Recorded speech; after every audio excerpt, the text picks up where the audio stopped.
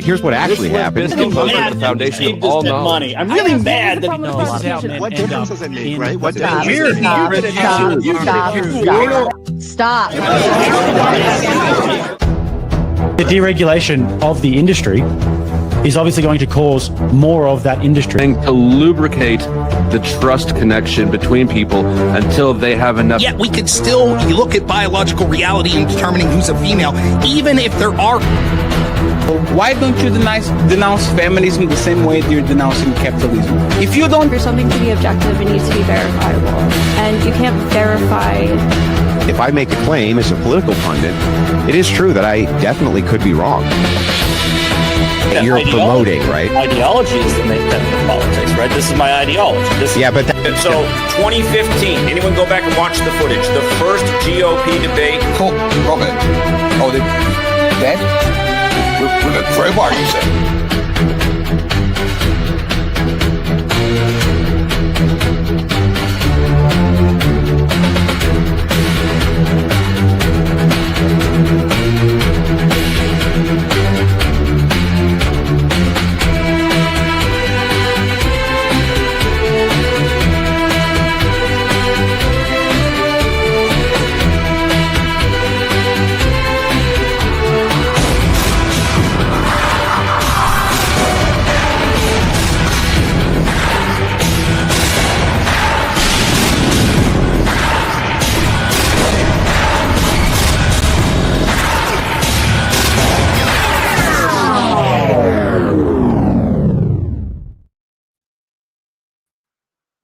And good evening, ladies and gentlemen. I am Sara, the Raging Tomato, here bringing to you live another 1v1 debate with Andrew Wilson from the Crucible and Whick TV.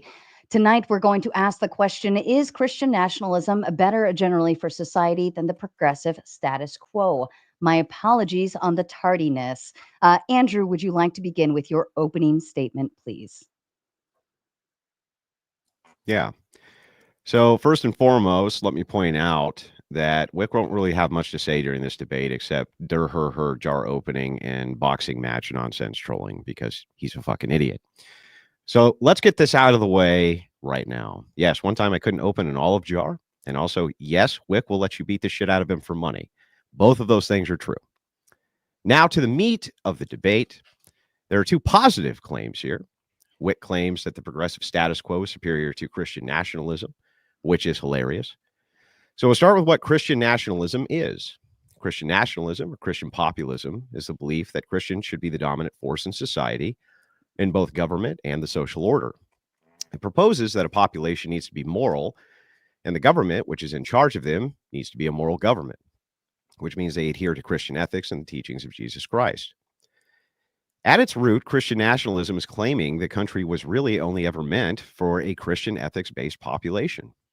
And all other forms of ethics are essentially incompatible with our social and societal standards. Further, that when we deviate from those standards, society gets objectively worse for everybody.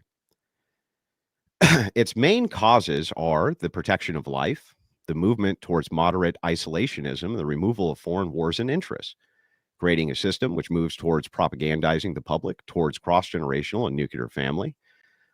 Those dynamics have a strong emphasis with pro-natalism.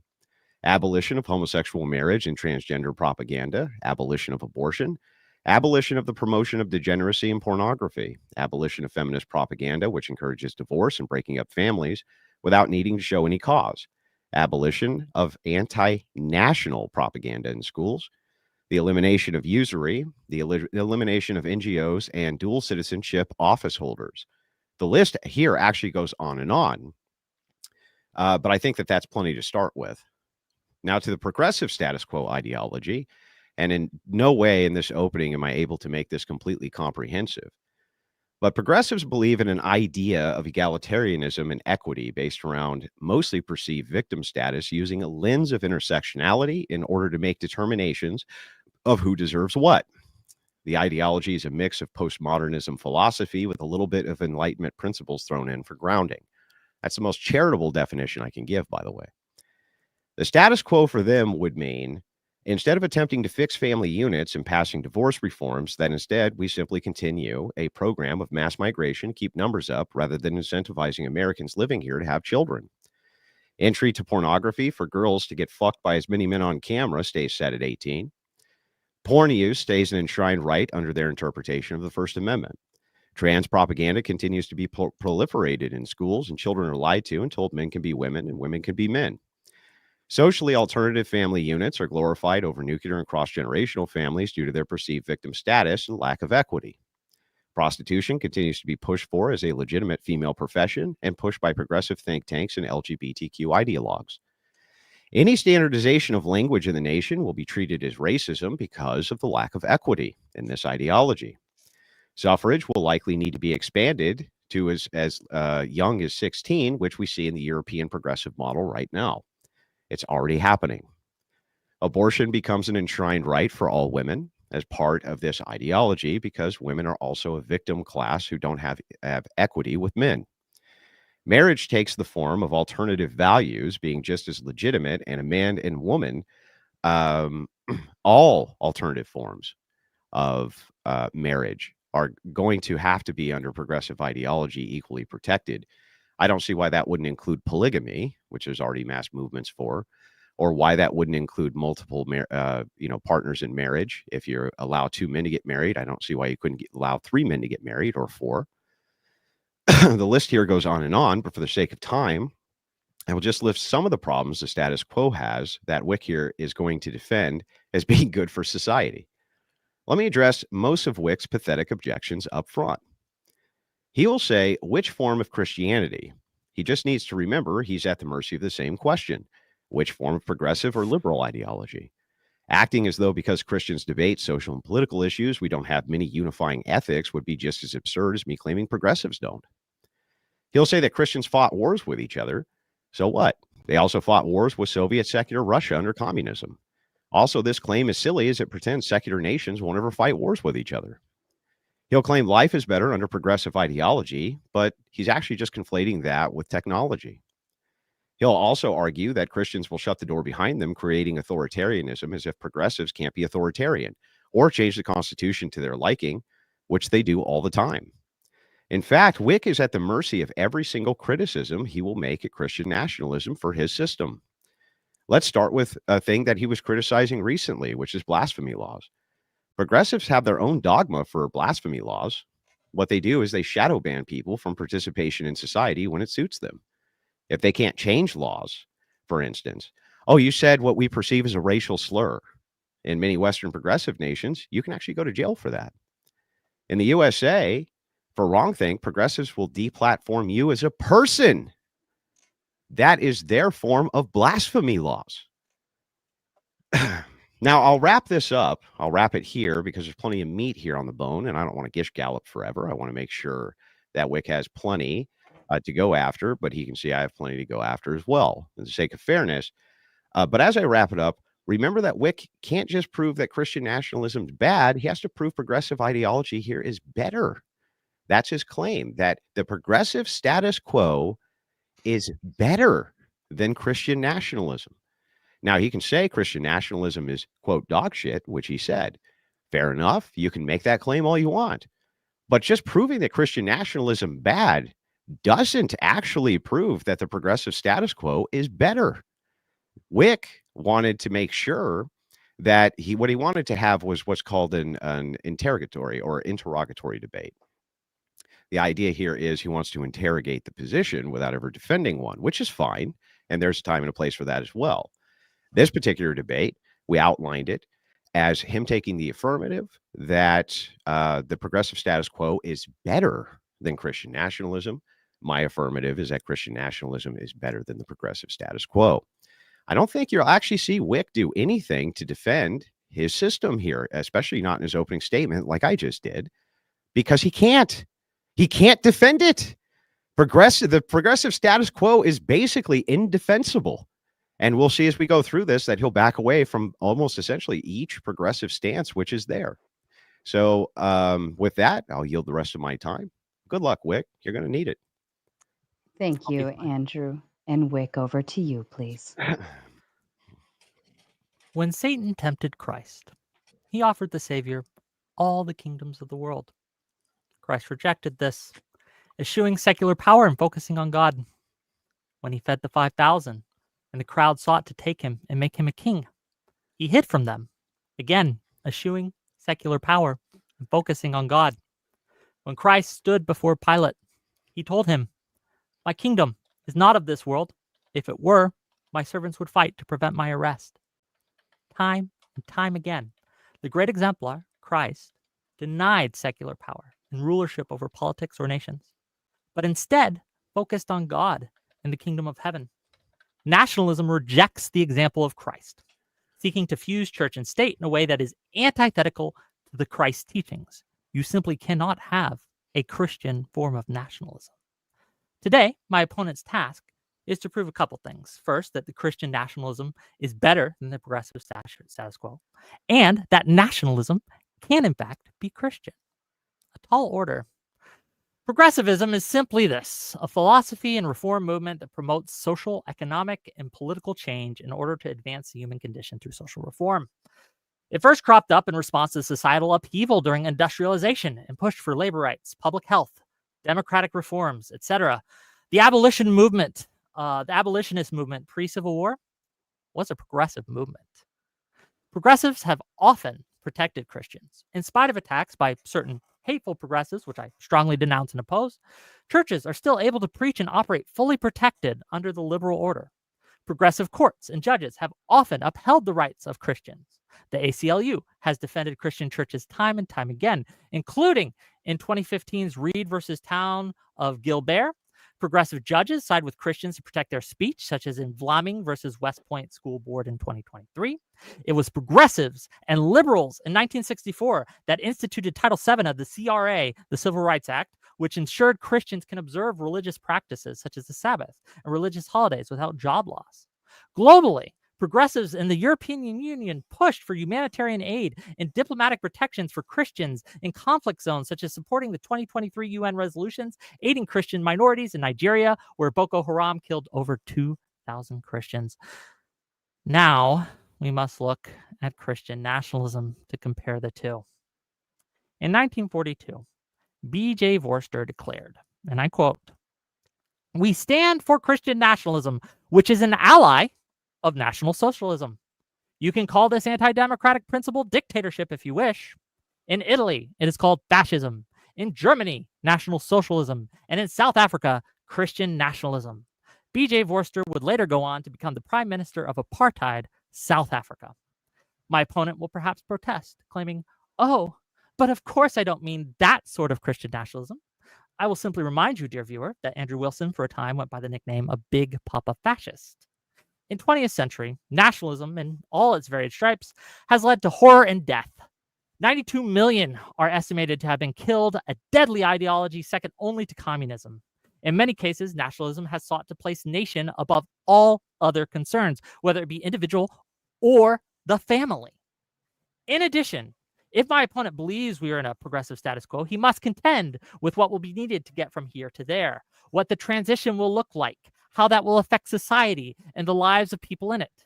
In Stephen Wolf's The Case for Christian Nationalism, there is a chapter on the right to revolution in which he writes thusly, and I quote, "Many want me to end with a word of caution, perhaps to reassure everyone that these are academic conclusions, that they are not serious.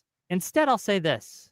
It is to our shame that we sheepishly tolerate assaults against our Christian heritage, merely sighing or tweeting performative outrage over public blasphemy, impiety, irreverence, and perversity. We are dead inside, lacking the spirit to drive away the open mockery of God and to claim what is ours in Christ. We are gripped by a slavish devotion to our secularist captors. But we do not have to be like this. We have the power and the right to act. Let us train the will and cultivate the resolve." While my opponent might claim the transition to what he wishes will be peaceful, it is apparent that there are many very influential voices who advocate for Christian nationalism that think as Wolf does. Wolf's words are reminiscent of a darker time in Europe, where Christians took up arms against each other and the state in order to, in their minds, drive away the open mockery of God and to claim what is ours in Christ. The Reformation wars in Europe where different groups tried to enforce their version of Christianity led to the deaths of millions and the suffering and oppression of millions more. A progressive status quo, for all its faults or flaws, is not worse than Christian nationalism. And I would note that every single thing that Wilson, my opponent, mentioned, the gays and the trans and things, are not worse than 92 million dead worldwide. Wilson is showing Christians all the nations of the world and offering them to you. If you would but give up your Christianity just a little. Audience, be like Jesus. Reject the offer. Thank you, Whick. I appreciate both of you with your opening statements. For the audience, as you always know, we're going to get through about a 2-hour debate. Then we will go into closing statements, read and respond to your kind super chats. And I am holding open panel ransom. You heard it. The goal is set. If you don't meet the goal, there's no open panel. So that's totally up to you. Outside of that, we have a timer this evening. It is a 2-minute timer. As we kick it off, it will automatically restart, and both gentlemen are going to respect the timer and stop talking once it goes off. Andrew, I'm going to leave the floor open to you to start.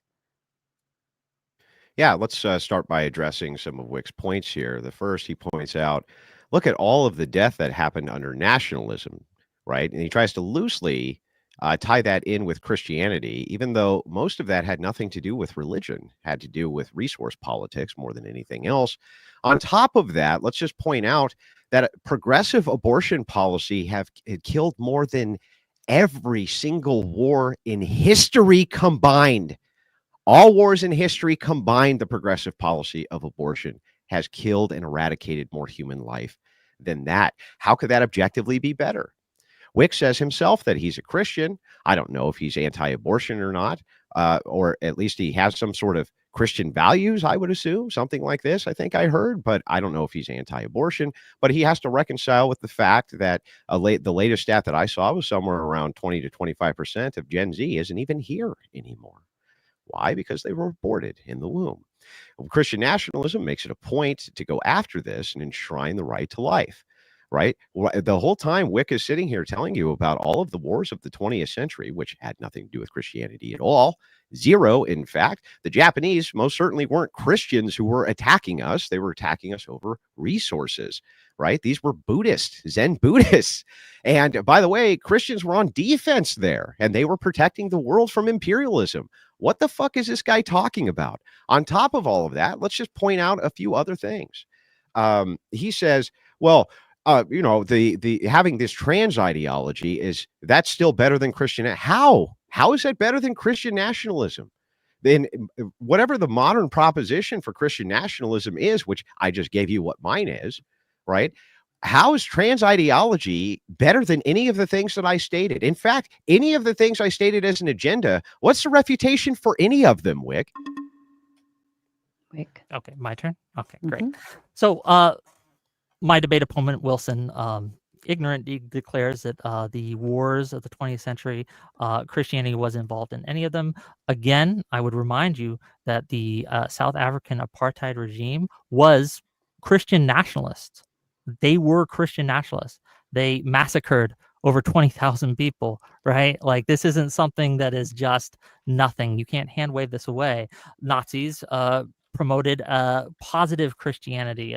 I would agree it's a distorted version, but I would argue that any kind of nationalism is a distorted version of Christianity. Notice how that my debate opponent hasn't addressed a single point I made when it comes to the words of Christ. When Christ himself went against nationalism and secular power, when the Bible itself calls out the need for secularism and condemns it, right? Notice that he will not do that. No, at no point throughout this debate will he contend with the actual words of Christ in this matter. And it does make one wonder, if you are purporting to be a Christian, how can you still be nationalist? I don't think you can. I think Christ's words are clear here. I think there are many biblical examples of this. I have cited them in my opening statements, and I'd be curious to see what my debate opponent has to say about that. I don't think he will. I don't think he understands Christianity, nor do I think that when he advocates for Christian nationalism, he understands he is not advocating for anything Christian whatsoever. To the abortion point, I am anti-abortion, actually, and this is proof that you can have progressive values and be anti-abortion. This abortion is not necessarily tied to progressivism, and I would be curious to see if he could prove that, given the many examples we have of progressive movements that didn't have anything to do with abortion. Back to you, Andrew. Yeah, so a bunch of points to cover. Let's start with the abortion point first and work our way back. His last point first. So he says, what does abortion have to do with progressive movement? After all, there's been plenty of progressive movements that don't make abortion a forefront. We're talking about the progressive status quo. That's what you're here defending, Whick. Remember that? The status quo. Current status quo progressivism inarguably wants to enshrine abortion as a right for women. Now, you can cope and you can whine about that all you want, Whick, but there's no doubt that it's true. The progressive status quo wants to enshrine this as a right. You didn't address the fact that it killed more than anything you're talking about right now. You're anti-abortion, obviously, because you must think that it's killing a person, I would assume. I don't know why else you would be, right? But you'll have to concede that point too then. That progressive ideology already has a body count soaring above anything that you're saying any Christian or nationalist would have. On top of that, he makes this other straw man position. I didn't say no wars have anything to do with Christianity. He literally just said, Andrew says no wars had it. Never said that.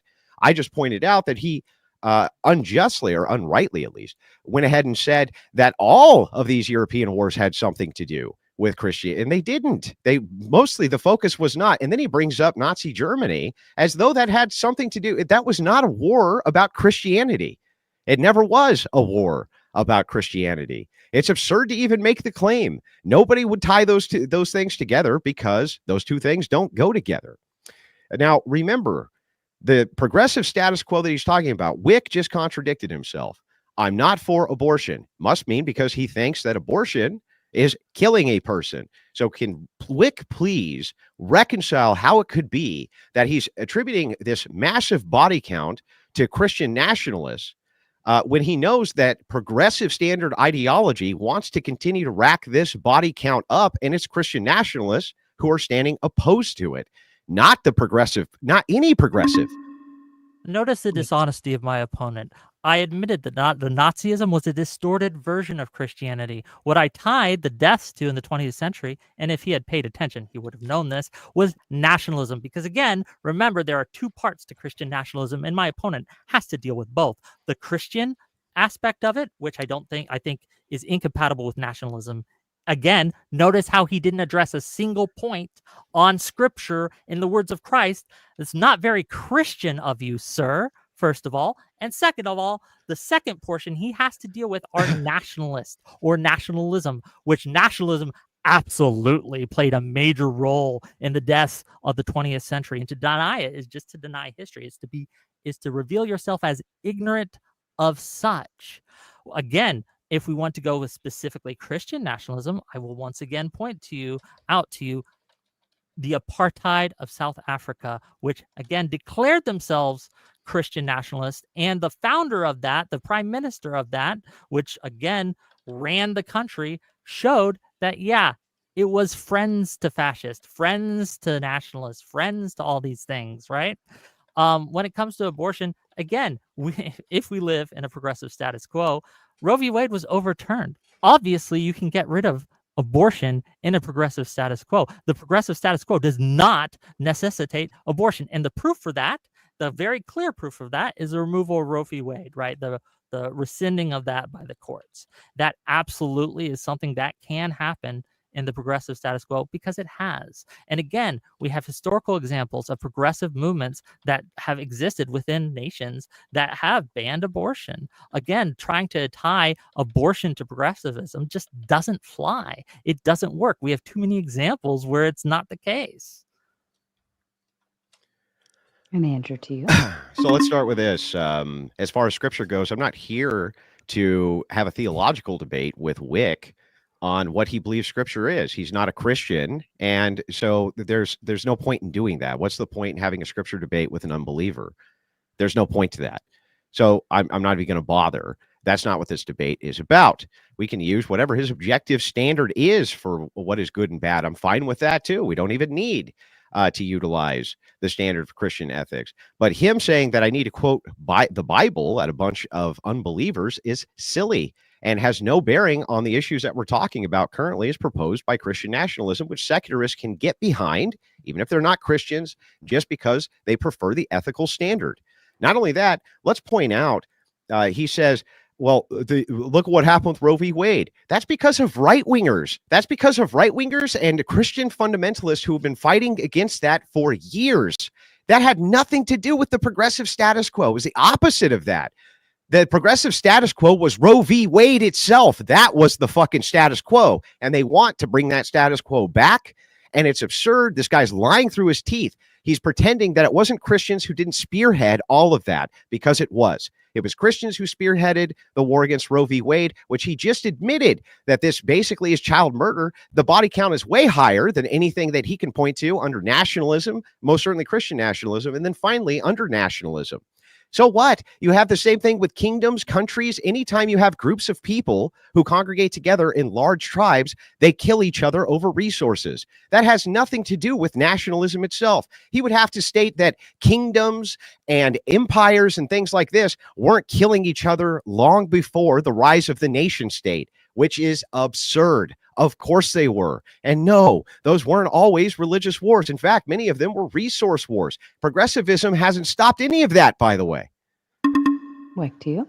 Again, once again, he refuses to actually address the words of Christ. I'm not asking him to quote scripture. I'm asking him to contend with the scriptures that I have quoted, where Christ has specifically eschewed political power. Notice that he cannot do that. He cannot prove, and he has provided no evidence that nationalism is within the teachings of Christ. I have provided evidence, and I have, I think, proven to a pretty good degree. And we could go over it if he likes, but he won't, because he does not know the scriptures. He does not know Christianity. He is advocating for Christian nationalism without understanding what that actually means. He cannot, again, go through the points of Christianity and show you how nationalism is compatible with them. I don't know how clear this can be that he is just out of his depth here. He doesn't know what he's talking about. And again, I've provided evidence and examples of progressive institutions, right? Progressive countries, progressive states, progressive movements that has had nothing at all to do with abortion. And we have examples of nationalist countries that have had abortion and things like that. So the trick he's doing is trying to, if you're for abortion, you must be progressive. That's not true. Also, I would argue that yes, Christians did spearhead the getting rid of the Roe v. Wade, but it was also progressive Christians who did this, not just conservative Christians. It was Christians across the board. There have been Democratic Christians who have voted against Roe v. Wade, who have voted to repeal Roe v. Wade. And this is absolutely true. Once again, I need you to point out and I need you to understand that Andrew Wilson will not engage on the theological point. He says this is not a theological debate, but it absolutely is, because in order to have a Christian nationalist nation, you need to prove that nationalism can be Christian, even though it contradicts the scriptures that say otherwise. Christ has said otherwise. So I don't know how he can overcome that hurdle. He has yet to do so or provide any evidence whatsoever. Andrew? Yeah, the theology has nothing to do with the debate. If I were a secularist right this second, I could advocate for the same Christian nationalist points that I just advocated for. What would prevent me from doing that? Answer, nothing. Has nothing to do with anything. He made a major concession on this point. He knows it. He knows he's screwed. So he's trying to pivot over to have some kind of theology debate with me, which has no bearing or merit on this debate whatsoever. Who cares what heretics think the Bible says or doesn't say? Who gives a shit? It's not important to me, right? The progressive mantra is power. That's all they care about. And the thing is that's exactly what we're talking about. I don't give a shit about his shaming tactic through any type of him citing any scripture. It means nothing to me.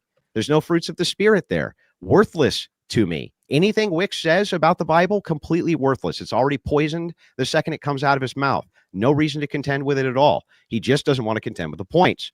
By the way, he just admitted that Christians have a shared ethic when it comes to abortion. He just said that there's progressive Christians as well who tried to eliminate this, as well as right-wingers, though I will have to correct him and say it's mostly Christians who were on the right who spearheaded these, not ones on the left. But he has already admitted that they have a shared ethic across the board, even though he was just arguing a night or two ago that they don't have shared ethics. And here we see them unifying for the purpose under a shared ethic of getting rid of this horrific societal plague. Imagine how stupid you have to be to admit that out loud, that one of your core principles of the argument is that Christian nationalists can't come together. Christianity can't come together. Which denomination? And then he points out and gives you the proof of Christians coming together to eliminate this social plague under a shared value. That's literally what his argument just was. Good job, Whick. Good job. Thanks for making my point for me. It was very kind of you to do. Whick. I'm the only one making points here. That is correct. Andrew Wilson has taken his first W of the night and acknowledging that I'm the only one actually making points here. Congratulations to you. Again, I want to quote Andrew Wilson here. I don't care what the scriptures say. I do. And I think that you should. If someone is going to advocate for Christian nationalism, they don't have to be a Christian, but they should absolutely understand what it is that they are trying to advocate for and whether or not Christianity is compatible with nationalism. Because if it is not, then whatever comes from that is going to be a perversion of Christianity. And if we would agree, that I think we would, that Christian ethics are good and generally lead to human flourishing, which I will grant you in this case. One of those Christian ethics, I would argue, however, is that nationalism is a sin. Nationalism is anti-Christian. And again, you may not care about that, but Christians care about that. Christians care about the scriptures. Christians care about whether or not what they're going to advocate for is within the will of Christ. By their fruits ye shall know them is another thing that we have, that Christ has said. And I think that's very applicable in this debate tonight, right? If what you are advocating for is a form of nationalism that you claim is Christian, but it does not follow the Christian ethos, I think that is very important to point out. And I think that is something you will have to defend, which I don't think you can. And I think you know you can't. And that's why you will refuse at every turn to even contend with any of the scriptures I have laid out, any of the words I have laid out. You have ceded this debate to me, 6 minutes, 8 minutes in, something like that, because you do not understand that which you are advocating for, right? You do not understand the tenets of which you advocate for. You are trying to play this game where you're as vague as possible, right? Without actually defending your points. Why is Christian nationalism compatible with Christianity? Okay, so to go through this very quickly, right? I don't have to contend with whatever his view of scripture is. It has no bearing whatsoever on the debate by his own admission. I don't know why Whick is trying to turn this into a theological debate. I have no clue. But that seems to be what his goal is to turn this into a theological debate where we go down some scriptural rabbit hole. It doesn't matter what Whick thinks about scripture. It's completely irrelevant. He's not a Christian. Debates are about worldviews and paradigms. We're operating within his paradigm. He's not a Christian. What does me proving anything about scriptures have to do with anything to his satisfaction? Fuck him. It doesn't matter what he thinks about scripture. It's irrelevant. I gave him hyper specifics about what Christian nationalism is and the policies that it purports, and he agrees with them. That's what's crazy. Now, let's point this out. Strawman, he says, Andrew said he doesn't care what scriptures say. Never said that. Whick, of course, made it up completely. I said, I don't care what Whick thinks the scriptures say. Very different thing. Is Christianity compatible with nationalism is his question. Or our founders must have thought so because they gave us a nation, Whick. They must have thought so. And many of them cite in the Declaration of Independence what? They cite what? That we have inalienable rights which come from God. The whole idea here is that if this is the case, then what Whick is actually saying is that the founders themselves knew nothing about biblical ethics and thought that they could have a nation based on at least loosely Christian ethics. But if that's not the case, then you know what he's actually admitting? He's admitting that progressives gave us the nation. So he would be admitting that progressives are responsible for nations. If progressives are responsible for nations, then progressives would be at fault for all of the perceived problems that Whick is claiming nations have given us. Imagine how dumb you have to be to make that argument. Go ahead, Whick, defend that. I can't wait. Imagine thinking that, oh, it's a nation, it must be nationalism. This reveals a deep ignorance as to what nationalism actually is. I thought he was just going to flounder on the Christianity portion of this debate, right? Because he doesn't understand Christianity, but apparently he doesn't understand what nationalism is either. So to help him out, I will give you a standard definition. Nationalism is an ideology and movement emphasizing loyalty, devotion, and strong identification with one's own nation or country, often prioritizing its interests, culture, and achievements above others. When we talk about the founding of this nation, we have specifically, through the Constitution, put limits on our nation's leaders' power, right? We have put limits and exceptions, and we have enshrined individual rights. We have enshrined individual freedoms. This is absolutely, the American nation today is not a nationalist nation, nor was it at the time. To think that this was a thing is just reveals a deep ignorance. But back to the Christianity. Again, he flees. The wicked flee when none pursueth. But tonight, I am going to pursue just a little bit. Again, don't contend with my interpretations. If my interpretations are wrong, then you should be able to easily tell me why they are wrong. When I say, and I'm going to quote it again, when Satan tempted Christ, he offered the Savior all the kingdoms of the world, and Christ rejected this, right? You have to tell me why I am wrong to say that this is showing him eschewing secular power and focusing on God. When I quote him to say, again, the words of Christ, not my words, Christ's words, well, let's be clear, my kingdom is not of this world. If it were, my servants would fight to prevent my arrest. He has to show me why it's wrong. He can't just hand wave it away and say, Whick's not Christian. He has to actually contend with the words of Christ, because these are not my words, dear viewers, dear audience. These are the words of Christ. And if you profess to be a Christian, you should probably take them seriously. Thank you, Andrew. Yeah, it has nothing to do with anything. So he says, and this is really funny too. He gives this definition of nationalism, right? So I just Googled nationalism, the definition. And the first thing that pops up, of course, in the AI overview is his definition, which is hilarious. An ideology movement centered on loyalty, devotion, and a strong attachment to one's nation. And then says, that has nothing to do with our founders. Yet it fits every criteria of our founders, Whick. Yes, of course they were nationalists. They were fighting to form a nation. And the nation had a national identity. Yes, Whick, it fits all the categories. I've never heard a more absurd argument in my life than what Whick just said. Andrew said nation. That has nothing to do with nationalism. Well, yes, it does. And yes, our founders gave us a nation, and a nation with an identity. And that national identity, which they had, does fit in these categories: an ideology, movement centered on loyalty, devotion, strong attachment to one's nation. It falls under all of those categories. I have no idea what the hell this guy is talking about. It's the stupidest thing I've heard today. So also, he didn't actually contend with a point. The point is that if it's not the case, if their founders didn't give us nationalism, that wasn't what they wanted. And the case is that, hey, Christians, that's not compatible with nationalism. Christianity is not compatible with this.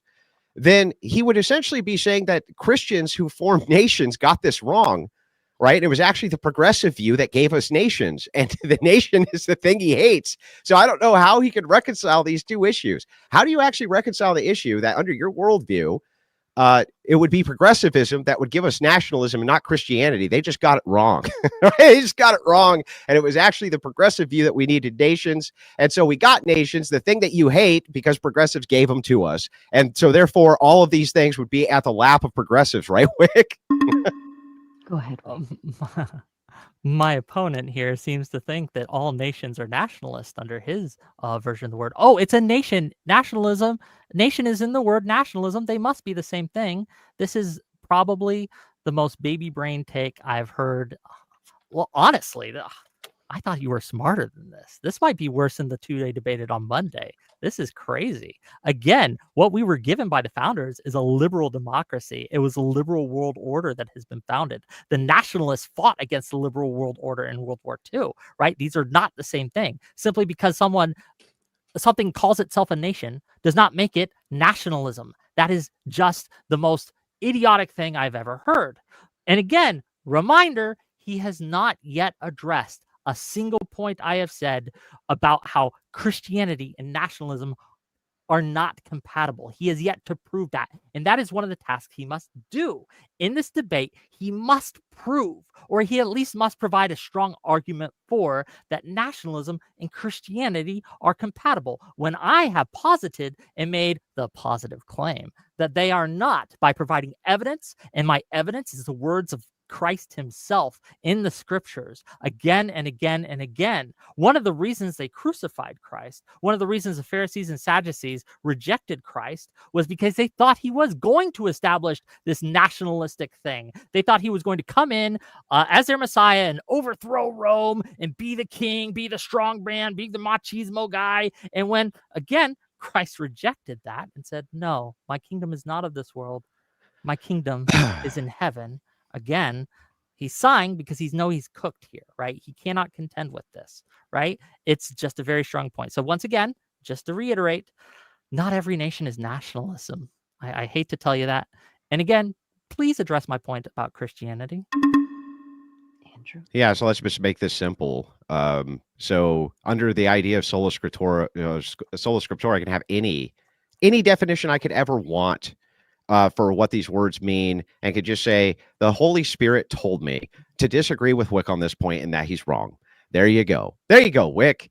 There's your disagreement on the point. And the thing is like, what's so funny about this is, again, what does this have to do with anything? He's not addressing any proposed policies by Christian nationalists. He's not saying any of them are bad, nothing. He just says, if through his loose interpretation of Christianity, it's not compatible with nationalism. Well, that's nice, Whick. The actual Christians seem to disagree and are banding together to make nations. Isn't that funny? They don't agree with you, Whick. They don't agree.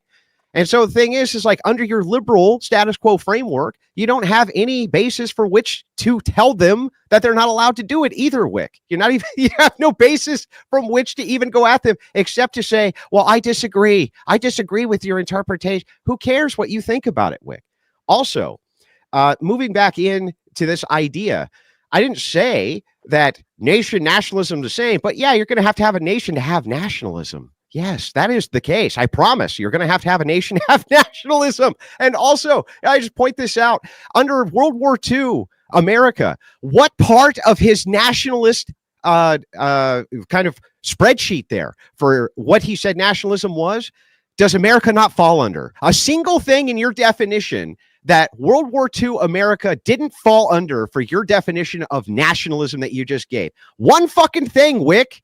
Well, you can't give us one thing. Of course it was a nationalist nation. Of course it was. The idea of your progressive virtues has also been, for a long time, to spread the virtues of democracy, right? By the way, totally done through nationalistic propaganda. So yeah, actually respond to that point, Whick. Whick. Oh, he's grasping. This is great, gang. So once again, sola scriptura, I just want to let everyone know what he means, right? He doesn't understand what that means. Sola scriptura is a Protestant Reformation principle meaning scripture alone. It asserts that the Bible is the supreme and final authority for all Christian doctrine and practice, containing all truth necessary for salvation and spiritual life. So when he says, right, when he says that he can cite sola scriptura and say that God told him to, he has demonstrated he doesn't know what the words he's using are meaning. That's the exact opposite of what that sola scriptura means, sir.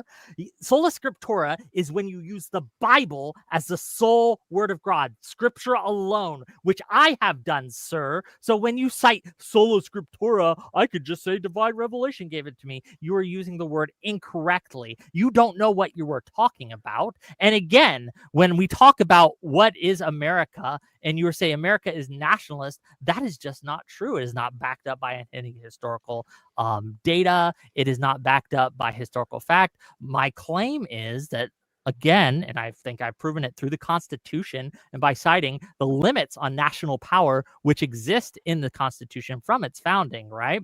That, again, it is a liberal nation, which is a different thing than a nationalist nation, that these are different things. And if you don't understand that, that's fair. But once again, you have to prove and contend with the fact that Christianity and nationalism are not compatible. And Christ himself has shown that they are not compatible. The scriptures show that they are not compatible. You have yet to even address this point. You try to hand wave it away. You try to weasel out of it. Andrew Wilson, the weasel, right? Going after it again. He just can't do it, gang. He's floundering and he knows he's sunk. Once again, how is nationalism compatible with Christianity?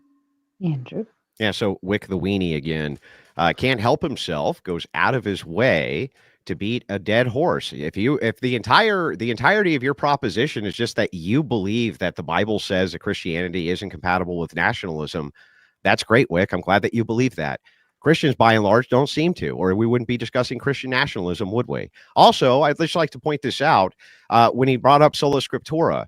Yes, actually, his definition is correct, but who's the interpreter? You see, the part of sola scriptura that makes it work is that you're imbued with the Holy Spirit. Otherwise, you can't make these interpretations correctly, can you, stupid fuck?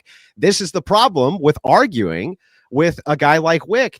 He actually doesn't understand the terms which are being used. There has to be an interpreter, and the interpreter, if they're not imbued with the Spirit, at least under the ideas of sola scriptura, they can't make those interpretations. Now, Whick doesn't have the Spirit, does he? He's avowed that he's not a Christian. So therefore, we would dismiss anything that he said under his interpretation because he's not imbued with the Spirit. That's the whole point. Now, this aside, notice that Whick has been trying to pivot this all night. He can't seem to answer this question. Whick, can you, once again, I just read your definition of nationalism. I would like for you to demonstrate how it is. You just keep asserting that, hey, our nation wasn't nationalistic at its founding due to the fact that there was some constraints put on government for what they could do. So what? That doesn't prove it wasn't nationalistic. And also show me in World War II America how that wouldn't fit the definition of nationalism. Any definition you come up with for nationalism, your definition that you just read, how does World War II America not fit that definition exactly for what nationalism would be? How is it that after our founding, it doesn't fit the definition of what nationalism would be? Can you actually contend with the points and the actual propositions here, Whick? Let's do that. Once you start answering any of my questions, which you have dodged all night, you have again admitted that you got the sola. I want this to be clear to the audience, right? That he has admitted that his original definition of sola scriptura was completely made up and wrong. He was using it incorrectly. And once I correctly defined it for him, he's trying to weasel and backtrack and pretend that, oh, well, who's interpreting it, and trying desperately to distract you from the fact that he used a word. He did not know the definition of the word, and he used it incorrectly. Unfortunately for him, I do know the definition of the word. I know what this means. I've had these talks before because I understand scripture and theology in a way better to a better degree than you do, sir. And I think that's been evident tonight. But let's once again, remind the audience that one of his tasks here today that he has to do, that he has yet to do, is show how nationalism and Christianity are compatible. He has yet to do so. He has floundered at every step of the way. When he asked me the question, oh, can you show me how America at World War II wasn't a nationalist nation? I would cite the Constitution as the example, which limited executive power, limits the power of Congress, right? It provides things that are antithetical to a nationalist nation, that a nationalist nation would never do. They would never limit and enshrine individual rights to the degree that America has, because nationalism, I would remind you, right, emphasizes the state over the individual, emphasizes the state over the family. And that has just not been the case. And this is clear. Every historian agrees with me here that during World War II, America was not a nationalist nation. But once again, we got to go back to the point. Christianity and nationalism are incompatible. Christ says so. That's my evidence. Prove otherwise. Yeah, so let's make sure we get this right. So Whick said, I want you to know that he just said unequivocally that all historians agree with him that in World War II, America was not nationalist. That's the funniest shit I ever heard in my life. And I'm going to play it on repeat probably for the rest of my life and add it to my meme collection because it's by far the dumbest thing that I've ever heard. Which historians agree with that, Whick? If it's all of them, which ones are all of them? Give me a few of them. Even a few of them who agree that with your definition of nationalism and that World War II America wasn't nationalistic. It fit all the criteria of your definition, you imbecile. Not only that, let's just point this out. I don't actually have to demonstrate whether or not Christianity is compatible with nationalism to satisfy whatever Whick thinks Christianity is compatible or not compatible with. All that matters is we think it's compatible with nationalism. Here's our propositions that we propose under this. Now, whether he likes that or not, I don't really give a shit. Ultimately, it's not up to Whick to decide what Christians believe. It's up to Christians to decide what they believe. And Whick saying that I have to reconcile this position with him because he doesn't think it's compatible. Well, that's nice, Whick. But what about the propositions of Christian nationalism, the pro-natalism? What about the idea of moving the nation towards these greater virtues? The idea of family, for instance, that you keep harping about. What about the ideas of Christian nationalism moving towards that in government? What about those ideas? The whole thing for Whick, this entire debate is just going to be Andrew needs to demonstrate to my satisfaction that Christianity is compatible with nationalism. Well, are you a Christian? No. Then why do I need to demonstrate that? Who cares what you think? Who cares? It's irrelevant. It's completely against the point of the debates, against the topic of the debate. It has nothing to do with anything, Whick. Nothing. And it's all you got. Whick to you. He can't even give it. It was my first point that I made, and he has yet to address even that. Once he addresses that, perhaps we can move on to my other points. But until we get over this hurdle, I think we're going to keep bringing it back. Yes, you absolutely do. Here's a thing at the end of the day. You're correct when you say that what I think doesn't matter, but what Christians think doesn't matter either. What matters is what's true. I believe in objective interpretations, objective morality, right? So whether I believe it or not, the truth remains the truth, no matter what. So again, I have provided evidence for my claim that Christianity and nationalism are incompatible. I have cited scriptures, I've cited the word of God, and you just laugh, wave it off, say, I don't care what Whick thinks about scriptures. I don't care what people think. And let's look at what Christians actually believe and actually think. Only 10% of Christians or of people in America actually agree with you. And America is, I got the stat here. Give me a second. 63% of the adult population in America are Christian, right? So again, if we're going about what most Christians think, most Christians disagree with you, Mr. Wilson. Okay? You understand that, right? So given that that's the case, even though, again, I don't think it's germane to my point, he's, again, wrong in this. He doesn't know what words mean. He doesn't know what sola scriptura was. He demonstrated his ignorance there. That was the funniest shit. And the fact that I'm going to live rent-free in his head for weeks on end, look, buddy, you can think about me all you want, right? But you're going to think about the L you're taking right now. Once again, how is Christian nationalism, how is Christianity compatible with nationalism, given that Christ has said it is not? Yeah, so this is really interesting. So that was actually bizarre at the end. I think that Whick looked up some stats and then must have thought they said something else, because he said Christians disagree with me, but he didn't actually say about what they disagree with me on. That was really weird. He just, no, well, he didn't actually say that though, Whick. He didn't actually say that 63% or 70% of Christians disagree with me about Christian nationalism. You just said that they disagree with me about some vague something. I don't even know what you think they disagree with me on. Do they disagree with me on the proposition of abortion, pro-family, pro-natalism? Do they disagree with me on any of these policy prescriptions? Do they disagree that Christians can have a nation? Do they disagree that Christians can have a nation? Do they disagree with Christians, living inside of some type of nationalism worldview? Like, what is it that exactly that they disagree with me on here, Whick? Not only that, let's point out a few things. The only reason that he keeps harping on this idea that I'm supposed to demonstrate to him some sort of compatibility between Christianity and the nation is absurd. It has nothing to do with anything. Why can't you be a Christian nationalism? He says this because he has an objective interpretation and then does what? Gives us a subjective interpretation. He says, I believe in objective interpretations, objective morality. Okay, what's objective about your interpretation of a Bible passage, Whick? Nothing. That's the epitome of subjective. Literally the epitome of subjective. Has nothing to do with objective ethics whatsoever. Has nothing to do with objective anything. It's a subjective interpretation. So how does him believing in objective morality have anything to do with his subjective interpretation of a biblical passage? I have no idea. He hasn't demonstrated that either, right? And he still won't move into a single prompt. He just wants to argue whether or not we're supposed to contend with his view that is just not compatible. Well, it's here anyway, Whick. Whick, to you. Okay.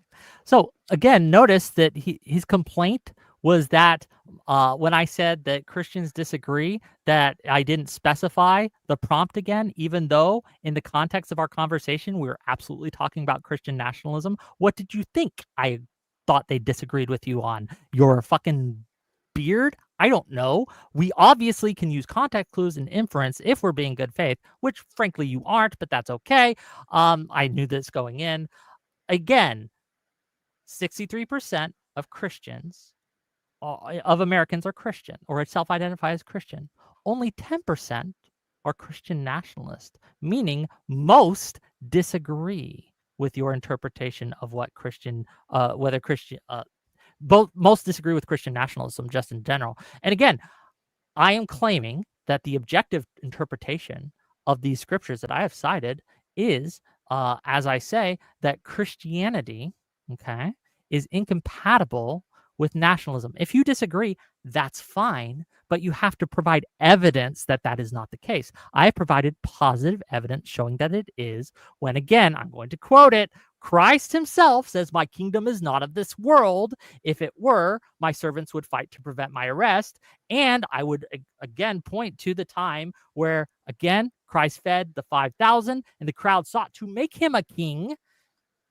He hid from them because he obviously did not want that power. Right? And again, when he was ascending to heaven, his disciples asked him, is Israel going to be the nation now? Or are we going to be back? And he's like, nah. And he peaced out, right? This is what he said.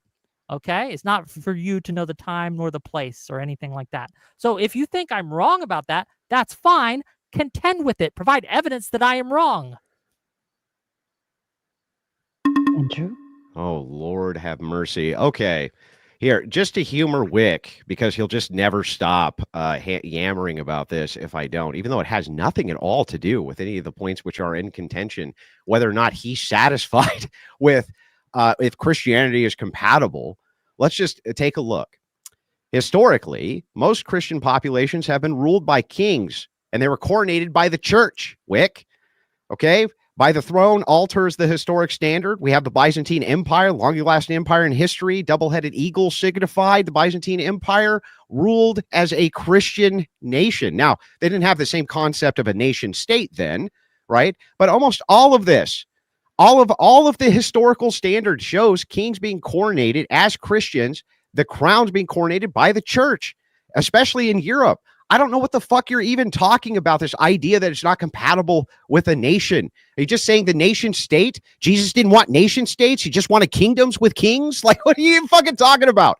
Not only that, right? Now that should be dismissed, maybe this guy will actually get to a point. He won't. He'll just say, well, all those fucking kings were wrong, and the churches that made them kings were wrong too, because I have an objective interpretation that is actually subjective, which is just based on, I read that shit.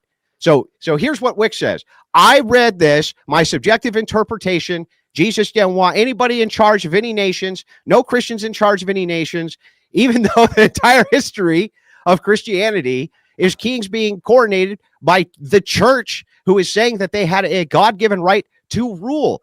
Whick will just say, they were all wrong. But nope, they were just all wrong. Every one of them was wrong. And me, Whick, and my subjective interpretation is correct. While it's true that we can have a kingdom in the United States, we definitely can't have a Christian nation or Christian nationalism, only Christian kings. Stupidest shit I ever heard in my life. Wait. The absolutely can't have a kingdom in the United States because we are not a monarchy, you moron. And yes, nationalism and monarchy are different. And yes, kings did claim the divine right to rule, but that does not mean that they actually had that divine right. And if we want to go down this road where we look at the Byzantine Empire, we look at the Reformation Wars, we look at the sectarian violence where Christians killed the shit out of Christians for hundreds to thousands of years, we can. But once again, one of the reasons that Christ did not want secular power tied with Christianity is because he recognized the corrupting influence of having power like that, where the state, right, becomes it secularizes Christianity, right? It secularizes Christianity, right? So you can claim that these were, nationalism is the same as monarchism if you want, but that's just not the case. Once again, the reason why this matters, the reason why it matters, if you are going to advocate for Christian nationalism, you have to understand that if Christianity and nationalism are not compatible, as I have stated, and if you believe that the Christian ethos is a better system than other ethos like Islam or secularism or whatever you want, you have to contend with the fact that nationalism is not compatible with Christianity. You can't speak out of both sides of your mouth. You cannot serve two masters here. So once again, I've provided plenty of evidence. I can read it to you again, where Christ, again, rejected secular rule. Render unto Caesar what is Caesar's, and render unto God what is God's. This implies that there is a separation between the two. That is how he wanted it, right? So I know that kings have used every trick under the book to get power, but that does not make it in the teachings of Christ. Andrew?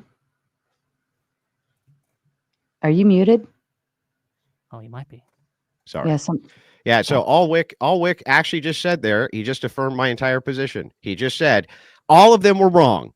All the kings that were kings and the church went and crowned them and said they had a divine right to rule, they were wrong, because Whick has a subjective interpretation based on a biblical passage that he read that says that it's not compatible, actually. Or alternatively, he would have to be saying, yes, Christianity is compatible with monarchy, but somehow it's not compatible with a nation, which is just as stupid. Makes no sense at all. So Whick can't have it both ways. The question is this on the table. The entire historic standard agrees with me. Christians have ruled nations. Christian kings have ruled nations. The churches have coronated them, said they have the divine right to rule. Why am I wrong? Because Whick says so. He has a subjective interpretation, which he believes is objective, hasn't demonstrated why his subjective interpretation is objective, just said that it is, right? Hasn't told us how it's objective. It's just his interpretation. I just gave you a massive body of evidence, including the Byzantine Empire. I could give you, there's so many monarchs, in fact, that I can point to, which the church crowned and were present to say that they had the divine right to rule, that it's absurd. Why is this guy still harping on this? Why? I'll tell you why. He doesn't want to get to a single issue. All he's doing is stonewalling. He won't get to a single issue. So I've refuted this now, even though he's brought it up 50 times. I've refuted it I don't know how many times, but that refutation should stand on its own merits to show you the absurdity of his position. He has a subjective interpretation he calls objective. And yes, maybe they had the divine right to rule these kings all throughout history. But you know what? There's no right for Christians inside of a nation to rule, because Christ didn't want that. It's actually stupid. It makes no sense. Whick, to you. And then if you want, before you go, Whick, after you go, if you guys are ready to open the floor up, I'm happy to do so long as you play nice. We'll Whick, see. Go ahead. I'll give you an extra 10. Sure. I'll just address what he just said. He's trying to strawman me and say that, oh, you can't have Christians that rule a nation. No, we're talking about a very specific thing. Nationalism is not, all nations are not nationalist. Let's start with that. All nations are not nationalist nations. That is not a thing, okay? Nationalism means a specific thing, and not all nations fit that definition. And so when we talk about the divine right to rule, I do reject that. I think that they were wrong. I think that this was very unchristian. I think this was an apostasy. And you can laugh, but Christ agrees with me, sir. I will let you use the words of your kings. I will use the word of God. Okay, and we will see who comes out on top. We will weigh this and measure this and find out who is found wanting at the end of the day. Because again, you cannot cite a single verse, a single scripture, a single quote from Jesus Christ himself, the great exemplar, right, to show that he approved of Christian nationalism or thought that, or even secular power. We don't even have to go into the nationalism. He, again, through his example, showed you, right, that secular power isn't the thing that you should be seeking, right? And he said this all the time, right? I got more evidence for you. We can go into it, right? Give me a second. Okay, so in the Gospel of Matthew, okay, there are a lot of people like, well, under your rule, Jesus, how will we be clothed? And this is his answer. He says, can you, any one of you, by worrying, add a single hour to your life? And why do you worry about clothes? See how the lilies of the field grow? They do not labor or spin. Yet I tell you that not even Solomon in all his splendor was dressed like one of these. Again, Christ was asking people to have faith in God, not in the state. Nationalism asks you to have faith in the state, not in God. This is germane to the debate. It's a key point. He keeps dodging. He can't defend it.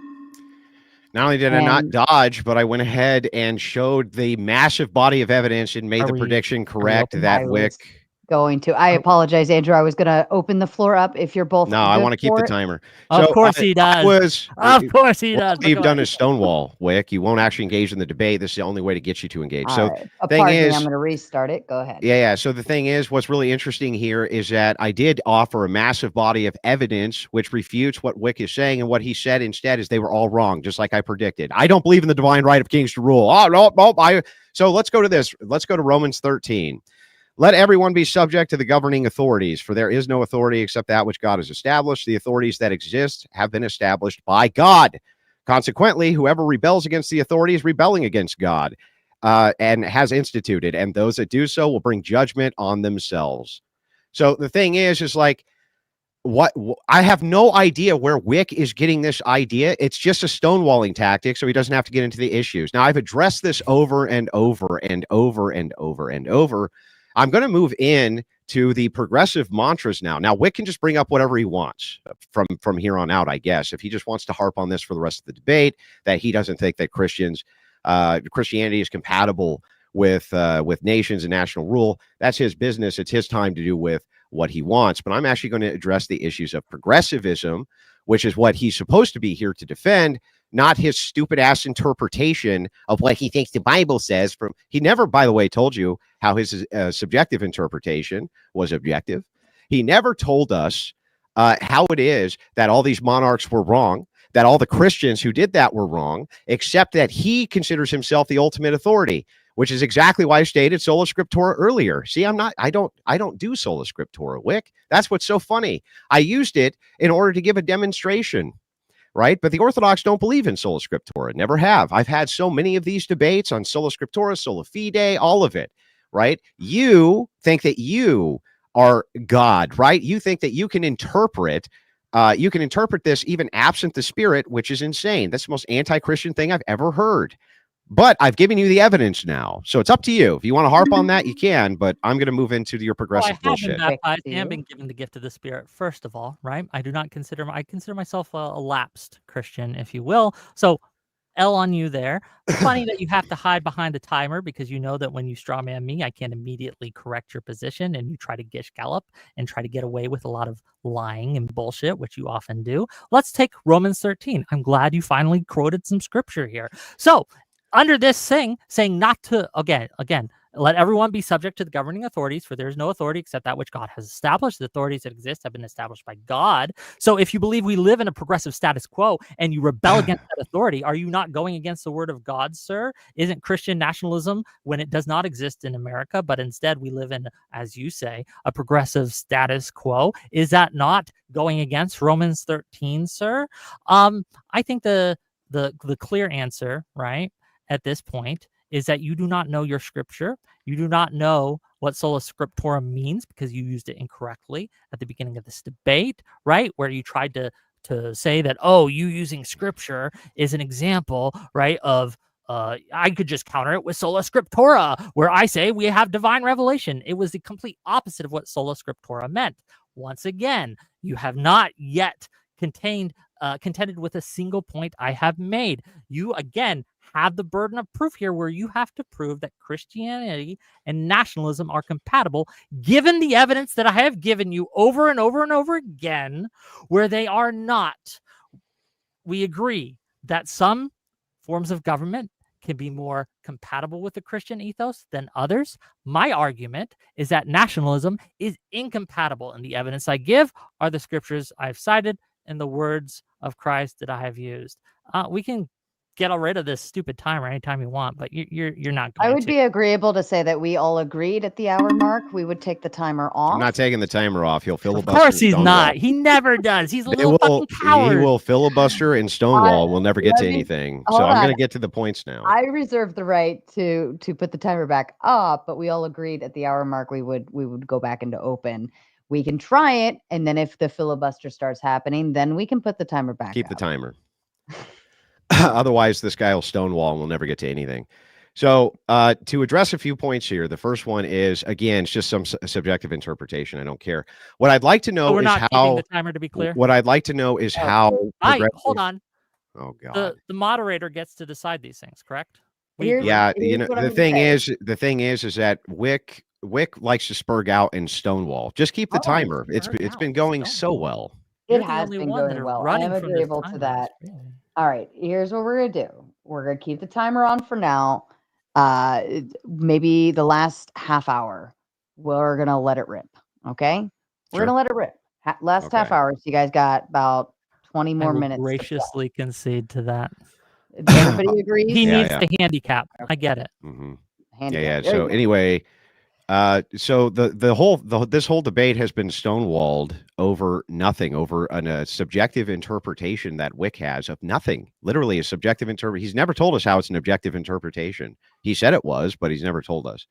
But I would like to know first and foremost how it is that Whick can defend the progressive status quo when it comes to family.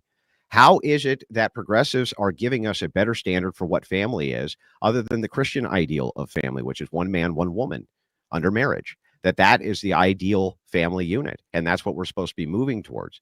You're supposed to cleave yourself to the man, away from your family. In fact, that is, under Christian ethics, the way marriage and family is supposed to work. Now, the reason that Whick wants to stonewall on this, and he only wants to talk about his loose interpretation of biblical passages, is because he knows when we get to the meat of the progressive status quo, he doesn't actually agree with it. Right? What is so great about alternative family lifestyles? Can Whick answer why it is, under the progressive mantra, that polygamy should be illegal? That polygamy is something that you can't have multiple marriages? Can he tell us why incest is a problem under the progressive mantra, as long as you can demonstrate like it's two twin brothers are not hurting each other? Can Whick actually tell us why it is that the progressive ideals of family, which is alternative family, this is what they promote. We see this with rainbow flags in the White House, things like this. You rarely ever see any promotion from the top down of the family unit of mom, dad, children, but rather the alternative. How is that good for society? Can Whick actually answer to any of this, or is he just going to go back to, you haven't demonstrated to my exact specifications where I'm satisfied that it is the case that Christianity is compatible with nationalism, even though the entire body of evidence of kings and nations, everything else, proves that wrong. So I would like him to actually answer to this. Is it the case, Whick, that the progressive status quo provides a better standard for the family or not? I would like that actually answered. He won't answer it. Whick, he never answers my questions, but he always wants his questions answered. It's crazy. It's crazy. Again, he keeps calling my interpretations subjective. I said that they're not. I said that they're objective, and I've given evidence. Therefore, he has yet to give counter evidence. Again, he just asserts things without giving proof, without giving evidence, without giving logic. He just says shit and expects you to just swallow it whole. We could talk about marriage rates, right? And how under progressive nations such as Germany, divorce rates are down 2.3 out of 1,000 to 1.8 from the year 2000 to now. We could talk about how the marriage rates are up 4.6 from 4.1. We could talk about Poland and how Poland, which is a much more Christian nation, marriage has fallen. It's fallen from 5.5 to 4.4. Divorce rates are up from 1.3 to 1.1. So when we look at this Christian nation of Poland, where Christianity is in charge, it doesn't seem to be working there, does it? Now, obviously, the different nations have different ethos, but progressives, again, progressive nations have shown where marriage rates can actually rise and divorce rates can actually decrease. We can look at Ireland. Marriage is up 4.8 from 4.5. Divorce rates are actually the same, 0.7 to 0.7.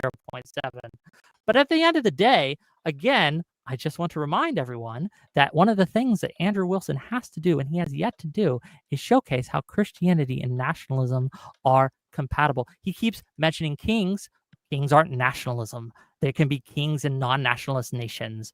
He keeps saying, well, the divine right to rule. Again, nationalism was a thing. He's advocating for a very specific thing, Christian nationalism, which is not just where Christians have Christian ethics in the government. That's just liberalism. If that's his interpretation of Christian nationalism, he's just a liberal. Yeah, so notice that Whick didn't actually answer the question. He didn't actually tell us. I absolutely went through the why marriage. Why are you interrupting my time, Whick? Let's not do that. I haven't done it to you once. You can't control yourself, Whick. You can try to control yourself, Whick.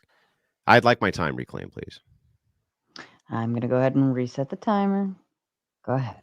Okay, yeah. So anyway, Whick hasn't actually answered the question. He didn't actually tell us what's best, right? What is the best form of family? Instead, he went off on how in some of these secular nations, marriage rates could be up, right? It doesn't even tell us why necessarily they're up, but their birth rates certainly aren't up. I don't think any of the nations that he cited, except Poland, maybe. I'm not even sure if Poland's birth rates are up. Right. But the thing is that across the board in these secular nations, the birth rates are in the toilet. Right. That's not the ideal family. That's not what we're promoting and what we're pushing towards. Right. What is it about secularism and the promotion of the alternative family? What makes that a better model than the Christian nationalist model, the propaganda from the top down of one man and one woman? Right. In a monogamous long-term marriage. Why shouldn't that be the entirety of the propaganda for the nation? It should be. And it's something that Christian nationalism would be pushing towards.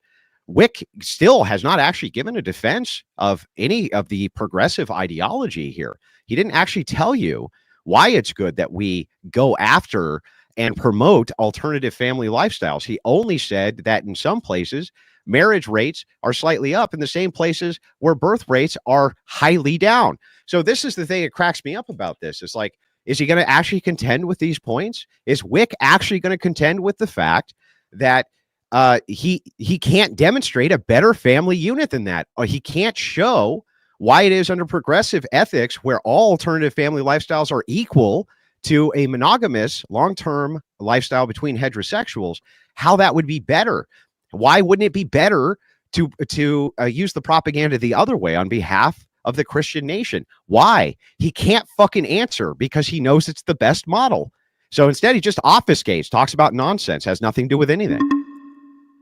So Andrew Wilson does not understand the prompt of the debate. Once again, I'm not here to defend secularism, right, which you slipped in there. I'm here to say that Christian nationalism does not make society better than the progressive status quo. And you have yet to show that it does. You have not provided a single way that when we switch from a liberal or progressive nation to a Christian nationalist nation, that things get better for the people overall. I have provided an instance, apartheid South Africa, where they switched to a Christian nationalist nation. And well, do we need to go over the Sharpstown massacre? Do we need to go over the years of brutal oppression of its people in South African's apartheid states, and how there was bitter and brutal fighting where thousands died, right? And thousands more lived under severe oppression, right? That still hasn't kind of fixed itself today, okay? So once again, my opponent here has failed to answer or prove a single point to this debate. He cannot even showcase how nationalism is compatible with Christianity. He has yet to do that. He has failed to do so. The family unit being nuclear is not antithetical to progressivism at all. There have been plenty of progressive nations and progressive movements which do not undermine family values. It is not baked into the cake as it were. And under a liberal system, which I think is better than progressivism and any kind of nationalism, and even under a progressive system, hell, right? You are free, and people are free to make laws that are against any kind of degeneracy that you want. That is just not incompatible, and you've yet to prove that it is so. And once again, he can't answer the question. I will keep reminding him, how is Christianity and nationalism compatible? They're not. Andrew, to you. Well, because I interpret it that way, just like you interpret it the other way, Whick. And what makes your standard better than mine, except that your subjective standard, you read words and interpreted them different way than I read words. Good job, Whick. Anyway, in any case, he brings up progressive. He says he's going to lay all these deaths at the feet of Christians with what happened in South Africa, especially Christian nationalism, while still at the same time, right? He already conceded that abortion is the number one killer, and that is part of the progressive status quo. He never gave a refutation, never once, that part of the progressive status quo isn't abortion. It is. That is part of the progressive status quo, which he has the affirmative position here to defend. And he won't defend it because he can't defend it. He knows that that's part of the progressive status quo, and it ain't changing. They want it enshrined as a right. He says, well, there has been some historic progressive movements which have not been antithetical to the nuclear family. That's nice. What about the progressive status quo that we're dealing with right now? You know what status quo means? It means it's happening right fucking now. It's the status quo. That's what it means. Right this second, yes, they demonize the nuclear family and the cross-generational family and glorify alternative forms of family. Why is that better, Whick? He can't tell us. He still never actually told us why that's better. He just said he smuggled in the word secular. Okay, fine. Even if that's the case, I'll just say the word progressive. Even if that's the progressives right now under their status quo, definitely promote alternative family lifestyles and promote them over heterosexual lifestyles where it's one man, one woman, and their children. There's no doubt about that. That is what the progressive mantra, the current status quo is. And they glorify it everywhere. They never glorify the cross-generational or nuclear family unit anywhere I've ever looked. Nowhere. Now, maybe there's some obscure example somewhere. I'll even grant that. But that's not the status quo. Is he actually going to defend it or not? With you. Okay. So once again, we have an example, a very recent one, of the progressive status quo putting the nix on abortion and rescinding abortion rights with the removal of Roe v. Wade. We can look to South America and see the progressive movements there and how they aren't pro-abortion. So again, he keeps asserting things, but he fails to provide evidence. He fails to provide arguments, and he keeps dodging these very basic facts. I am speaking in facts of the matter that are objective truth. These are objective interpretations. He has failed to provide a reason that they are wrong. He keeps running from the word of God, and I think that is telling in this debate. I think it is very telling that he fails to deal in a debate on Christian nationalism, not just nationalism in general, but a specific type of nationalism that purports to be Christianity. Again, it is germane to the topic, germane to the prompt, germane to the debate, to showcase how Christian nationalism is an oxymoron, and you cannot have a Christian ethic and nationalism at the same time, that they are incompatible one with another. And history bears this out. As, again, Christian nations have moved towards more liberal ideology across the world, and that is not by accident, right? That is by, again, the providence of God as he continues to help our lives improve and grow. Again, it's stunning to me how little this man knows about the scriptures and how little regard this man has for the words of Christ. Not my words, but the words of Christ. I want to make that crystal clear. Again, we have clear evidence that not all, even in the modern day, not all progressives are for abortion. And he keeps trying to tie this together, but he has failed to do so. He has utterly and impotently failed in his burden of proof. Andrew? Oh, not all progressives are for abortion, but what's the status quo, which is the thing that you're defending? It most certainly is. He says the progressive status quo removed Roe v. Wade. No, the fuck it didn't. The progressive status quo wanted to keep Roe v. Wade in place. That's what the status quo demanded. That's what the status quo wants right this second in progressive ideology. All of them across the board. I can't think of a single prominent progressive who wanted Roe v. Wade overturned. Not a single one. I don't even think that Whick can name one. Maybe he could AI Google it like he's been trying to do this whole debate, but I don't know. I can't think of a single progressive who actually wanted to overturn Roe v. Wade who's prominent. Not one. That is the status quo. How he could say that the status quo removed it is insane. It was resistance to the status quo. Roe v. Wade was the status quo. That's what it was. Progressives didn't move against their own ideology. This was conservative Christians who prominently moved against this. They removed the status quo, Whick. They were the removers of the progressive ideological status quo, which is exactly what progressives want to bring us back to now. He knows that this is true. It's irrefutable. He says, no, I'm giving you objective interpretations of the Bible. How fucking stupid is this guy that he doesn't understand that it's impossible for him to give an objective interpretation of the Bible. He's only giving a subjective interpretation. Ask Whick. Right. And I'll ask him right now. How is your interpretation of the Bible objective and not subjective, Whick? Watch him flail and not answer the question because he's stupid. He doesn't even know what these words mean. Right. As he's projecting, he says, Andrew doesn't know what to just ask him. Why? How is your subjective standard actually objective, Whick? He doesn't know. He says history bears this out. History doesn't bear it out. And I've given many examples. Whick, Sure. I'm not using a subjective interpretation. I'm using an objective interpretation. You've yet to show how my interpretation is wrong or subjective in any way. You have failed to provide an ounce, an iota of evidence. You just don't know the scriptures well enough to contend with this point. And you're trying to dodge because you don't understand what words mean.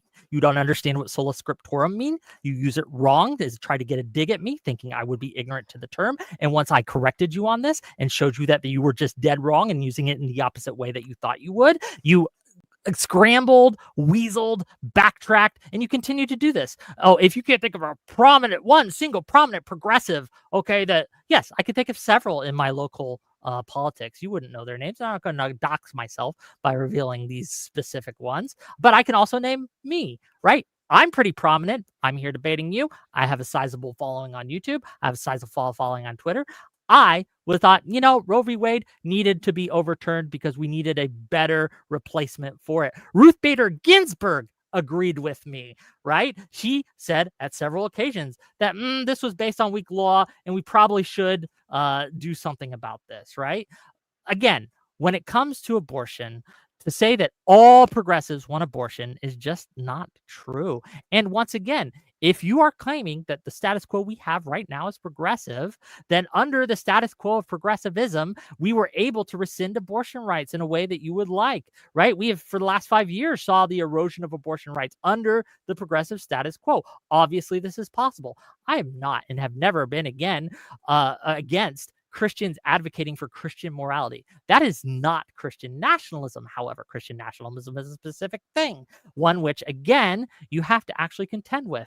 Christian nationalism is not Christian. I have provided evidence. I've cited scriptures. These are not subjective interpretations. They are objective. You have yet to prove otherwise. You have simply asserted it. Give me evidence that my interpretations of these things are not true, and we can contend with that. Andrew, to you. Yeah, so I'll address these one point at a time very quickly.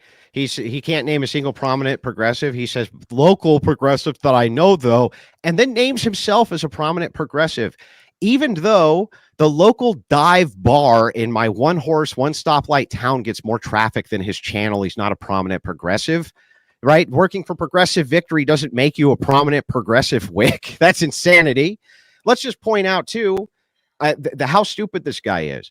He doesn't understand that his interpretation has to be subjective. So I'm just going to demonstrate this for you logically. Okay. If it is the case that you look at the Bible and you read the words and you interpret them differently than the guy next to you reads the words, which one of you is right, Whick? How do you determine who's correct? Right? That's going to be a subjective standard, Whick. That's how that works. It's going to be subjective. It's not going to be objective. How do you make the determination of who's correct? You both read the same passage and you come up with completely different answers. So what's the objective standard that you would be appealing to by when you say, I read these words and they're objective? This is objectively true, right? This is objectively correct. It actually can't be objectively correct. That is a subjective interpretation, you dunce. Otherwise, just reconcile the age-old question. You read the passage, I read the passage. We have completely different views of what the passage means. How do we make the determination who's objectively correct, Whick? Right? He won't have an answer for this, right? He's caught. He doesn't know what the fuck he's talking about. Terrible at philosophy. Whick always has been, though. Also, can we get some prominent when he says not all? This is really funny. It's like when you say women prefer taller men than them. Not all women. Yeah, that's true. Not all women prefer taller men, I guess, but by and large, they do prefer taller men. And so the thing is, it's funny here is like the progressive status quo doesn't need to necessarily include all progressive. That's fucking crazy. This is hilarious. So traditionally, how people who have different interpretations of a scripture have settled their differences is by fucking killing each other. Thanks you for proving my point that Christian nationalism is a violent ideology. They fucking kill each other. They put each other to the sword, and whoever is more mighty wins out. That's the traditional way. But when I say that my interpretation is the correct one and is objective, and then I provide evidence for that, when again I just quote him, I just need to quote him, where he says, "My kingdom is not of this world. If it were, my servants would fight to prevent my arrest." If you say my interpretation is incorrect, you need to provide an alternative interpretation. That's how this works. You would understand this if you had, if you weren't too busy beating up on e-girls, right, and actually dodging any legitimate debate or debater that might challenge you. And to be clear, right, at the end of the day, we have scripture upon scripture upon scripture, the words of Christ himself, where again, if we agree that Christ is our example and he himself eschewed political power and didn't meddle in politics, even though the Pharisees and the Sadducees wanted him to, right? If we can agree that he is the example, why are we not following that example? Why are we seeking to implement an ideology which places the state above Christianity? I refuse to do that. Christian nationalism is uniquely erosive, right? And again, the modern version that we have that called itself Christian nationalism, the way we saw that play out was in apartheid South Africa. And you've yet to give me a modern example of a Christian nationalist nation that hasn't used brutal methods on its population and made society just overall worse within it. Okay, hold there. We're going to go ahead and open it up. Hang on. Let me finish with a response, though. Thank God. Hold on. I will hand the floor back to you, Andrew. All right. Pretend you still have a 2-minute timer if that works best for both of you. Either way, the floor is now open. I still reserve the right to go back to the timer if you two can't play well. Okay. Back to you, Andrew, to respond. Okay. So, Whick, what does objective versus subjective mean? Okay, notice how he's not answering a single one of my points. He's not addressing anything I have. He's going to play this definition game. Once again, that's not Andrew, a definition game. Can you give me a single example of a Christian nationalist, modern Christian nationalist nation that hasn't engaged in severe human rights abuses against? Well, Whick, first you want to give me one, bro. You want to start? You said the most important linchpin for you in this. Just one. Please. I'm not allowed to. See, put the timer back up. We're never going to be allowed to talk. Try to play nicely. Go back and forth. The guy will filibuster the entire time. Just put the timer back up. It wasn't even more than 10 seconds. Okay, Whick, aren't you saying here that the core crux of your argument is that you don't think that Jesus Christ wanted us to have a nation or nationalism, and that Christianity is not compatible with nationalism, right? No, that's not my core crux. I'm saying that specifically Christian nationalism is incompatible with Christianity because of how Christian nationalism operates, which puts the state above Christian or any kind of religion, actually, any kind of church. Okay. So an example of a nation that would be compatible with Christianity is a liberal nation. Liberal nations enshrine the individual freedoms, right? Progressives and liberal nations. We have examples, and but would this be? Hold on, let me finish my point, right? Please. How long is your fucking point going to take? It can be okay, right?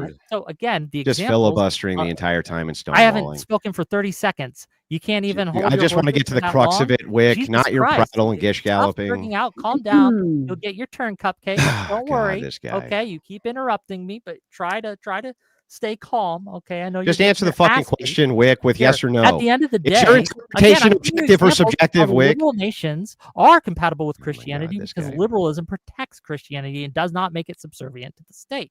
Liberalism puts, again, much like Christ wanted, restrictions on the state, right? Restrictions on state power, which is compatible with Christianity. Okay, but when you say Christianity isn't compatible, is that based on your interpretation of the Bible? It's based on the words of Christ. And did you interpret those words? Christ said those words. Yeah, and are you interpreting those words? Am I interpreting those words? I guess in the most minuscule sense, yes. Is that objective or subjective? Hold on. Is that objective or subjective? Is that objective or subjective? What is your alternative interpretation? If you think, bro, I don't need to give you an alternative interpretation. Yes, I'm asking if your interpretation is objective or subjective. What interpretation is correct? Oh my God. It doesn't, Whick has nothing to do with anything. Is your interpretation objective or subjective? Again, that does not matter. Is your interpretation objective or subjective? Answer the question, you stupid dork. Is your alternative one, sir? Is it? I don't need to. Is it? You do. If you think my interpretation is you wrong, said your interpretation is objective. Did you think my interpretation is wrong? See what I mean? It's just always stonewalling with Whick. Hold on. Wait. Well, it wouldn't matter if the timer's on or not. If he's not answering the question the way you want, he's not answering my question. I'll tell you what. Why don't we just do this? We'll do a series of interrogations where you can interrogate my position. I'll interrogate yours. We're not doing that. You're answering my question, buddy. When are you going to answer mine? You haven't answered mine. Because the crux of your argument here is that based on your interpretation of the Bible, you're saying Christianity itself is not compatible with nationalism. I can grant that you believe that, but you have made the claim now dozens of times in this debate that your standard for that is objective. And I need to know how that standard's objective, Whick. Without trying to turn the burden back to me, it's an objective standard. Because whether it's this is the problem with these kind of dodging the Weasel Wilson method, right? Because we have to still not answering. If my interpretation is wrong, whether it's objective or subjective does not matter. But which one is it? What matters is the truth. But which one is it? Is this is it objective or is it subjective? Hold on. Is it objective or subjective? Pardon me. Oh, wait, you are ceding the ground to me. Gentlemen, I'm going to ask very politely for you to hold. Whick, if you're saying it doesn't matter, it's the truth, well, then by saying it's the truth, that would come down to objectivity versus subjectivity, right? Is it objective or subjective? What is that truth based off of that makes it so objective? What makes it the truth? That is ingermane to the point at hand. What's germane to the point at hand is whether or not my interpretation is correct or okay. But have you said dozens? Let me ask Sarah, right? Do you not think that it is more important to decide whether or not an interpretation of it doesn't have to be scripture, it could be anything, whether the interpretation is correct or incorrect? Is that more important or less important than finding out whether or not an interpretation is subjective or objective? Well, wouldn't that be Wouldn't that be the same thing as determining whether it's subjective or objective, though? You're saying the interpretation. You're making a truth claim. Pardon me for just a moment. You're saying the interpretation of something is what determines whether it's truth or not. But then that comes down to subjectivity. Subjectivity is an interpretation.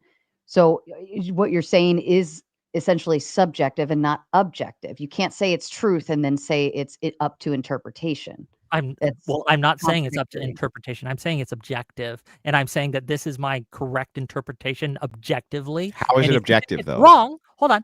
If you think it's wrong, that's fine. If you think I'm wrong about my objective interpretation, that's fine too. But you have to provide. But how is your interpretation objective? Objective interpretation. Yeah, but how is your interpretation objective? Hold on. What makes it objective? Do you believe in objective? Don't answer or don't ask me a fucking question. Answer one. How is it objective? Do you believe in objective truth? Bro, it doesn't matter. How is your shit objective? Whether or not you believe in objective truth matters. See what I mean? This guy will never answer a single fucking question. You can't do it. Hold on. Pardon me for just a moment, gentlemen. Objectivity means there is no subject to interpretation, Whick. Yes. If something is objective, then there is no interpretation. You can't say, like, I interpret I interpret this to be, the truth of something. If it's objective, there is no interpretation. There is just fact. Is it right? an objective fact that Christ said, "My kingdom is not of this world. If it were, my servants would fight to prevent my arrest"? Is that an objective fact? It may not be an objective fact, no. So you're doubting the words of the Bible. Well, hang on. Which Bible? King James Version. Well, maybe the wording there could be slightly off. Do you see? Hang on. Let me answer the fucking question you just asked me. Not words. Hold on. No. Not gonna let me answer the question. Okay. Go ahead, Whick. Spurg out. I'm not spurging out. Then let me answer the question in good faith here. I'm trying to be good faith here, but we won't even let me respond. So the thing is like, when you make this claim, you're making a truth claim. You said, is that not objectively the words that Christ said? Yes. Right? Well, maybe not. It may not objectively be the exact words that Christ said. It may not be. It may be that, via translation, the exact wording is slightly different. So no, I'm not going to make the claim that that's objectively what he said, because that would be silly. So the question here comes down to, though, Whick, you have made now in this claim dozens of times the claim that when you interpret the Bible to say that nationalism is not compatible with Christianity, therefore Christian nationalism not compatible with Christianity, especially that, right? That's objectively true. That is, you said that's an objective standard. I'm using an objective standard. Whick, when you read the Bible and interpret it, what makes that objective versus subjective? Can you please answer now? Okay. So once again, I want to point out that there is, again, the objective fact that these are the words of Christ. And if he has a different version that can show me that these aren't the words of Christ or that they have a different meaning, please provide that. How do you know your interpretation's correct? I'm not interpreting, I'm quoting. You're not, so you're not yet gotten. No, the second you say that this means, asking you to acknowledge. No, the second you say objective words that this Christ guy said, you're just going to filibuster. Again, you don't let me get a word out before you spurg out. Right? You do this all the time. Dude, I'm trying to explain a concept to you. Tactic. All right. Again, whatever. I'm quoting, my kingdom is not of this world. If it were, my servants would fight to prevent my arrest. I am saying that objectively, this is what Christ said. And is your interpretation of that correct? That meant it's not compatible with nationalism. So hang on, let me at least ask the question. So if it's the case, you quote Christ, that would be fine. If you quoted it in if you quoted it in a vacuum, right? And you just said, I'm quoting Christ, but you're not actually doing that. What you're doing is you're taking the quote, and then based on the interpretation of the quote, you say X is not compatible with Y now. Now, based on this quote and Whick's interpretation of the quote, it's no longer compatible. Christianity is not compatible with Christian nationalism. That's how you, Whick, interpret it. Is that objective or subjective, retard? Answer the question. So once again, I just need to acknowledge, right? And need to acknowledge that you aren't addressing this. I don't even care about this debate at this point. I understand you don't care about this Just put the time. Can you at least put the timer back up? This dude will never answer a question. Murals about you in New York City, okay? Pardon me. You've been destroyed. Gentlemen, thank you. Okay, Whick, what he's trying to say is that your interpretation of the Jesus quote is subjective. And the reason why it's subjective is because it is your interpretation. That's what interpretations are. It's subjective to your understanding. That does not matter, because if he thinks I am wrong, then he needs to provide an alternative interpretation, correct? No, it's not. Well, depending on what your point is. Like, what is the point? Otherwise, he's just ceding that I'm correct. No, we're just ceding that you have it. Absolutely is. No, so he doesn't know how these things work. And he demonstrates over and over and over again. He takes L after L after L. He's so used to beating up on e-whores on his little They're whatever way smarter podcast, than you are, Whick. right? That, again, let me ask you this, address Whick. the basic Let me ask you this. Let me ask you this. We don't have to meta it. Okay. Is your interpretation of the Jesus quote? It's objectively correct, yes. Okay. But it's still your interpretation, and you're saying that applies. No, that wouldn't even be objectively correct. Way it is objectively. It's not provide an alternative. No, that would be a subjective standard, though. Do you understand that? Hold on. Do you Whick, or do you if not I- admit hold that on, Christ stop. said these words? He said, again, and I'm going to It quote, doesn't matter because it's not It getting to absolutely Even if I admitted that, Hold that on, would be my hold on, subjective hold on, standard, hold Whick. on, we hold on, hold cannot on, hold on, address hold on. any Hold on. germane No, point. I Stop. want to explain it to you. I want to explain it to you. You're wrong, Sarah. I hate I to want say it. Wrong, You're Sarah. wrong. Hold on. I want to explain what I can debate both of you if you'd crux is. like. Hold on, both of you. Andrew, just chill for a second, okay? Wick, if we both read a poem and the poem makes me feel sad, but the poem makes you feel angry, is that subjective to our interpretations? Not necessarily. I can have the same interpretation of you, but it can be sad for me, but it can That would be still be happy subjective. for you. But That would that's still be because subjective. it's subjective, okay? That's not the interpretation of the feeling. You understand the Objectively. difference. Now hold on, Wilson's I'm laughing, getting but to he your doesn't understand piece. the difference I'm either. getting to your. Hold on, I'm getting to your piece. Objectively, the poem is still the same, correct? We both read the poem, and we read it exactly the same. How we interpreted it and how we experienced the poem is subjective, correct? How we experience it can be subjective, yes. Okay. All right. So what you're saying, I want to make sure I understand this. You're saying that objectively, this is what Jesus said, right? Based on this biblical verse in this specific Bible, this is what was said from Jesus. Hold Yes. on. No, hold on. We can't even get Wilson to admit that he actually said these words. Let's start there. Here's what whether we my could do. interpretation is Here's correct what or we could incorrect. It's your claim. Why do I? We have to Why do I need to acknowledge reinforce your start claim? Here? foundational. Hold on, please, Hold please, please on, let me boys. finish. Hold on, let me get through it. I'm helping. Can I have a both of second then you. if I'm going to debate both? I would like to help both of you here in this instance. If you have the specific quote, the specific verse, and say from this Bible, this is what it specifically says. That is objective. There's no denying that. Even Andrew couldn't deny that. So if we He's say tried. that, Yes, I can deny that. He's tried. Yes, I can. He's tried to. So until we get past this point, we cannot move forward until he can admit that again. Or if he wants to deny it, that's fine. But he looks like a fucking fool when he does. When I say that in the versions of the Bible, all the ones that I've read say, again, when he's standing before Pilate, this is the quote, "My kingdom is not of this world. If it were, my servants would fight to prevent my arrest." Before we get to the interpretation, I just need to acknowledge that Christ actually said that shit. Yeah, well, something akin to that, at least, let's say. Sure, it's obviously not in English, right? Yeah. But he said Something those akin to words. something That's akin what to he that. means, what he Okay, said. great. So now the way that you interpret that to mean that Christian nationalism is not compatible with Christianity, that is subjective, correct, Wick? I am saying. Now that answer the national- fucking question, Wick. Okay, but you're Yes or no, Wick? misrepresenting what I'm saying. Yes so I or have no, to Wick? correct you before we get to whether Oh, it's God. subjective or objective. All right, You stonewall keep some doing more, bro. this, right? Stonewall some You're more. just retarded. hold on, let This me is help. like Let me help this conversation again. Okay. So essentially, how you are applying this Bible verse to Christian nationalism is up to your interpretation of how you understand it, correct? I suppose. But Yes. then if he thinks it's an incorrect interpretation, subjective or objective, if he thinks it's incorrect, he needs to provide an alternative explanation for what these words mean and back it up with evidence. Yeah. And he Okay. has yet to do so. But that still means your interpretation is subjective. But it Subjective. doesn't mean it's wrong. But is it subjective? But it doesn't mean it's wrong. Yeah, which but is can you the just main answer point. the question? Is it Hold subjective? on. Is it wrong? Oh my God. Is it wrong? It's a simple question. Yes. Why can't you answer the simple goddamn question? Yes, I think it's wrong.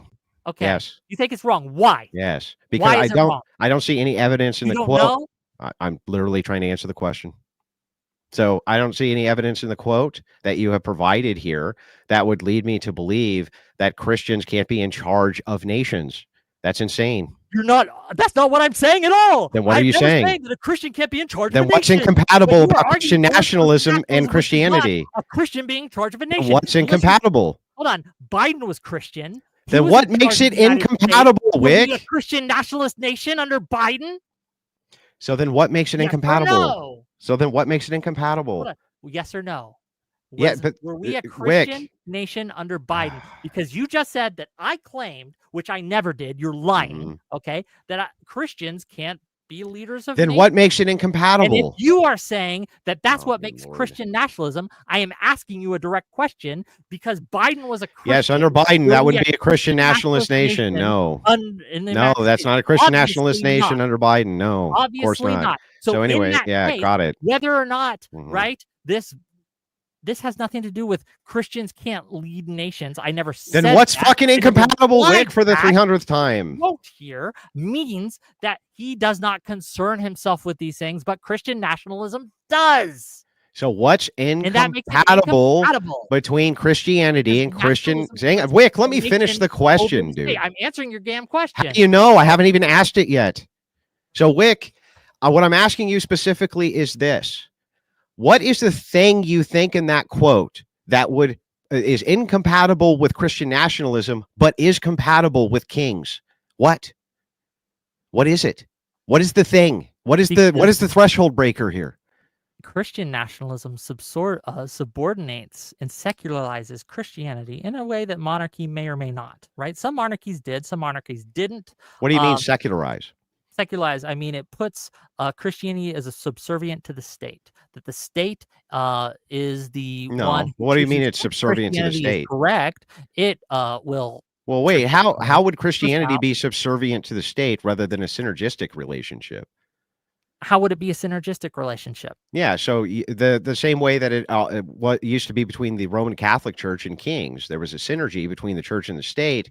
It wasn't the idea that the church was subservient to the state, or like Christianity was subservient to the state, but rather there was a core body which was there of Christians, which advised via consent of the crown most often, right? So I don't even know what you mean by secularizing or making it subservient, but what you haven't demonstrated is how that quote makes Christian nationalism incompatible with Christianity. I actually don't understand what you're even saying there. That you don't understand. I don't. Get it. You have so explain it. I know I'm real dumb, Wick. So explain it real small words. Hold on. Okay. So when Christ refused to take and be a king, when he says, "My kingdom is not of this world. If it were, my servants would fight to prevent my arrest." And I tell you that this means that he is not trying to make a kingdom on earth. He's not trying to establish a nation on earth, and that Christian nationalism opposes its ethos and puts nationality at the head and before Christians. It prioritizes its nation over Christians, and we see examples of this. I'll give you examples of this. South African apartheid, they would pick on the Christians that were different from them nationally, right? They would oppress them, right? Nationally, okay? This is how it's antithetical to Christian nationalism. Do you understand now? Yeah, but do you understand that Christian nations don't need to be can you contend with that point? Do you disagree? Yeah, I disagree. They don't need to why? be. Well, I'm explaining. First of all, they don't need to be oppressive towards anybody. I don't know what the hell you're talking about there. You're just giving. Yet every example we have, they happen to be. And under progressive nations, the same thing. There's oppression under progressivism as well. Not to the same degree. How do you? Yes, I think to the same degree. The progressive mantra of spread democracy everywhere has led to global catastrophe. And That's yes, they do nation building all over the place post World War II and under postmodernism. They have tried. Hang on.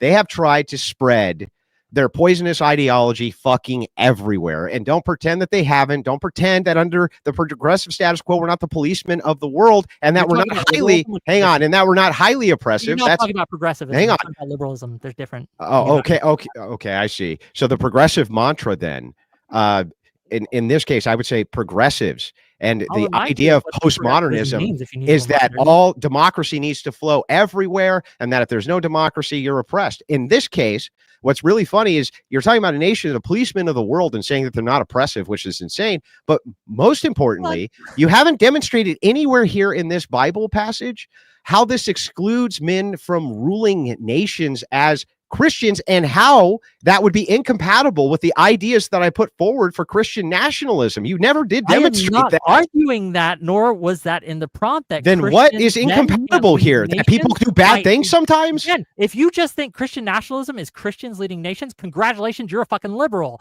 Again, you're confusing progressivism and liberalism. Do you remember what my definition of Christian nationalism is? Enunciated at the beginning of this debate, which you did not refute, which you went on, you accepted, and I'll read it again for you to remind you to say this. Okay, progressivism is simply this: a philosophy and reform movement that promotes social, economic, and political change in order to advance the human condition through social reform. Nothing about that shows that it must be a police state, right? That it must be the world police. You can have progressive nations, but the progressive status quo is the world police, Whick.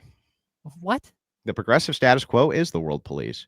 The liberal status quo is the world police. Well, I listen. What's the distinction, do you think, between progressivism and liberalism then? Liberalism enshrines individual rights. Liberalism enshrines equality before the law and limitations on government power. Progressivism makes the same claim.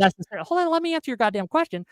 Stop frigging out. You'll be okay. Progressivism doesn't necessarily do. Okay, where do progressives not do that? I haven't answered your question yet. You haven't let me finish. Where do progressives do that, though? Stop frigging out, and I can answer the question, or you can keep it. You take forever to answer questions. I'm not taking forever because you just want to run the timer out. Less time if you shut your mouth, right? The question liberalism's asked and answers is this: how can we live with each other when we have differences that we know are going to arise naturally? It just there's no ideology to which groups don't have differences. How can we live with each other without killing each other? Liberalism was the solution to nationalism, was the solution to Christian nationalism, where they just kept engaging in sectarian violence against each other over and over again throughout history. You see how you go off on other things? I just want to look at what are the distinctions between progressivism and liberalism. What is the thing that you would point to that progressives do that is against liberal ideology? Okay, one of the things that progressives do that is against liberal ideology is that it doesn't really care about individual liberty so much. It cares more about kind of like what's the word they use? It's not equality, but equity, right? It tends to. It doesn't necessarily, but it tends to care more about that, and that is kind of antithetical to the liberal value. Equity is stating that absent the whole purpose of progressive equity is to say that without equity, we can't actually have the same affordance of individual rights.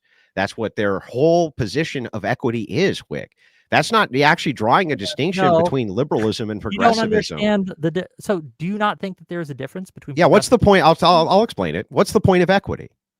What is the point of it? I'm asking you a question, please. Answer my question. What's the question? Do you think that there is no difference between progressivism and liberalism? Well, whether I do or not, I'm asking you what they are.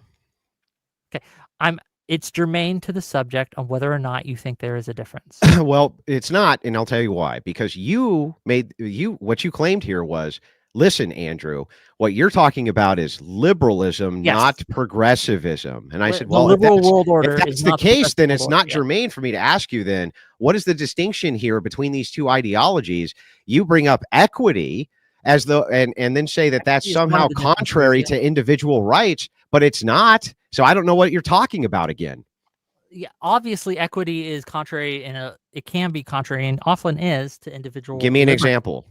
I'll give you an example. So equity would be like DEI, would be like, okay, well, we're going to have different quotas. And so a company must, right? They don't have the liberty to choose, right? But they must meet a certain quota of a certain identity within their group. How does that affect individual rights, though? It violates individual rights. That's not violating anybody's rights. How's that violating individual rights? Because the owner of the company cannot choose for themselves who they hire, but they must do so on a quota system. Well, wait a second. So acknowledge that you were wrong. Wait a second. I was right. Well, I just want to make sure to clarify, and then maybe I even will make the concession as long as I get the clarification. Are you saying that if companies can't say that we're not going to hire you because you're black, or we are going to hire you because you're black, that the most liberal thing that you can do as a liberal is give companies the ability to say, you're black, so I'm not going to hire you? Can you rephrase that? Under liberalism, it is totally appropriate for a company holder to not hire people because they're black. Yes or no? I think it can be compatible with liberalism, yes. But we have laws, right? Which, again, the Civil Rights Act. Equity-based laws? Progressive-based laws, yes. Okay. And are you for those? Are you for those laws? In some cases, yes. In some like cases, that no. one? So you are for equity laws? I am a liberal, but I do have progressive leanings on occasion. But I have conservative leanings too. Hold on. Got it. Hold on. That's not a gotcha. You didn't say anything there. What? Say anything about what? I just said I got it. I understand the view now. So you're an admixture of a progressive. Contended with individual liberty, and I demonstrated a way which it did. Okay, now that we have done so, can you address the main point where you have tried to tie the liberal world order, where we are engaging in the world police, called it progressivism incorrectly? It's not incorrect, right? And then you stated, right, that like, oh, progressivism. So basically, your whole argument, this whole debate has been progressivism is everything I don't like. Christian nationalism is everything I do. No, do you remember I gave you a definition for progressivism? Would you like me to give it again? You did not give me a definition for I did. In fact, I'll give it to you. Yeah, I did in my opening. I'll pull it up right now. I did it right in the opening. I wanted to make sure that I gave you a contrast for what Christian nationalism is, and then how I define progressivism. So ChatGPT as we go. Okay. I'll literally show this to my chat right now. I don't care. So and I'll read it from there. So let's see here. So we'll start with Christian ethics. Go through all of that. Now to the progressive status quo ideology. Progressives believe in an idea of egalitarianism and equity based around mostly perceived victim status, using a lens of intersectionality in order to make determinations of who deserves what. The ideology is a mix of postmodernist philosophy with a little bit of Enlightenment principles for grounding. So, Whick, you want to lie again and say I never gave you a definition for what the progressive status quo was? You want to lie again? You gave a definition for sola scriptorum, which was fucking wrong. So forgive me. No, I was right about that too. And I disagree with your definition of progressivism, to be clear, because if you had listened into you defined it as equity. You defined it as equity. I said equity is part of it. No, you said that's the thing that distinguishes it from liberalism. My definition of progressivism, as I just stated in the debate, if you had listened, and I'll quote it again, progressivism is simply this: a philosophy and reform movement that promotes social, economic, and political change in order to advance the human condition through social reform. It first cropped up in a response to the societal upheaval during. Yeah, I remember your definition. Pushed for labor rights, but you added a new word now, which was equity. Reforms, etc. The abolition movement, for example, in pre-Civil War times, was an example of a progressive movement. How is that definition incorrect? Well, because you added a new word to make a distinguishment between liberalism and my chat. Like, okay, bro, I believe you. I listened to your opening. You just didn't listen to mine. You did not. But I did. And not only that, I just told you, I know how you define progressivism, but you forgot the word equity. You used the word equity to make the delineation between liberalism and progressivism. That's how you made the distinction between the two, and then said, because of equity, it doesn't do enough for individual rights, which is what liberalism is. So the thing is that you actually have a lot of progressive leanings after all, don't you? How many? Equity. Hold on. How many do I have? Well, I mean, at least you have more than a few. So okay, name them. Yeah. So first of all, you think that you shouldn't be able to do workplace discrimination based on color or race, right? Sure. Based on color, race, ethnicity, anything like that. But I would argue that's yeah, for sure. I'll take that. Yeah. And you said that that's the distinction between like progressive equity. You said I had a lot. That's one. Yeah. So wouldn't that equity apply to all forms of that? You said I had a lot. That's one. Well, keep going. Actually, that's multiple. So it's not. Can you discriminate based on sex? Can you discriminate based on sex? Discrimination based on identity is one. No, that's multiple things, because you can discriminate based on multiple things, right? God, that's the purpose of equity. It is not. You claim intersectionality is taking each individual group. I asked you to name them. You named one. Yeah, no. Listen, Whick, this is multitudes. And making shit up. I'll explain, Whick. Throughout the whole night. Whick, I'll explain. Shit up. Intersectionality. But you have not demonstrated those claims. Intersectionality is taking distinct groups and taking a look through the prism of their worldview. Intersectionality. Yes. Listen to what I'm saying first and then offer the refutation. So intersectionality would be taking many different groups. Remember my definition, progressives believe in the idea of egalitarianism and equity based around mostly perceived victim status using a lens of intersectionality.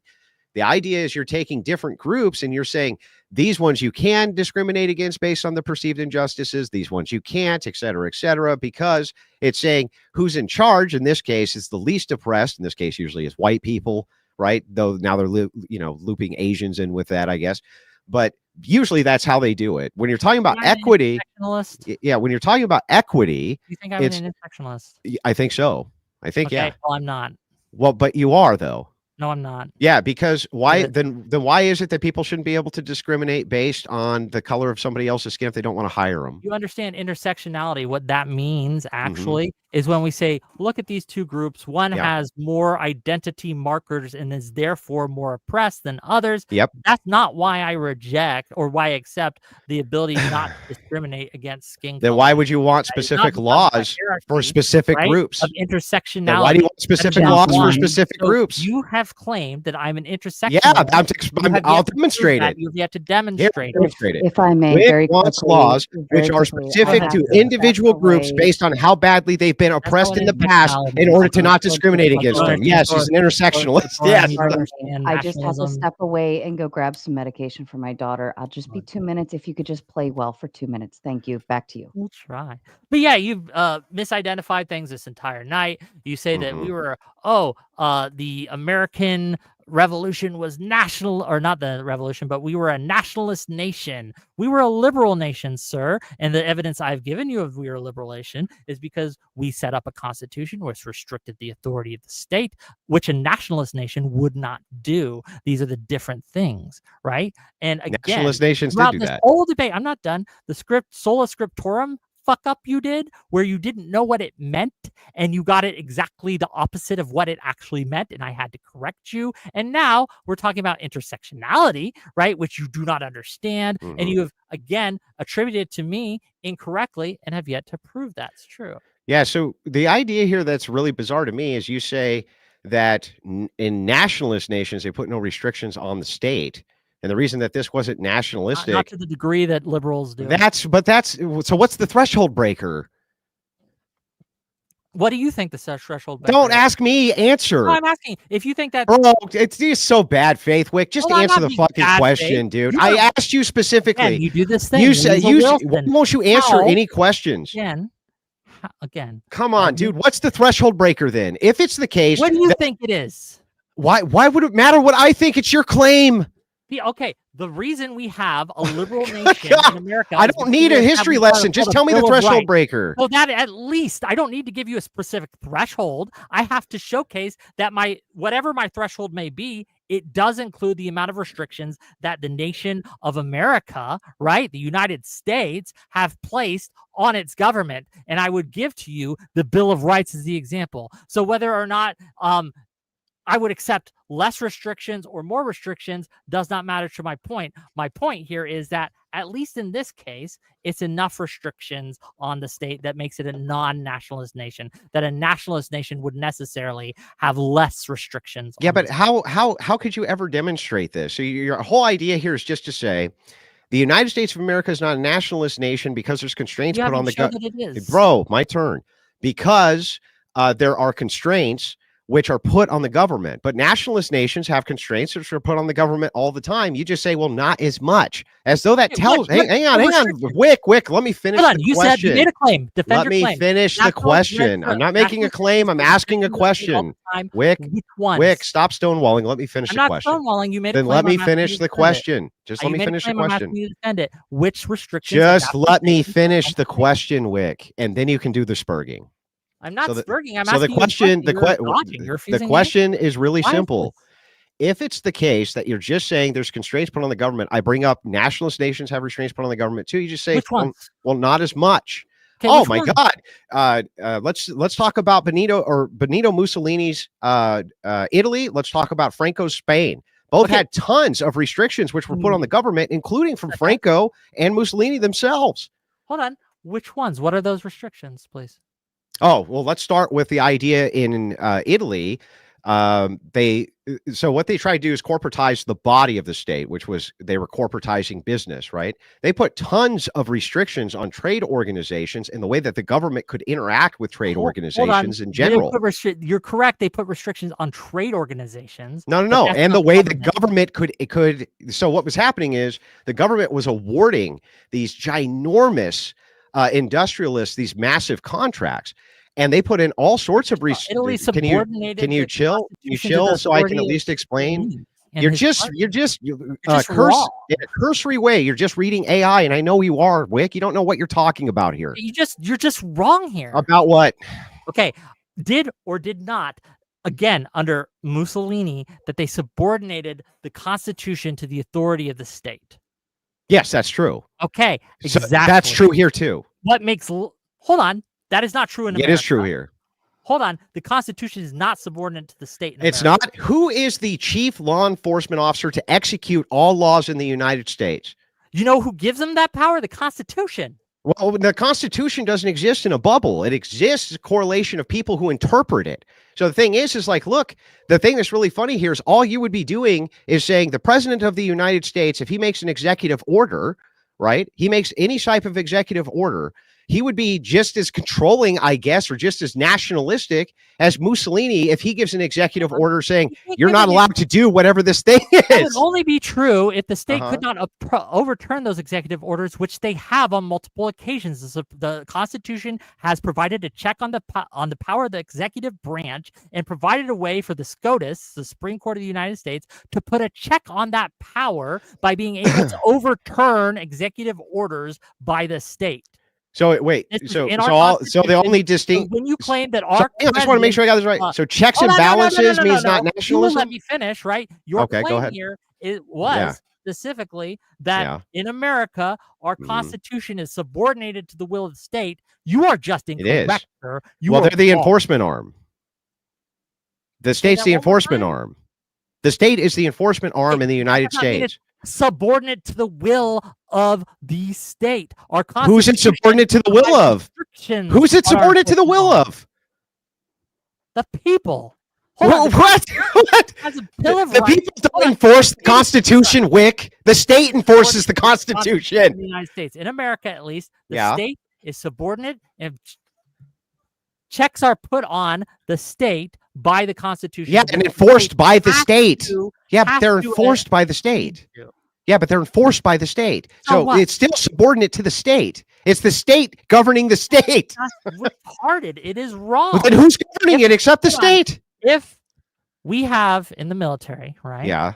We have a rule. If you are given an unlawful order, one that goes against the Constitution, it is your duty to disobey that lawful order. Sure. That means that the Constitution, the thing we take an oath to, by the way, is again above the enforcement arm of the state. It is the thing that we are. Aren't soldiers the enforcement arm of the state? The pillar and the pinnacle of the United States government. And the fact that you don't know this makes you retarded. Okay, but aren't soldiers enforcement arms of the state? Yes. Okay, so if it's the case that you object to an unlawful order, do soldiers have to obey the Constitution? The question, Whick, I just let you go through your thing. So if it's a case that a soldier says you're giving me an unlawful order, I'm not going to follow it. It's up to the state to enforce that, right? They could like shoot him in the face, right? Okay. For treason. Can you answer the question, Whick? Does a soldier have to obey the Constitution? They take an oath to it. Yes. Meaning, right, that they are swearing their allegiance to the Constitution. They can governed by the state. That happens, but that makes them traitors. They're government issued. They're literally called government issued. That's the state, Whick. You are just retarded on this. Not the state. You don't think that the Constitution, again, puts checks and balances upon the state. This is 101 shit. I'm not saying that it doesn't, Whick, but it has nothing to do with who's subservient to the state. Under the American system right now, that the Constitution is subordinate to the state. It is absolutely not. The Constitution. It absolutely is. Again, the Constitution rules the state. It directs the state. The state. How does it do that? Does it? Hang on. How does the Constitution get up and enforce anything? It's a piece of fucking paper. The soldiers that swear the oath to the Constitution enforce who are government property. Again, if the president property soldiers, Whick, an unlawful order that goes against the Constitution, what does GI stand for? Disobey the executive. What does GI stand for? Government issued. Government issue. There are the fucking state. They're just the state, retarded. Bro. You're just retarded. Where do you get your orders from in the military? Usually my supervisor, right? Yeah, and who is the commander-in-chief of the entire United States military? If the commander-in-chief gave me an order that disobeyed the Constitution, my duty, the sword of the oath, was to disobey that order. And you would have to appeal to state authority, though. Once again, you'd have to appeal to the state. The Constitution is not subordinate to the state. Yes, it is. It's subordinate to the Constitution because that's a soldier, that's really fun to say, but it's not true. Over the state, you swear an oath to do that. Let's see if this is true or not. We'll just examine it objectively. Was it unconstitutional, do you think, was it unconstitutional when Trump sent troops into California recently? The SCOTUS will be able to decide that. Okay, but do you think it was unconstitutional? I don't know. Do you think there are a lot of people there thought it was unconstitutional? Sure, a lot of people thought it was constitutional. A lot of people thought it was inconstitutional. Sure, hang on, Whick, I'm almost done. Then you can respond. I'm almost done, Whick, and then you can respond. Just calm down for 2 seconds. So the thing is, Whick, if it's the case that the Marine Corps can be sent in at executive order, you think it's unconstitutional, or even all of California thought it was unconstitutional. Maybe even the soldiers thought it was unconstitutional. But guess who? Guess who got to decide that? The commander-in-chief of the United States military. You're talking about constitutional constraints, but you forget about enforcement. You're just wrong. The Constitution's subservient to the states for sure. Hold on. At least in practicality. You're just wrong. If I may, for correction here, the oath of enlistment is that I will support and defend the Constitution of the United States, not abide by. What's the oath to the officer? Hold on. It's the oath of enlistment. This is what you take when you go in front and you are going through enlistment at MEPS. And before they put you on that bus, you have to do this oath. It's a very big, momentous type of thing. But what it says is, I will support and defend the Constitution of the United States against all enemies, foreign and domestic, that I will bear true faith and allegiance to the same. And I will obey the orders of the President of the United States and the orders of the officers appointed over me according to regulations of the UCMJ. So help me God. So in essence, you are supporting and defending the Constitution, but you are abiding by the orders of the President and under the UCMJ. So the oath of office for the oath of the officer's oath, at least in the Air Force, and I'll read it to you. I, state your name, have been appointed to second level, blah, blah, blah, that I will support and defend the Constitution of the United States against all enemies, foreign and domestic, that I will bear true faith and allegiance to the same, that I take this obligation freely without ending mental motivation or purpose of evasion, and that I will well and faithfully discharge the duties of the office upon which I am about to enter. So help me God. There is a reason that the officers of the cadre, right, of our soldiers, right, do not swear an oath to the president, right? You're true for the enlistment, but not for the officers, and that is for a reason. The U.S. enlistment oath, right, okay, is to obey the orders of the president and appointed officers according to the regulations of the Uniform Code of Military Justice, which again is subordinate to the U.S. Constitution. If the Supreme Court, are there more officers? Hold on, let me fucking get this out. If the Supreme Court determines that the deploying the National Guard was unconstitutional in California, then the president has to, under the Constitution, or he would be breaking his oath of office, right? He has to rescind those National Guards. Do you disagree that that's true? I think in theory, that's a neat theory. But that's true. You just recognize that that's true. Oh, I recognize that theoretically it could be true, yes. But in practicality, it's not actually true. The truth is that you are subservient. The Constitution is subservient to state power because it relies on interpretation. And it is the state who gets to ultimately to interpret it. When you talk about the Supreme Court, that is a mechanism of the state. And so if they're interpreting this, right, they're interpreting this document to say this or that, and the president's interpreting it to say this or that, Congress is interpreting it to say this or that, then it is actually subservient to the government and not the other way around. So when you make this argument, when you make the argument, Benito Mussolini, the state was subservient to him. Guess what? The state is subservient to the state here as well, right? The same thing. Wrong. When you say the Constitution trumps the state, who gets to interpret that other than the state, Whick? Who? We're just 100% Answer the question. Who gets to determine it other than the state if the state's violating it? The Constitution as laid out in the Constitution. If you change the Constitution to change that, guess what? They no longer have that power. Okay, now, yes, you're correct. Yeah. You can go full traitor to the Constitution, but that would be being a traitor to the state. The state is subordinate to the Constitution. We have decided in America that the Constitution is the pinnacle. It is what we use to make laws. It is what we use to determine what the executive powers are, right? What branches of government there are and what powers that those branches of government have. These are all things that have been written down and that we have, again, abided by for over 200 years. And to suggest that for whatever reason, the state is the Constitution is subordinate to the state just shows a lack of understanding of how our nation works. Well, I think the opposite. Look, so I'll demonstrate you're it just now. wrong. Okay, great. I'm wrong, but incorrect. can I now make a rebuttal here?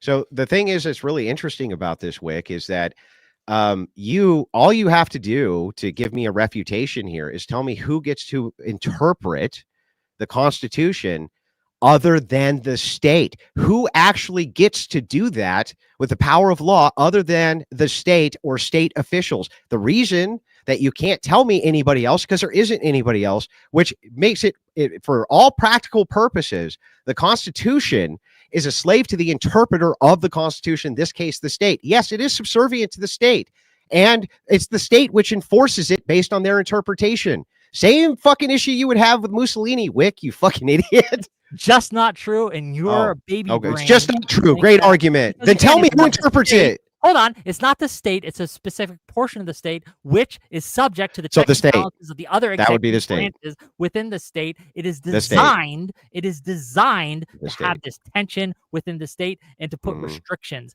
Yes. So it's always the state. By constitutional Congress. It's the state. But that does not, again, show that it's subservient to the state in any single way. Well, really, who If- gets to interpret it again, besides the state then? If it is decided Yeah. by the Supreme Court of the United States that the Constitution says that President Trump was acting above and beyond his authority and he was doing an illegal action, then that executive has to obey that. If he does not, he is a traitor and he is subject to this impeachment and removal. So the executive has to obey the state? Yes. Oh. No, the executive has to obey the Constitution. Oops, Whick. No, well, you're technically Oops, correct. Whick. He has to obey the state, but the state has to obey the Constitution. Okay, but who gets to interpret the Constitution that the state's obeying? Hey, I'm just telling you The what's state, true. right? The state. Hold the state on. gets to interpret how the state obeys the Constitution. Wrong, and this is how am I wrong? embarrassing for you, Who else buddy. gets to interpret it then, Whick? You're embarrassing. This is embarrassing for you, buddy. Is right? it? Is it embarrassing for me, Whick? really embarrassing I don't for feel you. very embarrassed. I understand you have sub IQ room temperature. I get it, right? But you should be embarrassed. Oh well, you think one of these that days, you Whick, argue you're gonna the get that state W is you're so desperately going Are for. the you ready Constitution to go into closing statements, Yeah. gentlemen? I let it go a little extra longer because you were kind of concluding that point. Whick, if you would like to give your closing statement, please. Sure. Okay. I think it's pretty clear. I made clear-cut arguments. I provided evidence that Christianity and nationalism are incoherent. They're incompatible. They are not able to. You can't be a Christian and be a nationalist. You can't actually follow Christ correctly, right? In his words, his quoted words, which I have used, right? And be a nationalist. I have shown this with scripture and the words of Christ. My opponent here is hemmed, hawed, weaseled out, misused scriptura solarum, right? And those things, thinking I wouldn't know what they meant, but I didn't know what they mean. He was just wrong. He tried to pass off a lie to you again and again and again throughout this thing. He does not think that the U.S. Constitution is the pinnacle of power in the United States. He thinks that the state can overrule the Constitution at whim. He is simply wrong. He has compared it to how Mussolini, how the state subordinated the Constitution there. He is just wrong. He hasn't provided a defense for how nationalism can be Christian. He hasn't provided any kind of evidence whatsoever that nationalism is better than progressivism or liberalism or anything really. All he's done is weasel, not answered a single question, not provided any coherent arguments. This was actually easier than Monday, and I did not think I would be saying that.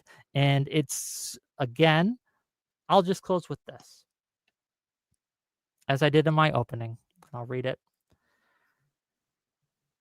Wilson, here, Weasel Wilson, is showing Christians all the nations of the world and offering them to you. If you would but give up your Christianity just a little, just a smidge, just a tip, if you are willing to subordinate your Christianity to that of the state, that's what he offers you. I'm telling you, and I'm asking you, and I'm imploring you, be like Jesus. Reject that offer. Thank you. Thank you, Whick. Andrew, to you. Yeah, so I studied Whick's style when he was debating with the two guys who were trying to make arguments against his position the other night, and I noticed something which was important, that Whick actually doesn't really make arguments, he just kind of stonewalls.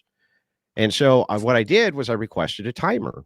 And now what we can do, and we will do this, by the way, we'll go back and bring up every single time I brought up a point which was related to my definition of Christian nationalism, and watch as Whick actually won't engage with it, but rather he moves over towards some type of scriptural debate, which he says his subjective interpretation of scripture, and he said this dozens of times. I made sure he did, right? I made sure to make him say it dozens of times, because it's by far the dumbest thing he said tonight, that his subjective interpretation is actually objective. He doesn't even know the distinction between this. Now, he copes and says that he knows what sola scriptura means, but here, when he tried to regurgitate to you what it even was, he said solarum scripturia. That's what he said. Something, solarum something or another, huh, Whick? Is it solarum something or another, Whick? Anyway, he has no idea what he's talking about. What he did was this.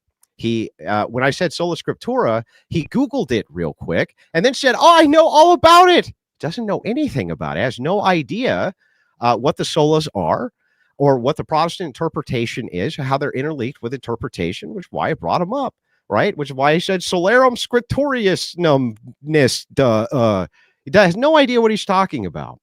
What was really funny here, that on top of all of this, is that I kept bringing up multiple points for Christian nationalism, including the family, abortion, various things like this. I asked Whick, how is it that the progressive status quo provides better family than what Christian nationalism is proposing? Wouldn't even engage with it.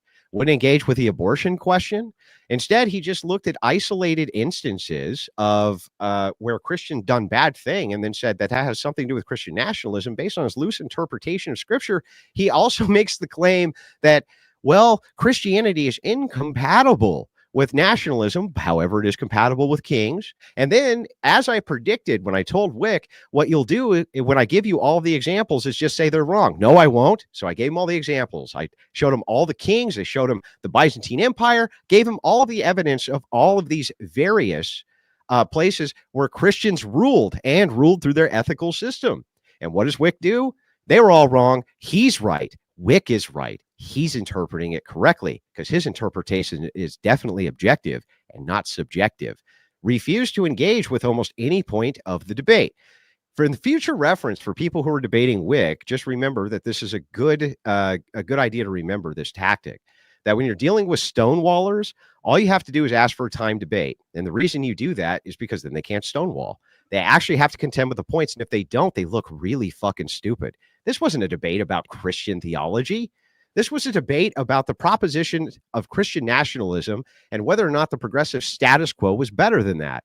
And he really didn't engage with any of that. He only wanted to engage with, but I read this passage in the Bible, even though I'm not a Christian, don't believe in it at all, right? Don't care about it at all. And therefore, my interpretation says this. It's like, okay, well, I interpret that differently. Great. Where does that get us? Nowhere. It doesn't get us to any of the issues at all. He concedes that abortion kills way more people, especially in the 20th century, than all of the military conflicts he can source combined, by the way.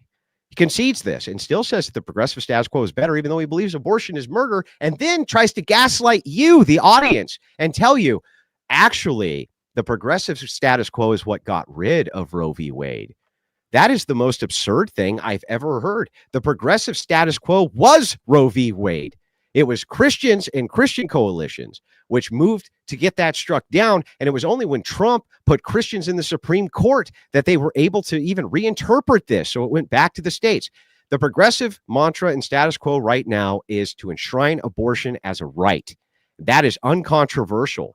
Whick never even tried to compete with that. Instead, he went back to his normal filibustering, stonewalling. But I read this, and I think it says something differently than what you think. Great. Where does that get us, though? How does that move this conversation anywhere? It doesn't. What it is it's a tactic to try to get me to endlessly satiate whatever his standard of proof is for his subjective standard that he calls objective. It's the same way atheists like to debate. You have to propose endless amounts of evidence to satiate them where they feel you've given them enough. Had nothing to do with anything. This guy got drubbed on every single point he brought up. And right now he's cope laughing. But the thing is like, we'll see in the comments, Whick. We'll see in the comments. And the thing is like, I would suggest, Sarah, that you put up a poll right now, right? This guy's going to get fucking obliterated. Whick, and in closing, right, I just want to say, when you bring up OnlyFans girls and this type of thing, just remember this. You pointed out you only debate with OnlyFans girls and avoid real debaters. That would infer you're not a real debater, especially since I asked for the debate from you. Right? How would that infer that I avoid the good debaters unless you're saying you're a bad one, Whick? You fucking adult. What adult? By the way, last thing on all of this, I'm just going to point this out. Whick is by far one of the least educated, dumbest fucking people anywhere on Twitch that you can debate. However, if you want to move past his stonewall tactics, just ask for the timer and watch him fall apart. He doesn't have any salient points for any of this. It's always just stonewalling. Maybe next time we can get that guy who was your partner, Whick. He seemed like he knew what he was talking about. Anyway, with that, hey, it's my still my clothes. With that, yeah, it's still my clothes. Still my clothes. It's still my clothes, bro. So anyway, with that closing statement, thank you, Sarah, for having me on. I appreciate it. It was fun. Wonderful. You got trounced, buddy. That's a Can we get 0-4 to for you. A lot of cope. Super chats. I know there was in your closing statements. A That lot was of cope, embarrassing. bro. A lot of cope. Again, if you want to debate Andrew Wilson, force him to defend a claim. And notice how he can't. All right. I'm going to defend money. Andrew, for the debate prompt, Whick needs to prove that the progressive status quo is at least equal to Christian nationalism. It's on you to prove Christian nationalism is better than status quo. Which he did not do.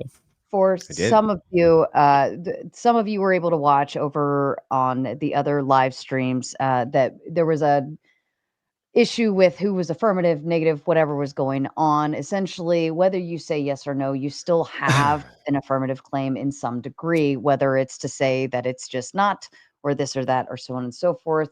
But it was fun. You want to put up a poll, though, Sarah? I'm not doing a poll.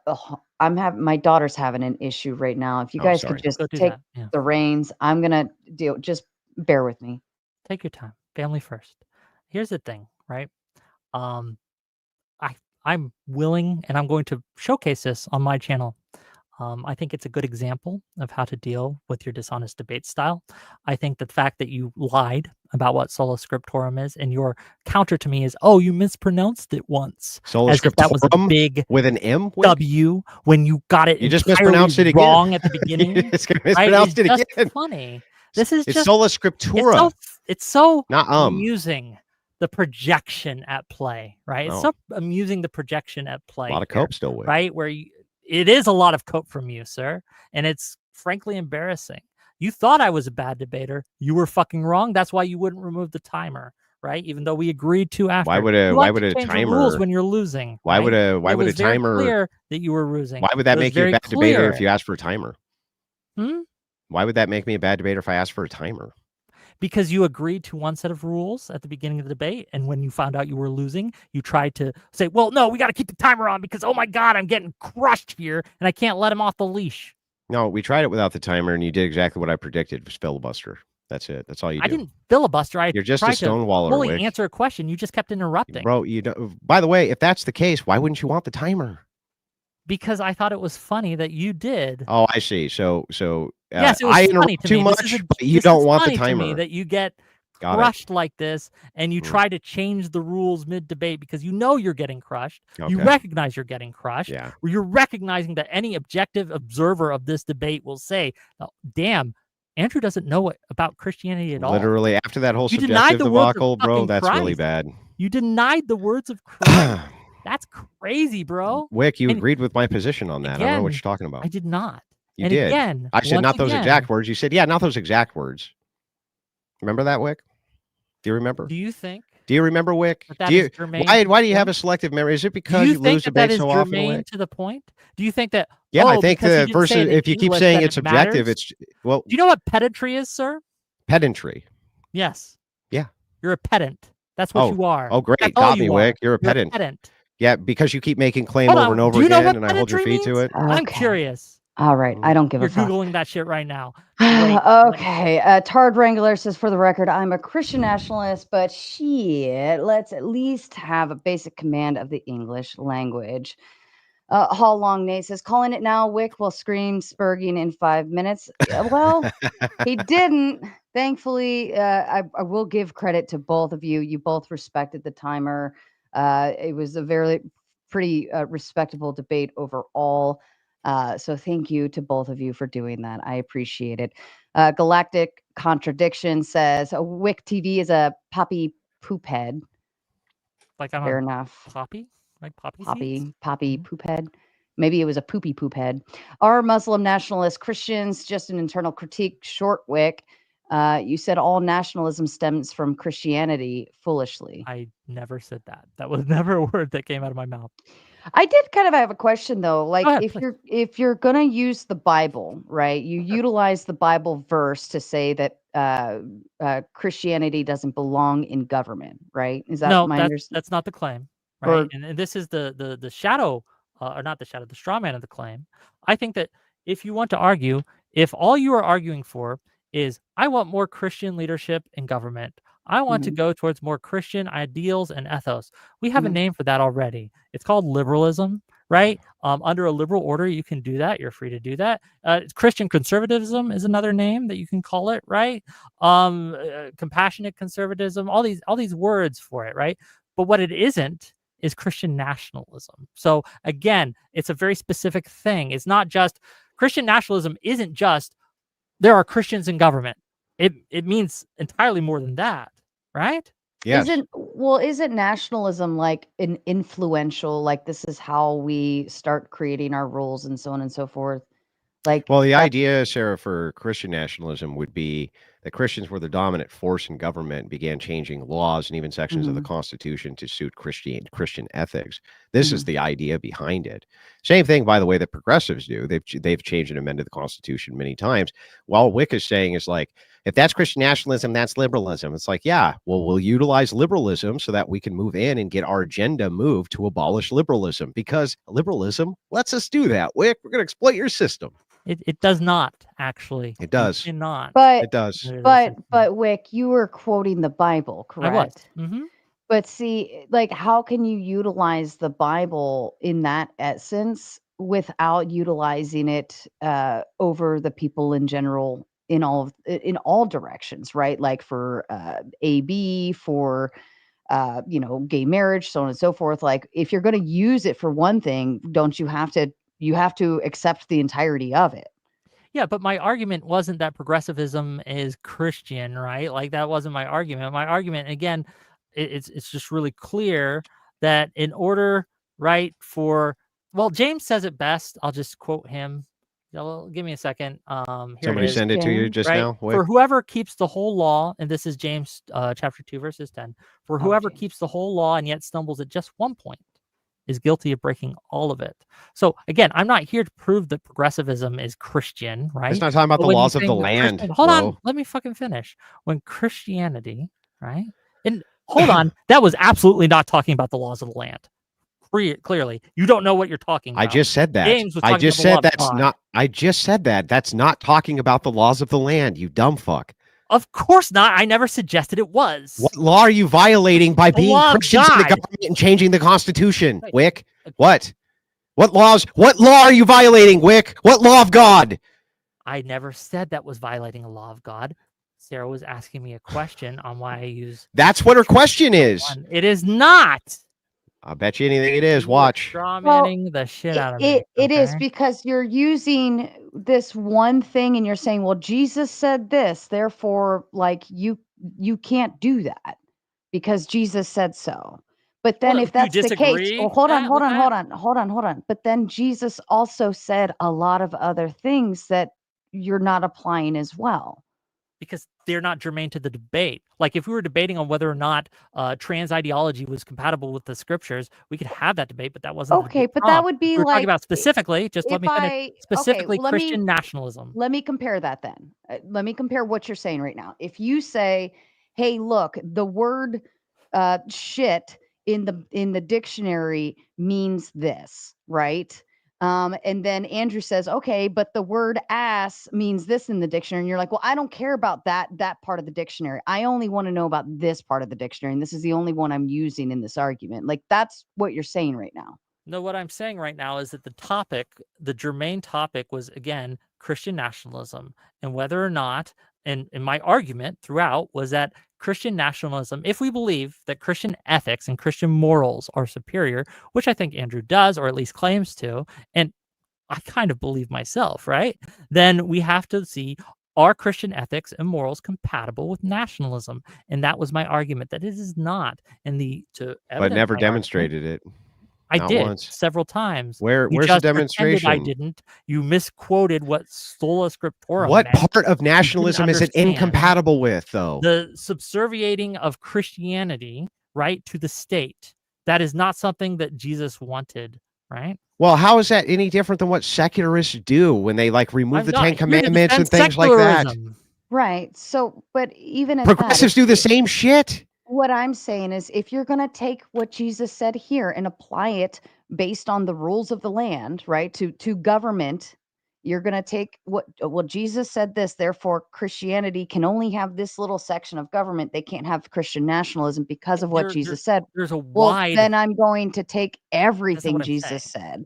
But that's not right? what I'm saying Jesus said, right? I'm saying that Jesus said that nationalism specifically, where again, what makes it incompatible, one of the things that makes it incompatible with Christianity is it seeks to subordinate, right, Christianity or whatever religion to the will of the state. It seeks to subordinate the individual. It seeks to subordinate the family to the will of the state in a way that other governments do not. Liberalism, for example, allows and protects Christianity to flourish, right? It allows and protects other ideologies to flourish alongside it. Oh, Wick, does that mean then more compatible with the Christian ethos? Does that mean then if you had like a king who put the church above the kingdom, right? That then would mean that the state was subservient to Christianity and that would be permitted?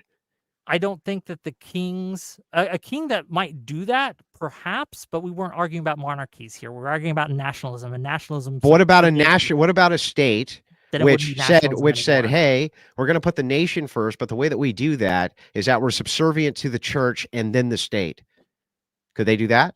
They wouldn't be nationalists anymore. Why wouldn't they be? What's incompatible with nationalism? They would be putting something above the state, and nationalists definitionally cannot put anything above the state. The state is the... Show me in any definition where it says nothing can be put above the state in nationalism. I don't have to do that. You have to show me where Christianity and that's your claim, bro.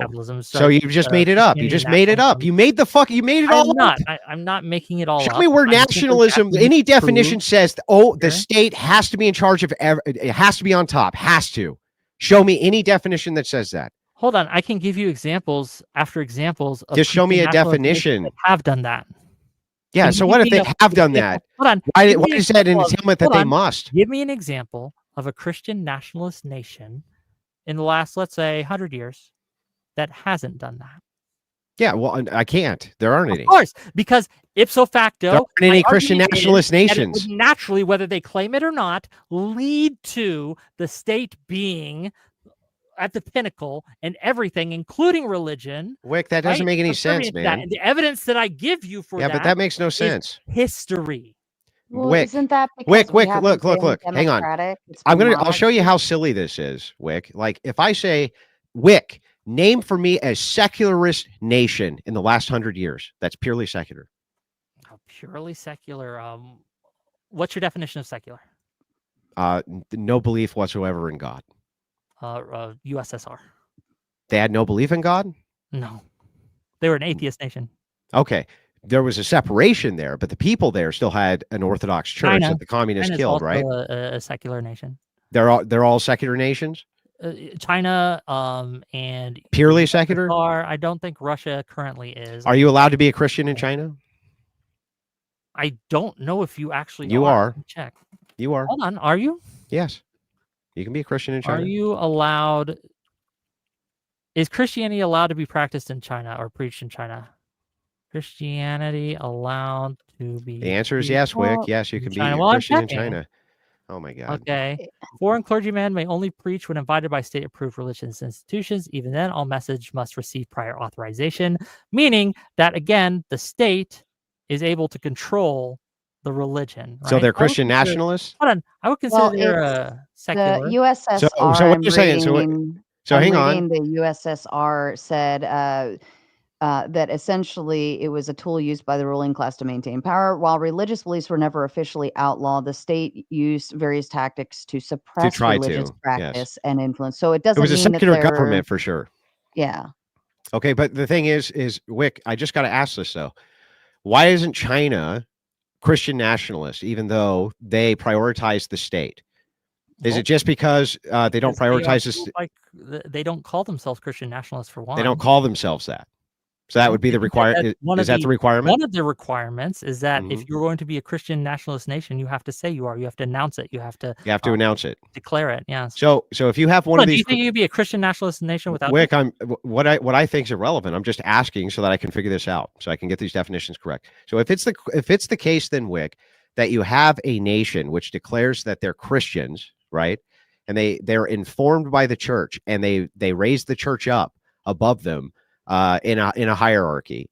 What actually makes them not nationalistic anymore? Because they're no longer subserviating the religion to the state.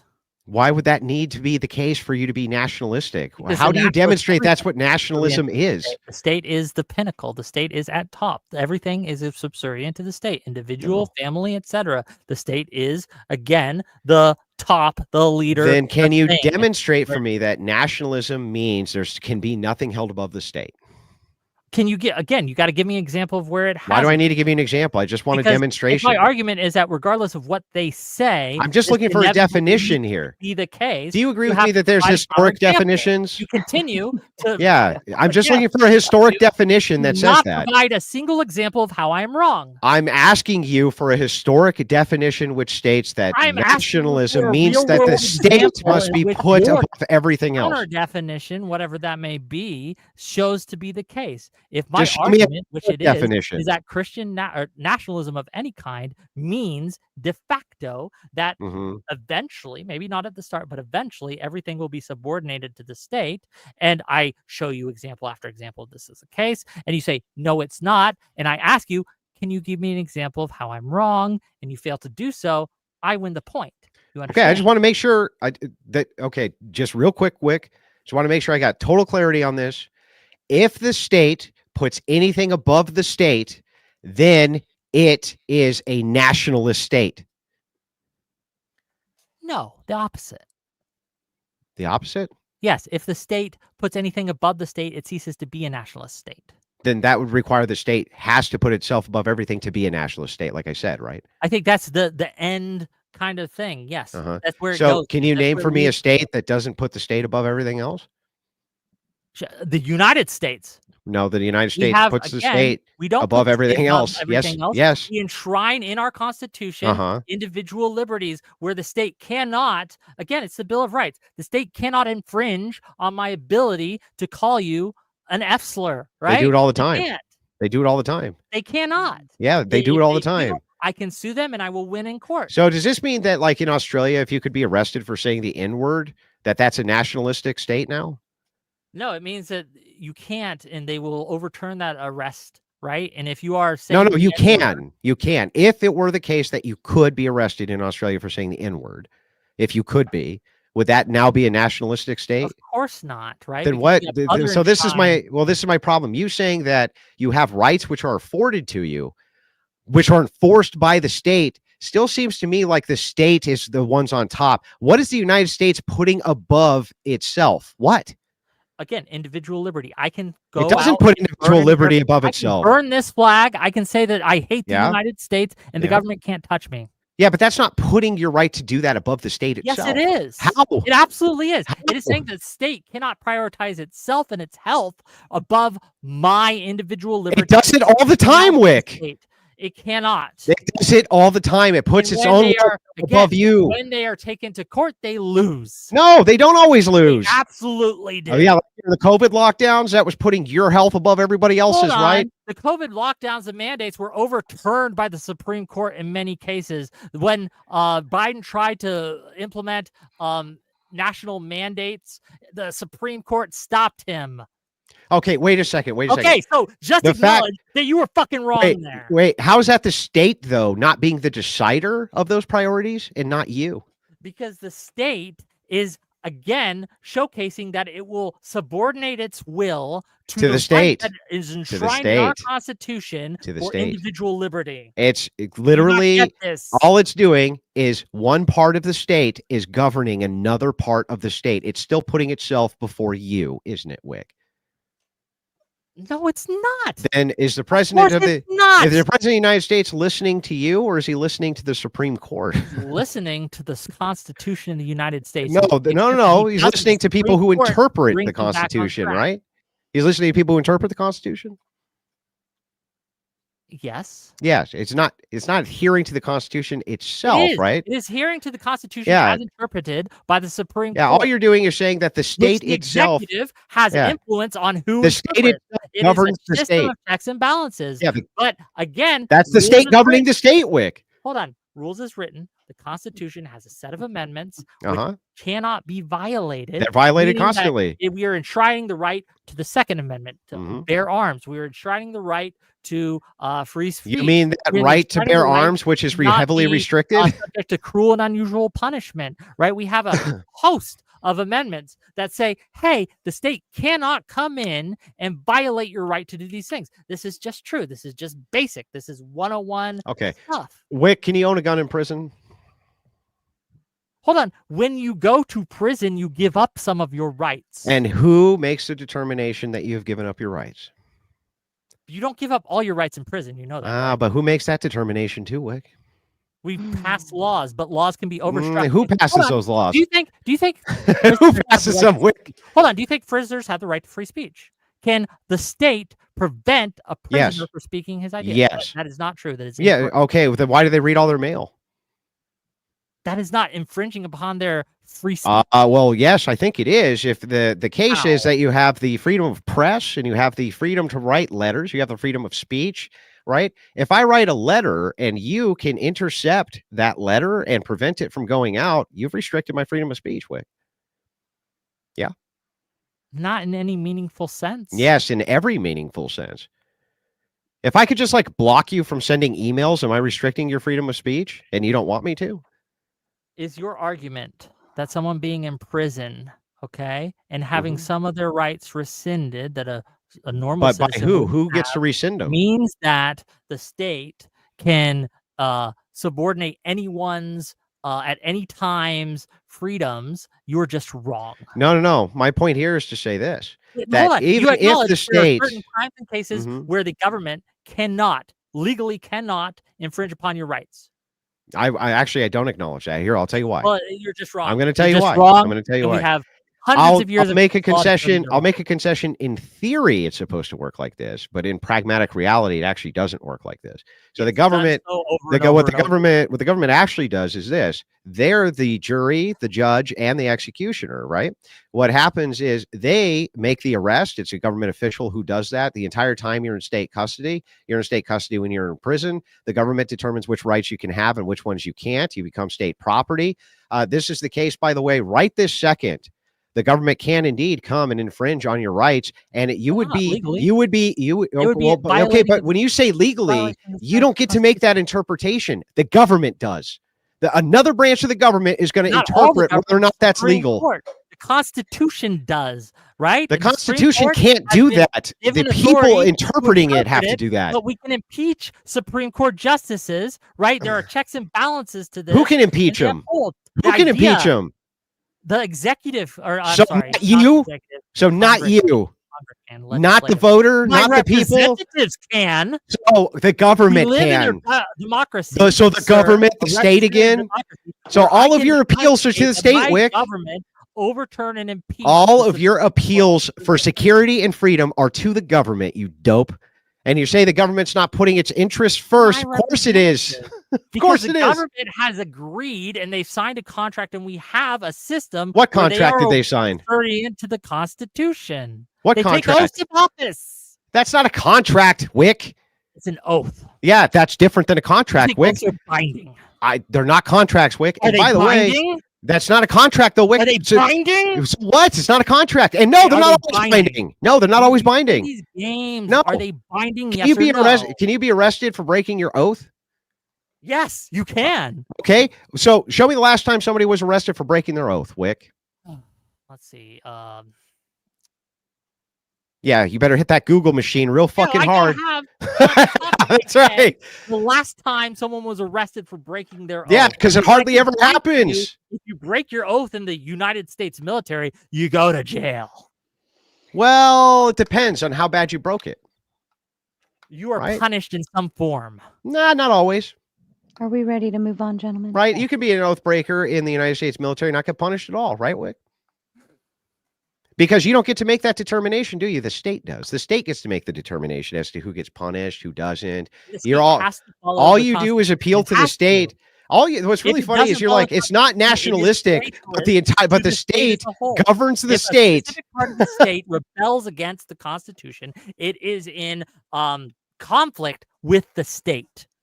What the state is the one who's going to tell the state if it's in conflict. The Constitution is the pinnacle. The state is the one who gets to tell the state if they're in conflict. The Constitution can't speak. The Constitution people is in the one state that have to interpret it, and Whick. It is the one we use to interpret these things. It is what we No, use we to use set the people law. to interpret it.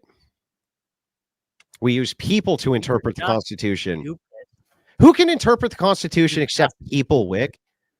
You're just dumb. Who can interpret the Constitution besides people? Again, is your argument Mhm. that because we have a Supreme Court that interprets the United States Constitution, that means Mhm. the state is above the Constitution? Is that your argument? I just Yeah, wanna be well, clear. I mean, essentially, I'm just saying you're always appealing to the state for the state's interpretation of what the Constitution even means Parts for you of to the make these state appeals. have agreed, right? And take oaths. And if they break their oath, the other parts of the state enforce that and keep them subservient. Right. To So the state's always appealing to that the has been state. set up in the Constitution with the division and separation of So the powers. state's always appealing to the state. Have different powers. The state's right? always How appealing many to the branches state. of the government are there, sir? 3. 3. What are they? The executive, the judicial, and the legislative. Yes, correct. Yeah. What's the Okay, scientific you're wrong. method? You're wrong. Whick, what's the scientific method? That's not germane to the What's the discussion. scientific method, Whick? Your turn. germane Go to Google the it, fucker. What's Not scientific germane to method? the discussion. What is it? Nice dodge. But What's again, the scientific method? the different branches. I of just the named the government. different branches. What's the scientific method? Whick, you I'm got to tell me the explaining- scientific method. I just played your game. You got to tell me scientific method. Don't Google. Stop You're Googling. not.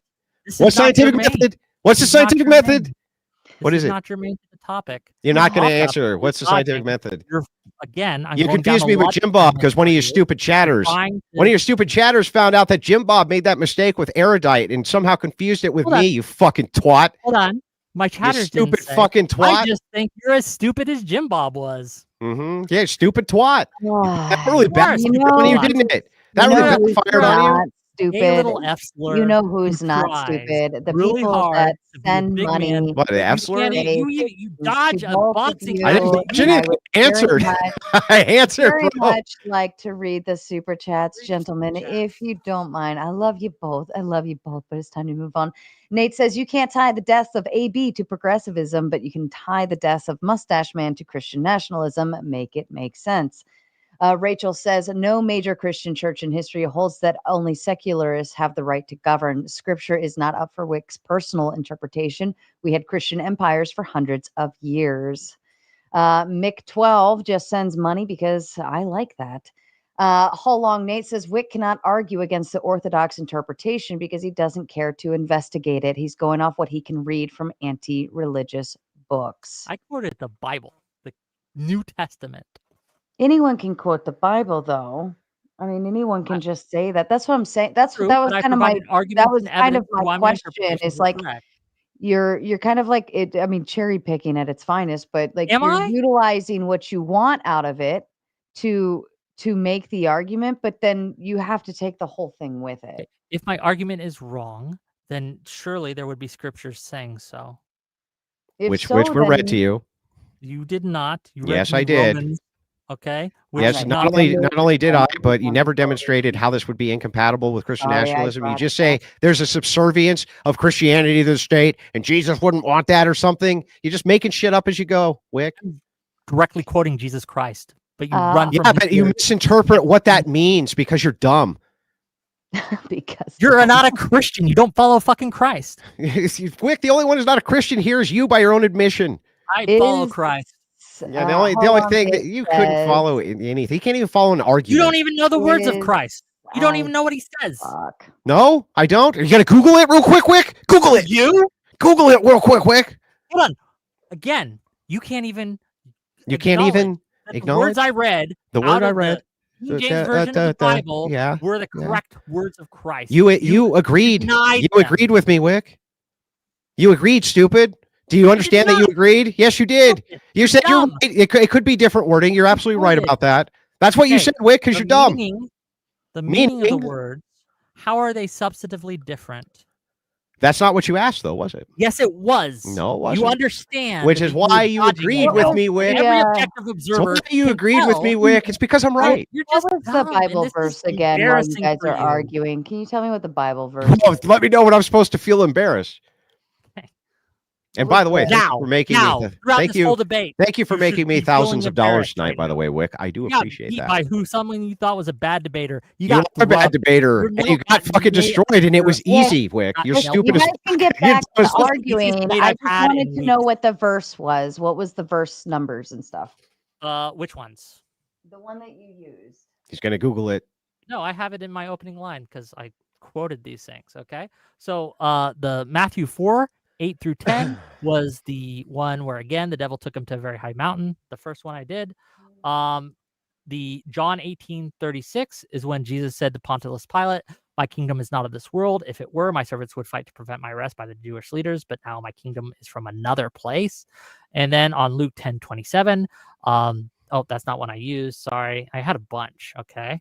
Okay. What was the other one? Well, there was one where that just means he's not like, because oh boy, it's pretty obvious what it means, Sarah, but you can't convince an idiot. You can't convince him. That's true. There was no convincing you. That's true. Well, you're not going to convince me of a bad position, no. But you're a fucking idiot. Wrong. You're just an idiot. You're just wrong. You can't even fucking open a pickle jar or an olive jar, for that matter. Oh, I'm sorry. Is that it, Wick? Oh, you can't open an olive jar? Remember back to my opening, Wick? Always the same thing when you coping fucking idiots are losing. About what you preach. What is it? What is it that I don't follow that I preach, you fuck? What? You don't even know what you preach. Wait, now you're contradicting yourself immediately. You don't know the words of Christ. You don't even practice what you preach. You don't even know what you preach. You can't even get your claims right. You're such a dumb fuck, Wick. One of the stupidest people anywhere in you know, this is why you had 4 years. 4 years on Twitch and you never got anywhere because of this type of shit, Wick. Hold on. Dude, I make $5,000 a month. I don't know what you're Oh my God, $5,000 a month. Wow.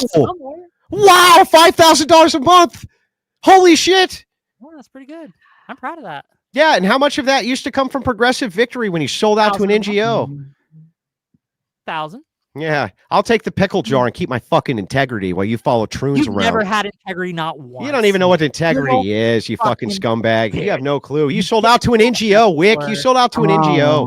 I'm going to move on, gentlemen. How long, Nate says, is South African nationalism like the mean Mr. Mustache? They are forcing out ethnic minority secularists moving to a racial nation. Rachel says the longest lasting empire in history, the Byzantine Empire, was ruled by throne and altar together. That's what the double-headed eagle symbolizes. This is historic standard for Christianity. Sean says, when Jesus came the first time, he had a mission to fulfill. When he returns, he will establish his kingdom on earth. That's ultimate nationalism. Chef Dylan asks, Whick, does one differentiate between two people citing opposing divine commands?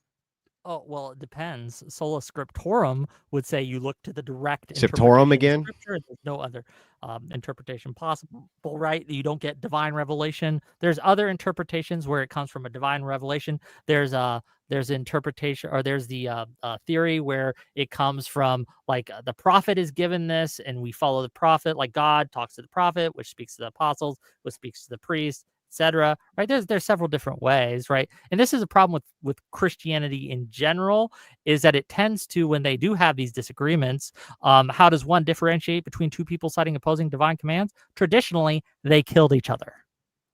No, well, first of all, That's just so traditionally you know, what Chef Dylan, that he's at the same mercy for the same exact argument he's making against Christians.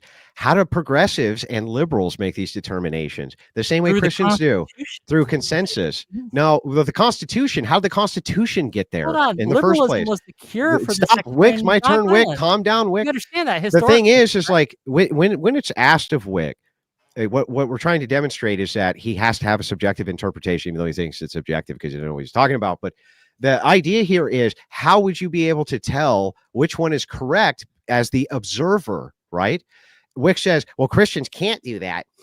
It's like, well, neither can progressives or secularists or anybody else. They can't do anything but use a subjective interpretation for what they want to see in the world. So I don't even know what this criticism is. They're at the mercy of the same criticism. You keep just saying it's subjective, and I say it's subjective, and you say nuh-uh, and that's not an argument, sir. I'm going to explain why. I'll give you the actual argument, okay? Do you know what the difference is between objective and subjective? He's not going to answer, by the way. Watch. Objective, or you can even Google it. I won't even get mad at you. Google it. Just Google it. Objective versus subjective. Some DMs. Hold on. Give me a second. Objective or subjective?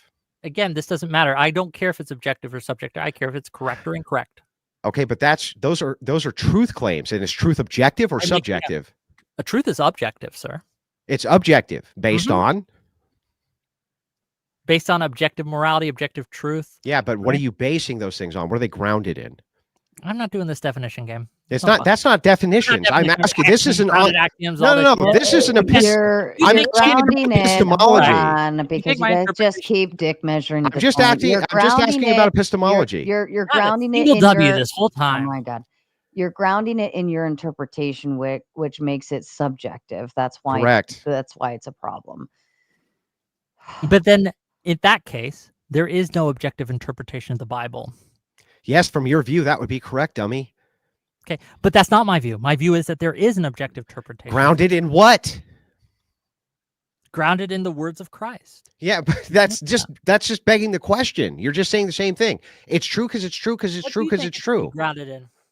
I would say it would be grounded in Jesus Christ, and it would be grounded. Me too. It would right? be. I agree. Well, but that's why I used his words to make my argument. Hang on.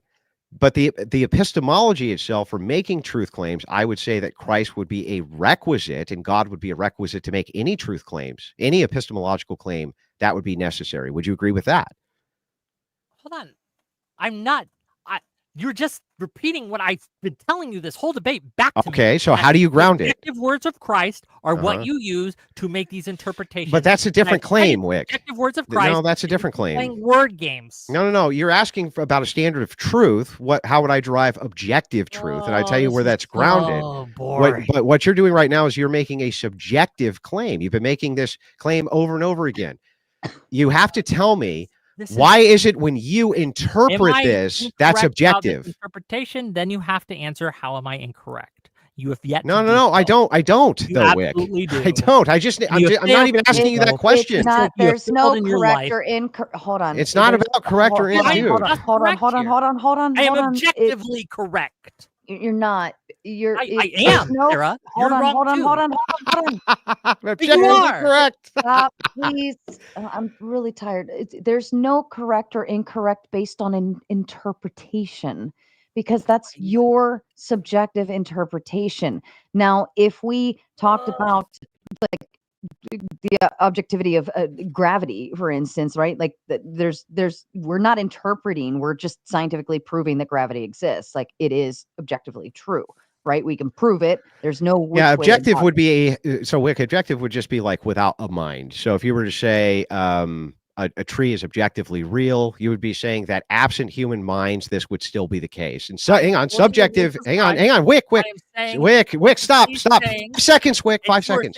5 seconds. Well, that's just your interpretation, man. Subjective would mean mind dependent. This does not matter. It matters because Wick, if you're the interpreter, could you be the interpreter if you didn't fucking exist, Wick? I am incorrect. Could you be the interpreter? If you weren't here, Wick? These words, tell me what they are. The fact that you can't means that I am, again. I can't help that you're so, you don't even understand what I'm, can you even, I'll tell you what, let's try this. Can you just repeat what I'm asking you? Can you repeat back what I'm asking you? I don't care. You don't know. What the, you don't know. Hold on, Wick. Wick. There is this is pain. I'm it should be. You're so fucking dumb. You're so stupid. Hold on. It's dealing with 3-year-olds. Hold on.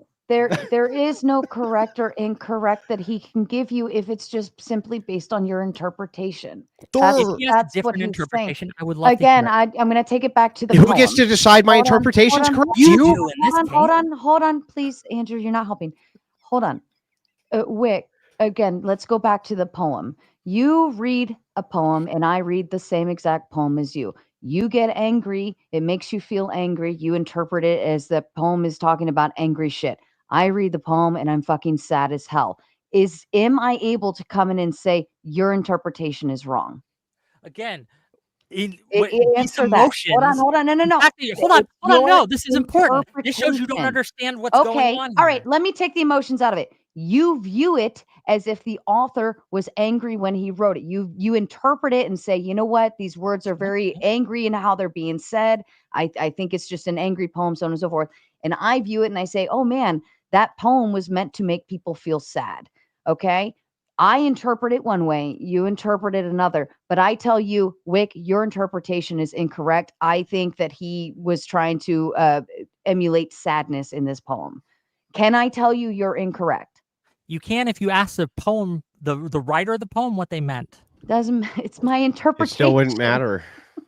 It's my interpretation. That would be subjective even to the writer. Can I tell you that your interpretation is incorrect or correct? You can, absolutely. You absolutely can. If I have, okay.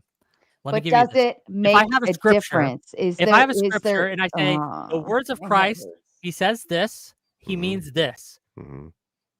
Can I be correct or incorrect? Is there a correct interpretation? Yes or no? No, for interpretation. There's not a correct interpretation. No. So you're saying your claim here is that there is no correct interpretation of the Bible.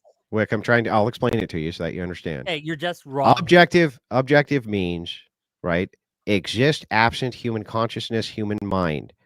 Subjective means it depends on human consciousness, human mind.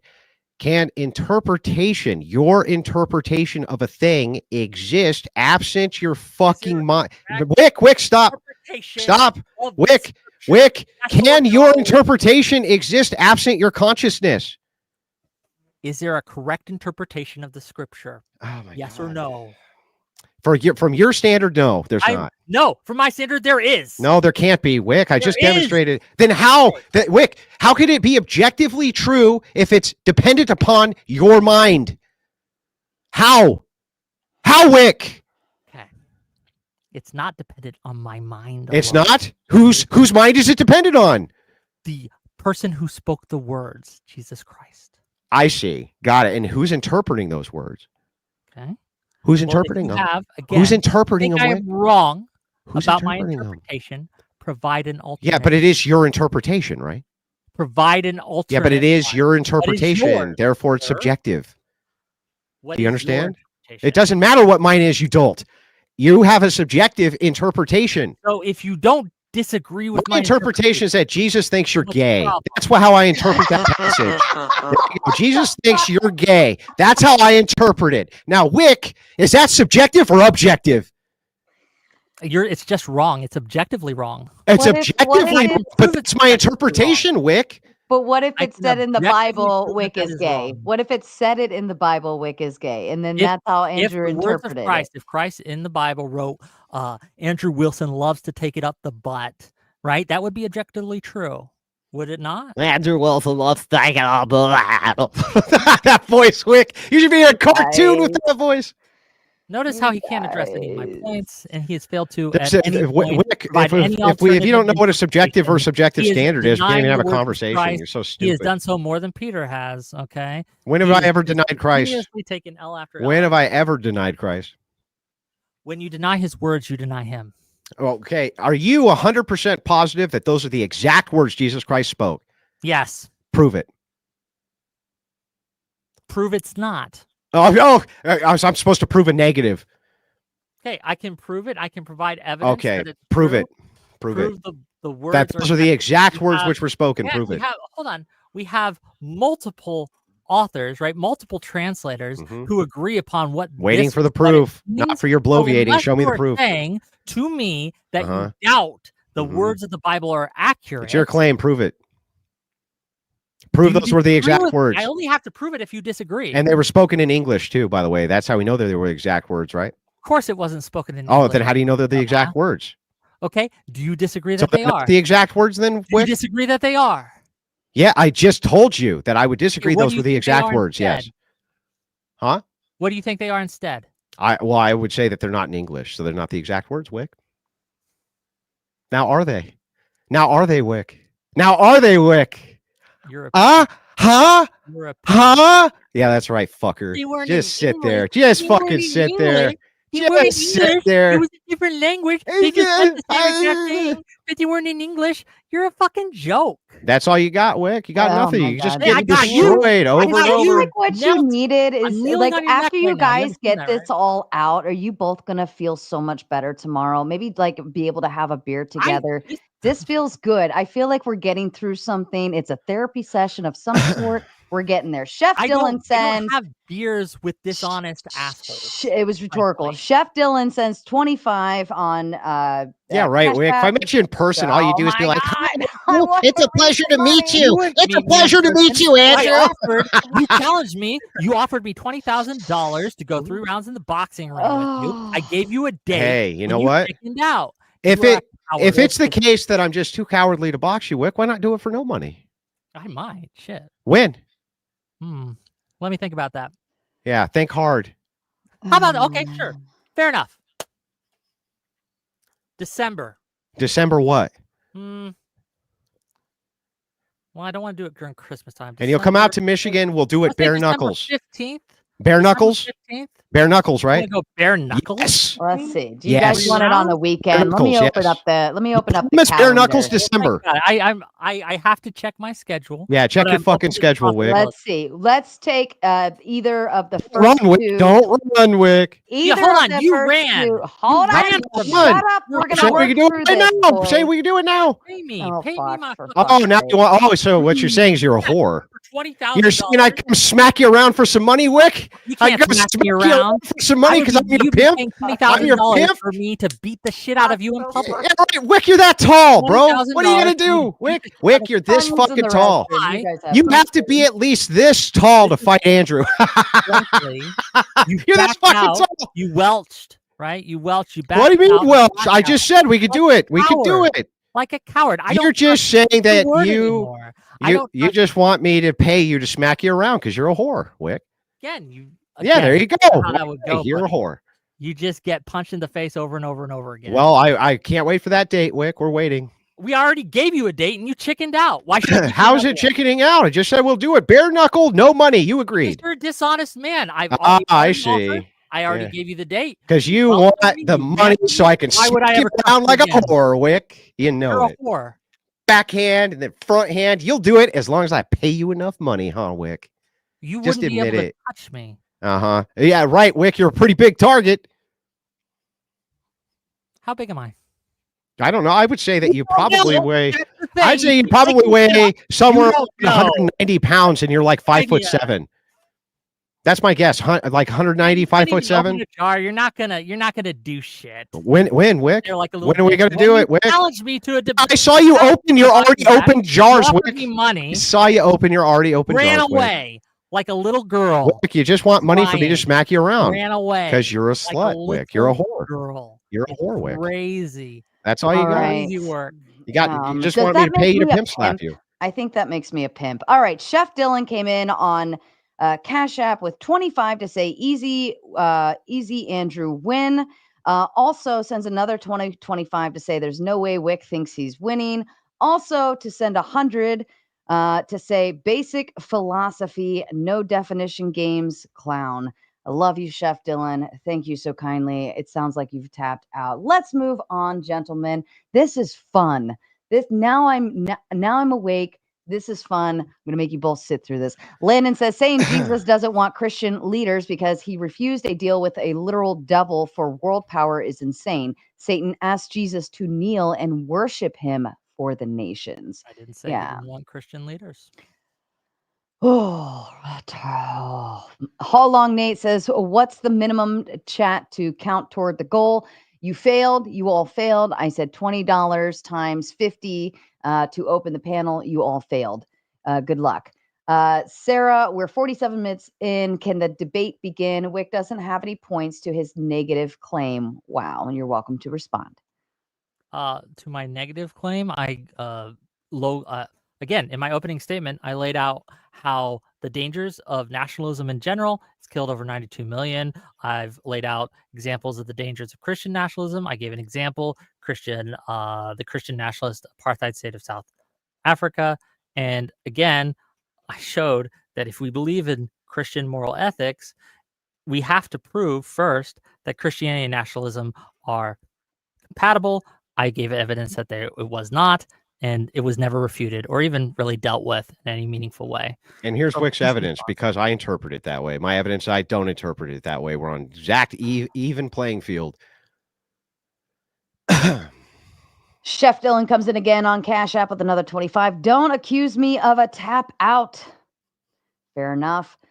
Sean says, no wonder Wick had an aneurysm before the debate. He just wants to ask for proof based on his interpretation of the Bible. Clown show. Hall says nationalism was not a political theory at the time of Christ, so he could not have commented on it. But he could have commented on the principles surrounding it, which he did, I would argue. And I gave the examples. We can go through them again if you want, but I don't think we need to. Because Wick's interpretation is better than all other interpretations. Just ask him. It's objectively true.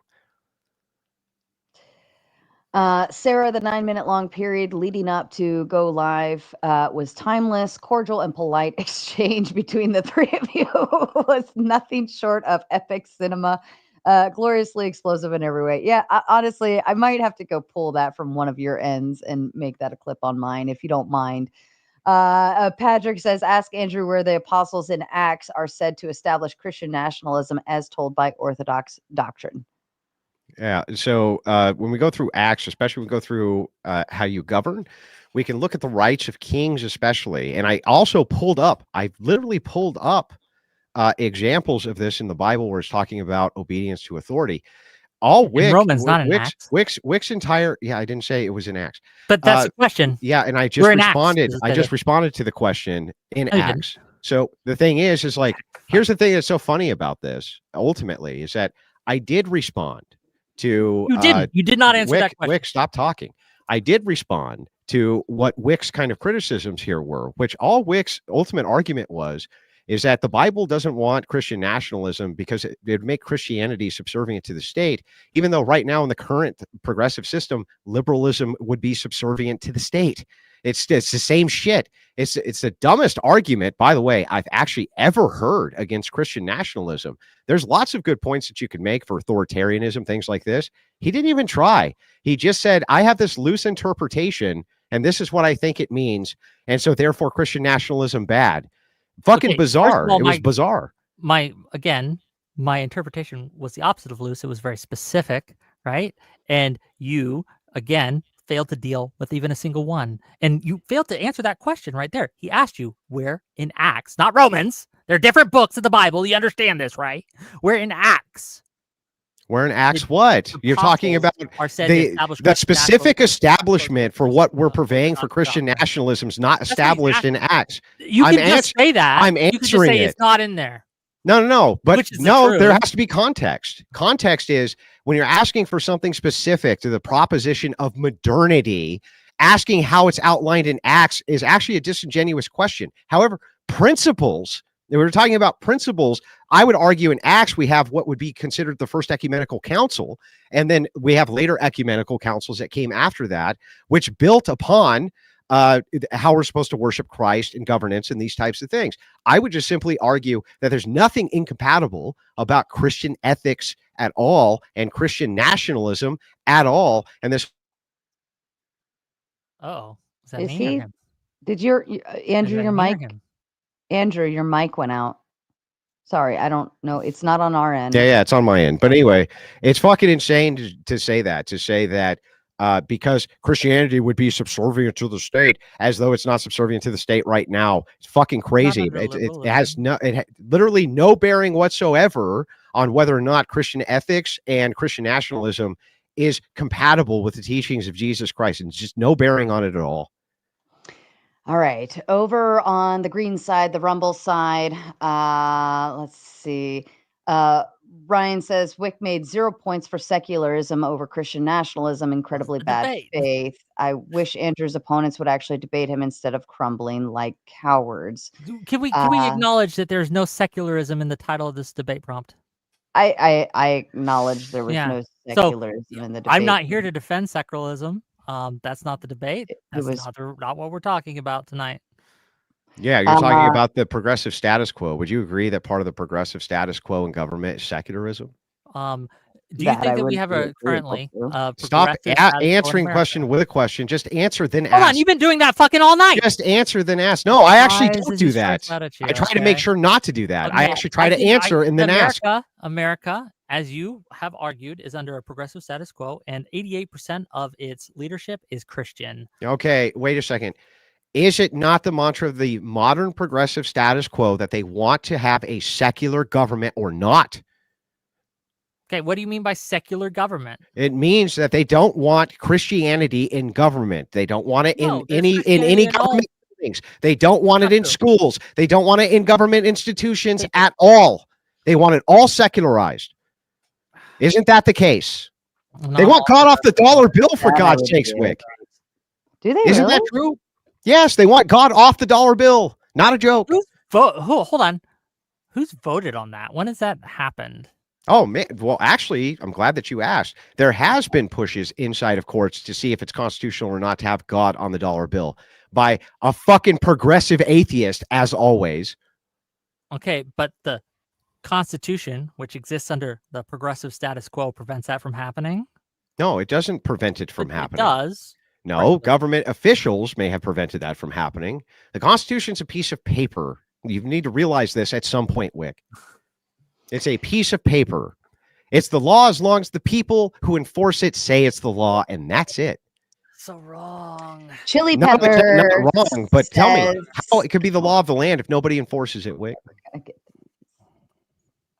This is fun, though. This is fun. It is. It's amazingly fun. I'm not even mad. I'm not even mad. I want to get through the supers, but I'm not even mad because this is fun. The chat lost the open panel because they failed as well. So this is fine. This works. The prompt, Chili Pepper over on the Rumble side says, the prompt was never about whether or not Christianity is compatible with nationalism. Whick successfully derailed the debate. That's why he's so jovial. That's how he's going to claim victory. Well, the thing is he didn't derail, he just refused to engage. No, it is absolutely engaging. We refuse to engage on that point. We tried many times to bring up other points. Again, but if a person argument is he won't even let me talk to a super chat addressed to not you, Whick. Right? I'm just saying. Yeah, I know. But anyway, he said my name in the he just refuses. He refuses to engage. It was absolutely addressed to me. It wasn't. We can take turns. We can take turns. He just refuses to engage. Hold on. I swear to God, can't be in a room together. Andrew, finish your thought, and then Whick, you are welcome to respond. Yeah, I agree. In part one of the debate, he refused to engage, and there's nothing I can do in a time debate to force the other person to engage in what's actually being said. I pointed out 100 times it was irrelevant, had nothing to do with anything, but he wanted to stonewall. I just stonewalled back and just told him the same thing. It's irrelevant. It's inconsequential to the debate. Address the actual topics. He can't do it. But the actual topic was germane, and my argument stands clear. If we believe that Christian ethics are better, right? Then we have to prove that Christian ethics and nationalism are compatible, and you failed to do that. We don't need to prove that. All we need to prove, bro, my affirmative claim is you're not even saying that they're not. You're not even saying that they're practically incompatible. Again, that was one prong, but we failed to get past that because you failed to engage with it. You just dodged the whole night. Here's what actually happened, Whick. That's what actually happened. Yeah, no, what actually happened is you never made an argument for how it's practically not acceptable or practically wouldn't work. Instead, you made an argument that based on your subjective interpretation of a single biblical passage, you don't think that they're compatible. That's a spiritual claim. You just make spiritual claims of how Christian nationalism has failed and been worse than progressivism. You failed to showcase in any way abortion, Whick. Again, that is not necessarily progressive. It's necessarily the progressive status quo. It's the status quo of progressives. Non-progressive nation, no non-progressive nation would ever have abortion, which just isn't true. And every progressive nation would have abortion, which also every progressive nation does have abortion. That is not true. Fucking one of them. Name one. Name one. The United States is rolling back abortion right now. No, it's not. It's not rolled back abortion, has it? It's only had a rollback of Roe v. Wade. That was not due to progressives, though. During the 1800s in America, they didn't have abortion. Are you fucking even serious? Even at that, Roe v. Wade, it just got turned back to the states. That's all. It didn't necessarily get completely taken over. It just isn't protected at a federal level. It is eroding correctly. States are eroding. Not because of the progressive status quo, but because of Christians and Christian nationalists. Under the progressive status quo and operate within it. You know, we can operate within the confines of your law to change what the status quo is, but let's not pretend that the status quo of progressives is not to have abortion enshrined as a right. Are you going to look me in the eye and tell me that's not true? I think that's not necessarily true, and I can prove prove it. Again, pointing to progressives in the past which did not do that. That wouldn't be the status quo. What does status quo mean, Whick? Does that mean right now, or does that mean 300 years ago? First of all, we live in a liberal status quo, so the whole prompt is kind of weird. Even under a liberal status quo. Okay, but a liberal status quo is better than a progressive status quo. Okay, well, that's nice, but under a progressive status quo, can you look me in the eye and say, Andrew, under a progressive status quo, abortion enshrined as a right is not what they want? Go ahead. Some of them do, not all of them. Most of them, at least most. Again, an overwhelming majority of them. And not be for abortion. So to get this right, if I said some Nazis didn't want to kill Jews, that would mean that Nazis didn't want to and be anti-abortion. Yes, of course. Okay, great. What does that have to do with anything? Okay, so then the progressive status quo. Do you know what status quo means? Necessarily have to contain. In this case, if the overwhelming majority of progressives, which would make up the status quo, that would be what status quo means, literally, want abortion enshrined as a right. That would be the status quo. Yes or no, Whick? Yes or no, Whick? Yes or no, Whick? The progressives did no longer wanted that. It would still be a progressive and still be the status quo, meaning that abortion is not necessary. That would be a new status quo. That would be a new status quo. No, that would be a brand new status quo, which would have nothing to do with the status quo. Status quo. When one law changes, that does not mean that the status quo is entirely not the same ideology. So are you trying to defend the status quo of 200 years from now or the status quo right now? I'm trying to defend the progressive status quo, not would be modern status quo would be right now, right, Whick? The modern progressive status quo, but the progressive status quo, which I'm sorry. So status quo would be like 200 years ago would be the status quo. There was do you acknowledge that 200 years ago that there was a status quo? A different status quo. Yes, but it existed. Yeah, but we're not. Okay. We're arguing about the status quo. You did not specify the modern's progressive status quo. Are you fucking serious? Your whole idea here is that you're arguing for the progressive status quo, and you're going to bring up a status quo which no longer exists. Modern progressivism. That's fine. You should have put in the debate prompt. Sir. We did. We did put in that progressivism is better. That's what status quo means. That's what status quo means. No, it does not, sir. Yes, it does. Sarah, can you read the debate prompt back to us, please? Yeah, hold on. The existing state of affairs, especially regarding social or political issues. The existing state of affairs, you fucking twerp. Existing during a period of time, you dumbass. Time, dipshit. So again, there could be other periods of okay, time. then let's argue about whether Christian nationalism was good 800 years ago, you fucking dolt. Or are you arguing about Christian nationalism being bad right now? Here, we'll do this. What does status? Hold on. What does status quo literally mean? The existing state of affairs. Yes. What does the status quo literally mean? It says the status quo is the current state of things. So, like, everything is. But in 200 years, the current state of things could change, Sarah. My name is Whick. I'm arguing about a status quo from 200 years from now, Sarah. What a fucking dipshit. Status quo is idiot. Hold on. Status quo now. Is that a correct statement? Status quo is Latin for existing state. Not non-existent states from 400 years ago, Whick. Oh, you fucking idiot, Whick. That was so much fun to do to you. The status quo can be the same as it was 200 years ago? Yeah. And that it would be if one law changes, does the status quo change?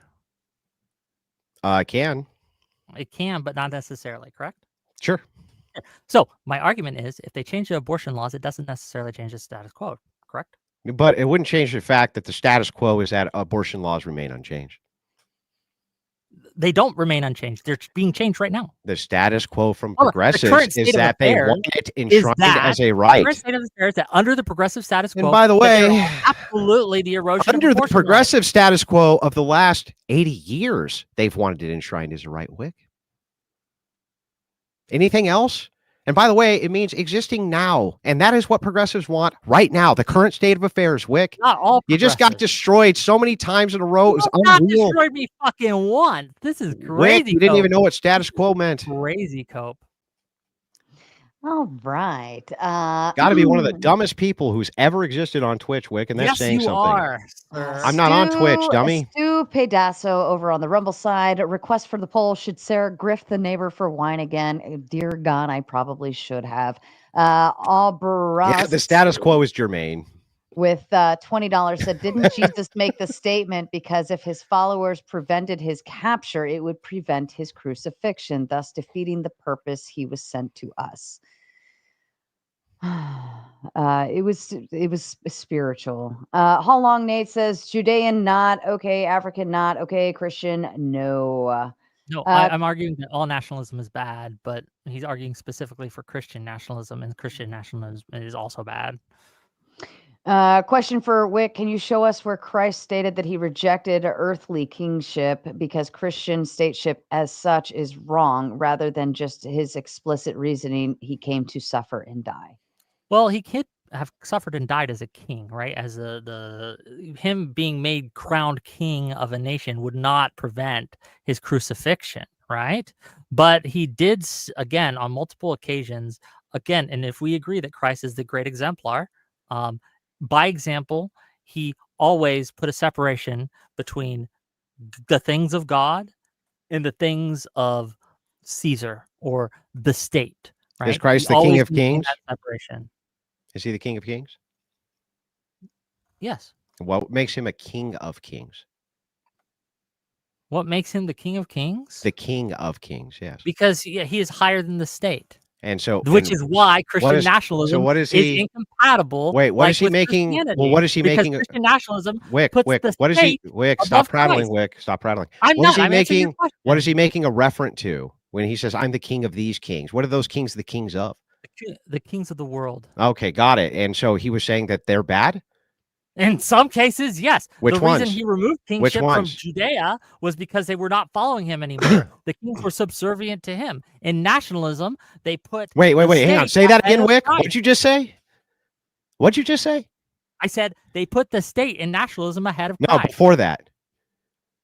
The kings were subservient to him. No, that he dethroned some kings? Is that what you just said? Judea, he revoked the right of Judean kingship from David and things like that. Yeah. How What are you fucking? What do you even? I have no. What are you even talking about, Whick?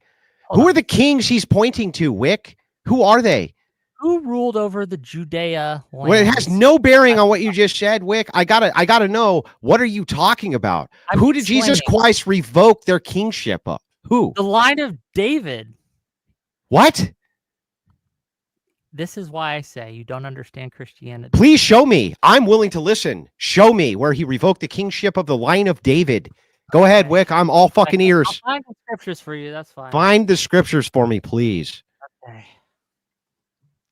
It'll be a minute. If he did that, though, wouldn't that? It's going to be a real long minute. Couldn't you? Wouldn't that contradict what you're saying then? I can answer your question, or I can find it. One of the two. Go ahead and find it. I'm sorry. I didn't mean to interrupt.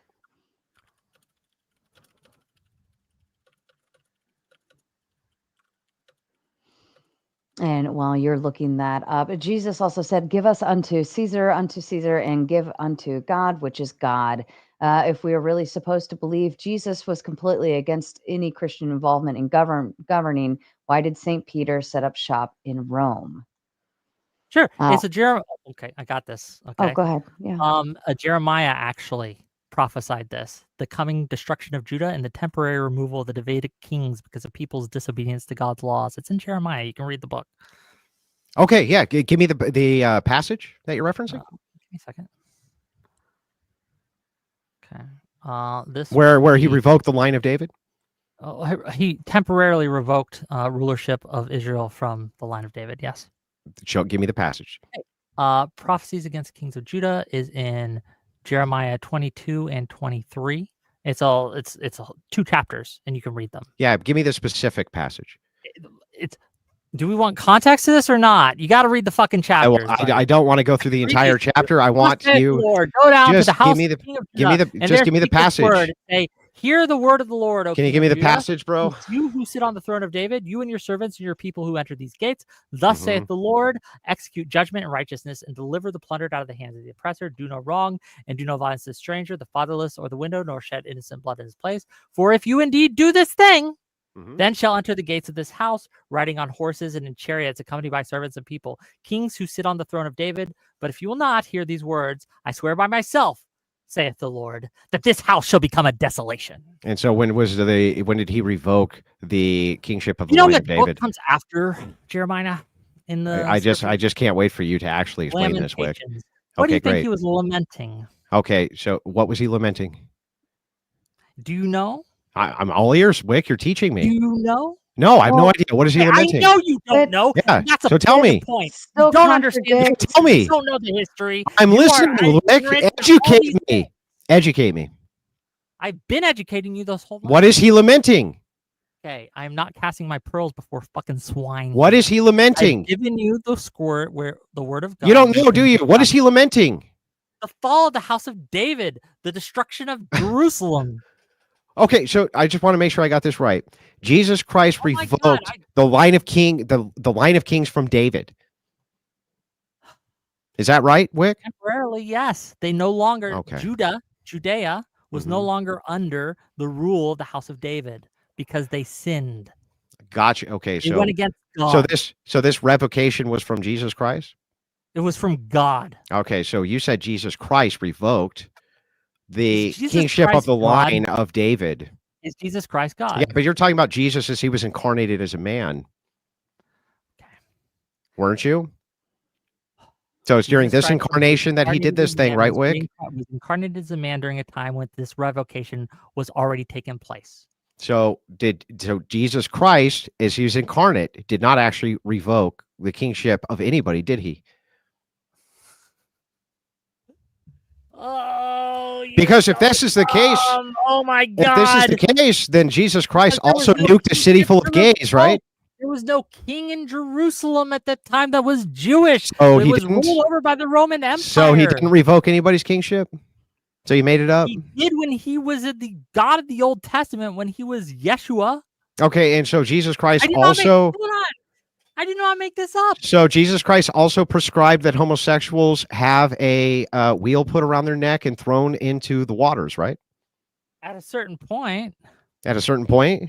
Huh. Was that During bad of the him? old Was covenant, but was then that he came with was the that new bad of him to covenant. do? Wick, was that Do you bad of know him what to the do? new covenant is Wick, and what was it's that referring to? bad of him to do?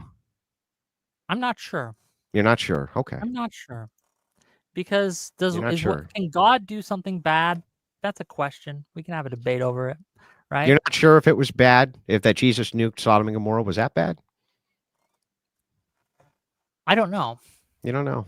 No, I don't know. Was it bad when Jesus flooded the earth? I don't know. You don't know? No. Do you think it was bad? No. Okay, fair enough. No. So why are you challenging me on this? You realize Because that I was you're the Christian who knows everything, right? Hold on. You just said that Jesus, when he was incarnate, did Hold this. on. You were fucking Because wrong. I am not sure whether or not my morality aligns with that of the Old Testament does not mean that I am wrong on my interpretation of these scriptures. So do you believe in And the I have Trinity? showcased to you. Do you believe in the Trinity? I don't know if the Trinity is scriptural. Then why are you saying that you think that Jesus was God? And how could that be your reference then? That Jesus did this when you don't believe that he was God, Wick? You just got caught in 4K in a hell of a lie. Hell of a lie. Hold on. If I say that Trump sent and deployed National Guard troops to California, but I say, well, no, actually, they came from this base that were sent by their officers directly from their officers. Would it be incorrect of me? No, both are true. Say, even though that happened, that's how it worked, right? That it was Trump himself that sent it. Yeah, both would be true statements. Yes. So both are true statements, whether the Trinity is true or not, right? That would make it. That would falsify it. Godhead, or we have now. If the Trinity is not true, right, if you matter. Hang on, Wick, if I say that that's, Jesus Christ or God revoked the status of the kings of Judea. No, right? no. And I provided the scripture, which he did. Okay. No. You say this is just true. This is just basic stuff. Here, I'll show you, Wick. If you don't believe in the Trinity, when you said that Christ was the one who revoked the line of kings, but you don't believe in the Trinity, then you couldn't have been referencing Christ there. You would have been referencing somebody who wasn't Christ. You fucking dolt. In the Trinity or not? I don't know. I'm not sure. I'm not sure if I believe in it or not. I'm not sure on my Christology. I wish Andrew knew what he was talking about. You didn't even know what book came after fucking Jeremiah. You didn't even know that in the scriptures that for a time, temporarily, God removed and revoked the status of kingship. Bro, you said Jesus Christ did that. That's what you were saying. That was your claim. Jesus and you Christ, fucking know that was your claim. You don't know these things. Oh my God. There are many things you just don't know. That was the most insane. That's the most insane mental gymnastics I've ever seen somebody do. From you? From me what? Yes. Jesus Christ, you just don't understand. Jesus Christ, who's not God in your view? Oh no. Chef Dylan, not in your view, apparently. 25. Hold on. Do you think he's God? Yeah. Okay, then you agree with me that God and Jesus Christ revoked the status of kingship of Judea.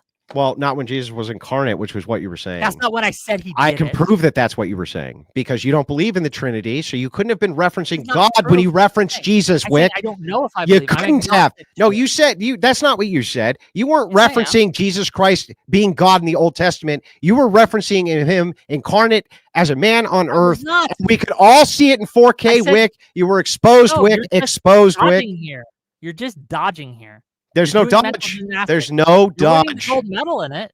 Yeah, okay, Wick. You just got destroyed again in 4K. It's fun to do. You just destroyed your fucking self, bro. Chef Dylan comes in with one of the dumbest people on earth app and says, "Ryan, get your bear under control." Kyle says with the big 20, "Hey yo, chat, where you at?" Oh wait, did I read this one already? I think I did. Not yet, bud. Early Christians were instructed not to marry outside the church, but to be upstanding members of their society. Why does that say they were incompatible with nationalism? That particular point does not.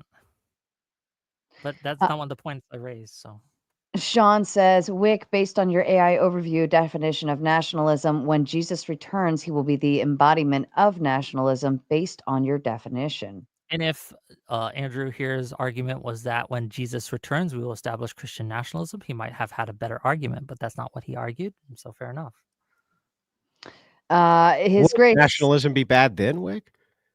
If a nationalist nation, well, first of all, I don't think it would be Christian nationalism because Christ would be at the head. Therefore, it would not definitionally be nationalism because something would be ahead of the state, right?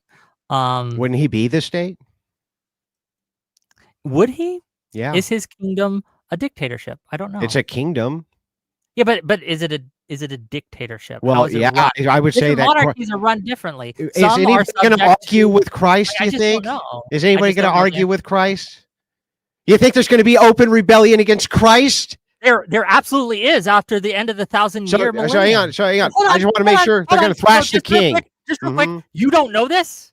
In What? the book of the Revelation, it prophesies that after Christ returns and establishes his church on earth, right? Like in his kingdom on earth and things like that, it will rule for 1,000 years. So what happens for the 1,000 years? The devil will be loosed so again. What happens during the 1,000 years? Rebel against the so what happens during the 1,000 years?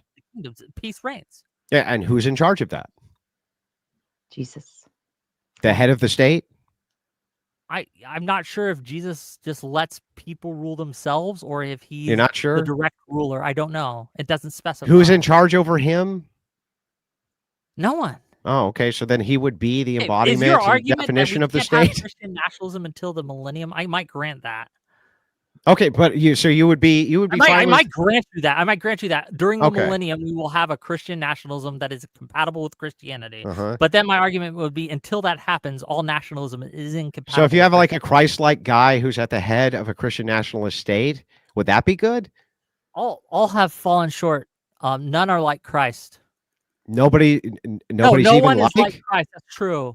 I think that they're not Christ. But the heights of Christ, yes. Do you agree some people are more Christ-like than others? Would you agree some people are more Christ-like than others? Yes. Okay, and so if we had one of those people on the threshold who was much more Christ-like than all others, would you have a problem with him being at the head of a state? Yes, because yes. Not at the head of the state. Under a Christian nationalist state. Christian nationalist state, yes, because it would make Christianity subservient. Being head of a Christian nationalist state would automatically means that he is not living up to the Christian standard. What standard is he breaking? He is putting something, the state, above Christ. And if he doesn't take any power, if this guy doesn't, no, I don't. If this guy doesn't take power, if this guy doesn't take power, is he still doing that? Good God, all you do is derail Wick. That someone in Christianity and could be compatible with Christianity could put something ahead of Christ. No, that's not what I'm saying. You just said that you did. No, Wick, all you do is derail. What I'm saying is I'm not derailing. If it is the case that that this ruler doesn't rule, thus putting Christianity in this subservient position, isn't Christianity still in a subservient position to the state? Under what conditions? Under conditions of non-Christian nationalism. Isn't Christianity still subservient to the state? Bad, yes. Yeah, no, but that's not my fucking question. Repeat my question. Isn't under secular nationalism or non-Christian nationalism, isn't Christianity also subservient to the state? No, under any type of government, wouldn't Christianity be subservient to the state? No, not under any type of government. Okay, which type? Liberal governments. Okay, how is it not subservient to the state? Because the state, again, enshrines in its constitution, right, that there will be no infringement upon the rights for people to practice their religion, and that includes Christianity. So if we had a democracy that did not enshrine that, you had this, all the conditionals are exactly the same, but there was no right for free worship, right? In this particular democracy, people voted that in, right? In then that it would be case, less liberal and therefore less good. Okay, but in that case, are you saying that would be a state where Christianity is subservient to the state? Yes, if they did away with the First Amendment, that would just be true. That the religion would be subservient to the state. Yes. Most progressive states have a First Amendment. Well, we're not a progressive state. We're a liberal state. Most liberal states have a First Amendment. No, most liberal states don't have a First Amendment. Or some version of it. Yeah. No, they don't even have some version. You don't think you heard what I said. that most liberal states or progressive states have protections for Christianity? And some of them do. Some of them do. Okay. But not all of them have like for instance, that wasn't what you said. For instance, states, all of them, many states. Some have less but than others, some have more than many others. states actually have many Western democracies have national religions still inside of their countries. Sure. Yeah. But I wouldn't call those states But progressive. you would say that those religions are wrong because they're subservient to the state, right? I wouldn't say that the religions are wrong because they're subservient. Well, they're doing to the Christianity wrong, right? Like I'm Anglicans saying are that doing the Christianity wrong. puts the state ahead of their Christianity. Isn't that exactly what Anglicans would be doing in Europe? During which time period? Right now, the Anglican Church, which is the official state or the official church of England, the Church of England is doing it wrong, right? Because they're subservient, right? Yeah, kind of. So then any place, any of these Western Christians democracies did- which have Christians a don't make state God of their religion, state, right? those people are, any of them who've declared a state church, those Christians are wrong, right? And Whick is right. Hold on. I think that it is just a Christian like value that God comes first. Nobody's disputing that. Okay. If that's the case, if you are a Christian and you put something other than God first, you are in a state of sin. You're not putting something other than God first. You're putting God first, then, right? You're putting Christianity, then you're putting the state. Okay, but a nationalist state specifically Yes. does not do that. Yes, And it does do that. specifically, Again, subordinates on purpose. No, I would say the religion. opposite. Whick, the opposite is true. If all of your leadership positions are filled with Christians and they're ruling through Christian ethics, they're still putting Christianity first, even though they're still ruling. It's not a subservient position. That's such a retarded take. It's just true. It's just not true. Just saying something is just true doesn't mean it is just true. Nationalism is simply that you have Christian rulers in positions of leadership that want Christian. I'm not even things. saying that Christian nationalism is. I'm saying under the nationalism is a specific thing. Bro. Nationalism specifically makes the state subservient to the will, or that makes religion subservient to the will of the state. But you haven't actually demonstrated how. Like, look, I'll show you. When you say if all Christian nationalism is that Christians can be in leadership positions, it's not. But that has nothing to do with your claim here, which is that Christianity is put in a subservient position if it is the case that Christians are governing. That's fucking crazy, Whick. How does Christian nationalism does not put Christians in a subservient state to the state? It puts God and Christian ethics first. And then, yes, you rule from that prism. The state would be second. Then it is not nationalism. Because yes, it is still nationalism. It is not. Yes, it is. It is not. It is. Still, as far as your earthly, as far as the earthly world is concerned, no, it is. So nationalism would be the nationalism is doing what's best. That is every single fucking Christian nation that has ever, Christian nationalist nation specifically, has ever existed. Which ones? Okay, like apartheid South Africa. What? So they were putting the nation before God? Yes, they were. Prove it. Okay, they massacred some who were Christian in Sharptown. They put the needs of the state ahead of the people under there, the Christians that needed their help under there. I think that's good. Under there, they did some things under there, and then under there, and then there were some things that went on under there too. A nation. The nationality, the race, not demonstrating they didn't put God first. How do you know? How do you know they didn't think God was speaking directly in their brains, and that's why they did those things? How do you know that, Whick? How do you know? How do I know? Yeah. How do I know that they weren't like God wasn't directly? No, that they thought God was. They may have thought that. Then they would be putting God first before nation, right, Whick? That's what they thought? Yeah, I don't think anybody who claims that they're a Christian isn't executing what they think is the will of God, even if they're doing a bad thing, Whick. Just Oh, the great argument, Whick. Just you haven't made any arguments. Just made a hell of a compelling argument, Whick. Your argument is like, well, you can't define X, Y, and Z. I didn't ask you to define anything, retard.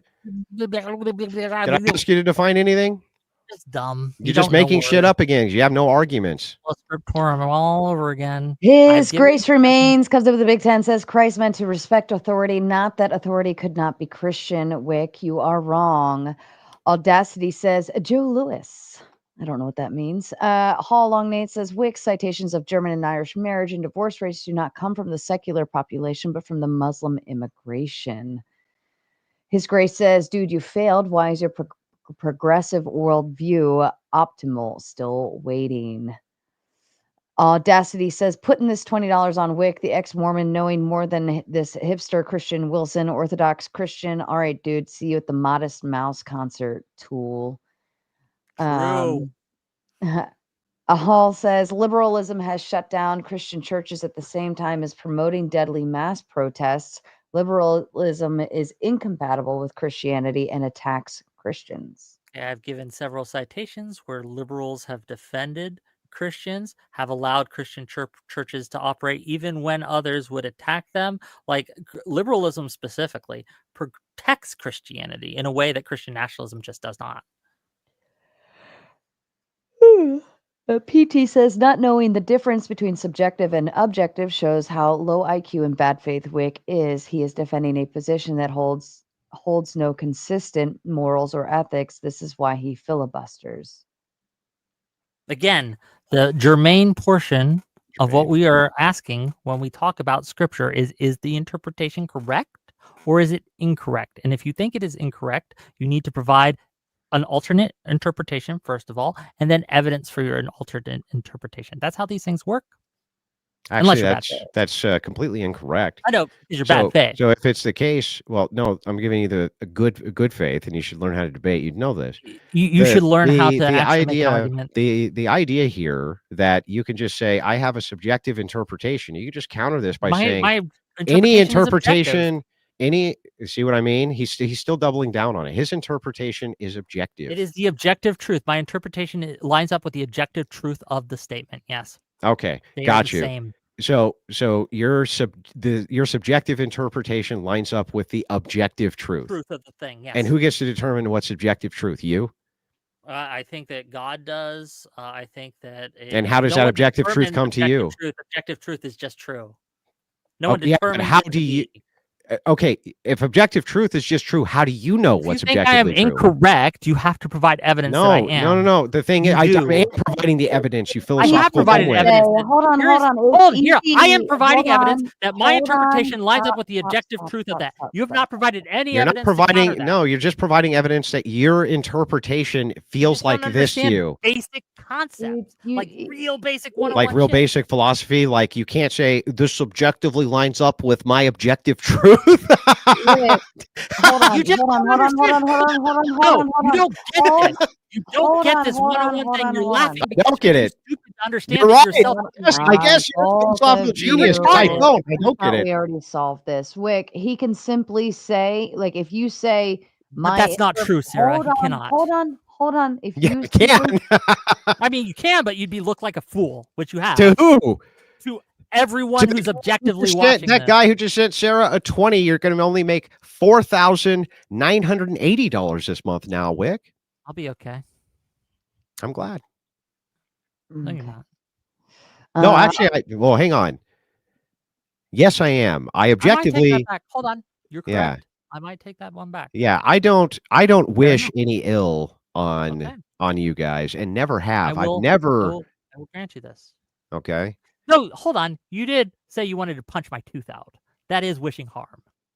Yeah, but that's like friendly. Is that subjective? Okay. Subjective harm? You're saying it's not friendly though, Wick? But you did say you wanted to punch my tooth out. I don't think I actually said I wanted to punch your tooth out, actually. Or you said you wanted to see if my tooth holds. I forget the exact. Yeah, I didn't say I wanted to punch your tooth out. You just made that up.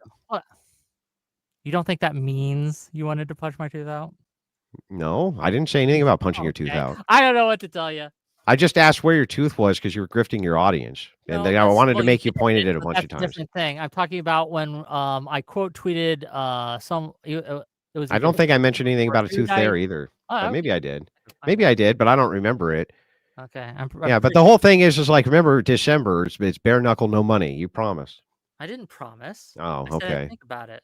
Yeah. But I don't trust you to keep your word anymore because I will definitely show up for. I'll tell you what. If I don't show up on December 15th for something that's at least possible for us to do and reasonable to bare knuckle it somewhere, and we have an agreement there. If I don't show up, I'll pay $1,000. How's that for fair? So much easier just to. Well, I would. I don't know if I trust you to pay me the $1,000 either. If I don't trust you, show up. I'll have Sarah hold it for me. Oh, we'll put it in escrow or whatever. You don't need it. Do you just not trust Sarah to hold it? No, I trust Sarah. Enough. Yeah. Now, mind you, That you only get it if I don't show up. Not if I show up and Lose. we go through. Yeah, I'll lose a bad Wick. It's going to happen. Maybe, I don't know. I mean, you're the one who wanted to do the call out thing. So remember, I'm running from you, Wick. You did run from me objectively, and the 28th did not show. No, I tried to get a hold of a fight promoter so that you could make some money, Wick. You didn't. I literally tweeted to you and subtweeted Keemstar, who's a fight promoter, so that you could make some money, you dipshit. That's not running. That was me trying to assist you. Hold on. Did you or did you not show on the 28th of June? Yeah. What did I say, though? I said, I'm going to try to get Keemstar, somebody like this, to do a fight promotion. I didn't accept any promotion thing. That wasn't part of the deal. You offered me $20,000 to go 3 rounds with you in a boxing ring, and you asked me for a date. Because that's generally what they pay at the fight promotions. Obviously, that was clear, Wick. Whatever. And by the way, that was me doing you a huge favor. You would have got massive publicity for that. You're welcome, Wick. I accepted, but you didn't show. Who would have been there to cover it? I'm going to the rest. You just wanted to get beat up for money. I'm quoting the tweet. You just wanted to get beat up for money. Hold on. I'm quoting the tweet. Mm-hmm. The same deal, Wick. I'll give you $20,000 for 3 rounds of boxing. I want to see if the new tooth stays in. Yeah, but I did subtweet Keemstar because he's the promoter, and I think that's what they pay is about $20,000. And by the way, I would have given you my cut. I don't care. Keemstar shit. Huh? I didn't see the Keemstar shit. Well, look at the tweets again, because I definitely subtweeted him multiple times, in fact. I'd have to look. I don't remember. Well, I did. Okay, chatters, figure it out for me. Okay, find out. Look it up.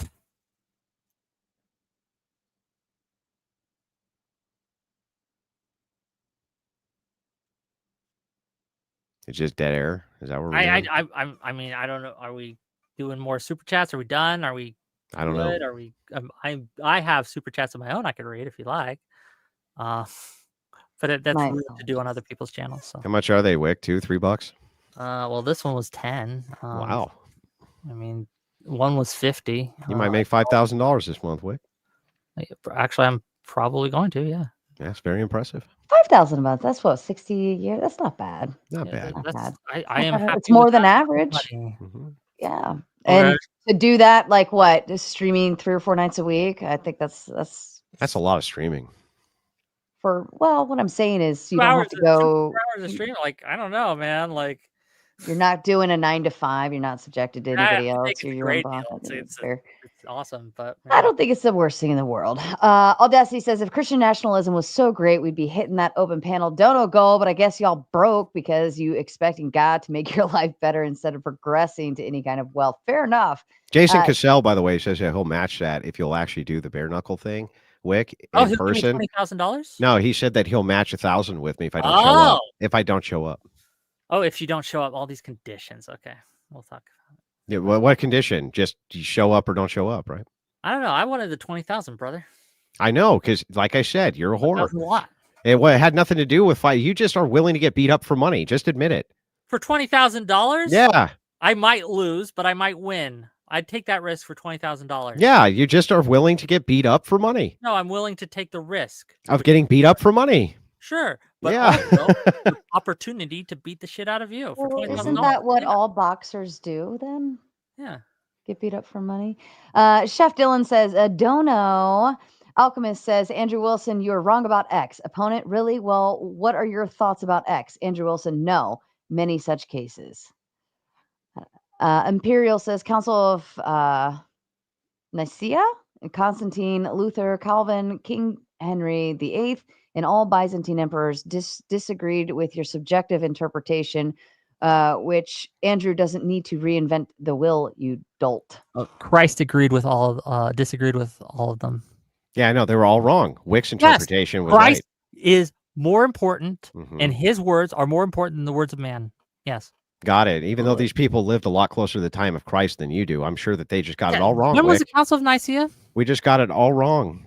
When was the Council of Nicaea? I don't remember the exact date. 300-ish. I don't. That's a lot closer than you are. Whenever the Council of Nicaea was, is a lot closer to Christ than you. Means no one was fucking alive. So that's still a lot closer to the time of Christ than you are, Whick. It doesn't matter. Yeah, I think it does matter when you're talking about apostolic succession, especially, and how Christianity was transmitted from one bishop to the next. I think it matters a lot. And of course, they all got it right, but Whick gets it or wrong, but then Whick gets it right. I think they're wrong. Yes. Yeah, I know. You got it all right. In this specific case. Mm-hmm. By the way, at these councils, like the Council of Nicaea and councils after that, did they affirm the Trinitarian triune nature of God? They did. Yeah, but not you though, because they got that wrong too, huh? Yeah, they might have. They might have gotten correct. I don't know. Mm-hmm. You don't know. Being honest with you, I don't know on that. Yeah.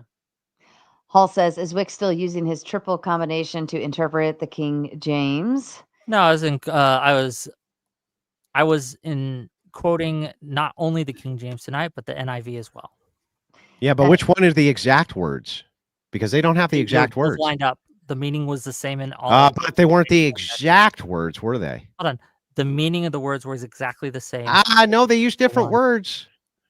The meaning of the words were exactly the same. So they now weren't the exact words then objectively, were they, Whick? You lied, didn't you? No, I didn't. Well, it can't be objectively true if they weren't the exact words, right, Whick? Oh, you're just dumb. Oh, Whick, you got me again with that. Oh, you're just dumb. Get you again. You got yourself. You're getting me real bad here, Whick. I am. You're getting thrubbed. Oh, thrubbed.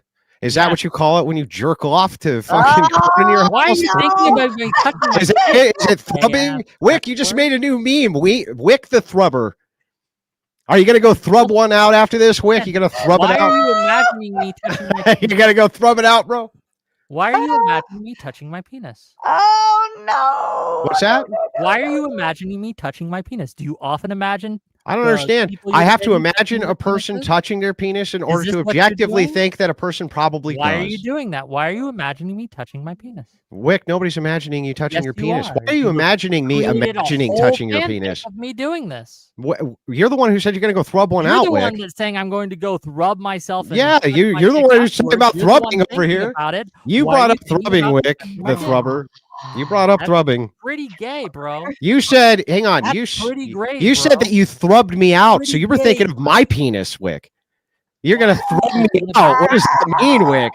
What does thrubbing me out mean, Whick? What are you gonna try to do to me, Whick? Thrubbing you out. I'm saying you're getting a thrubbing, which means I'm beating. You're getting a thrubbing? Not touching your dick. Oh, bro. As much as you'd like me to. I don't know. Stop trying to thrub me. Stick to grinder, buddy. Stop trying to thrub me.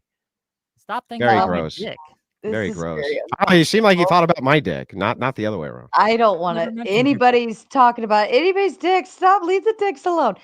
JR sends 10 just to say no dicks on screen.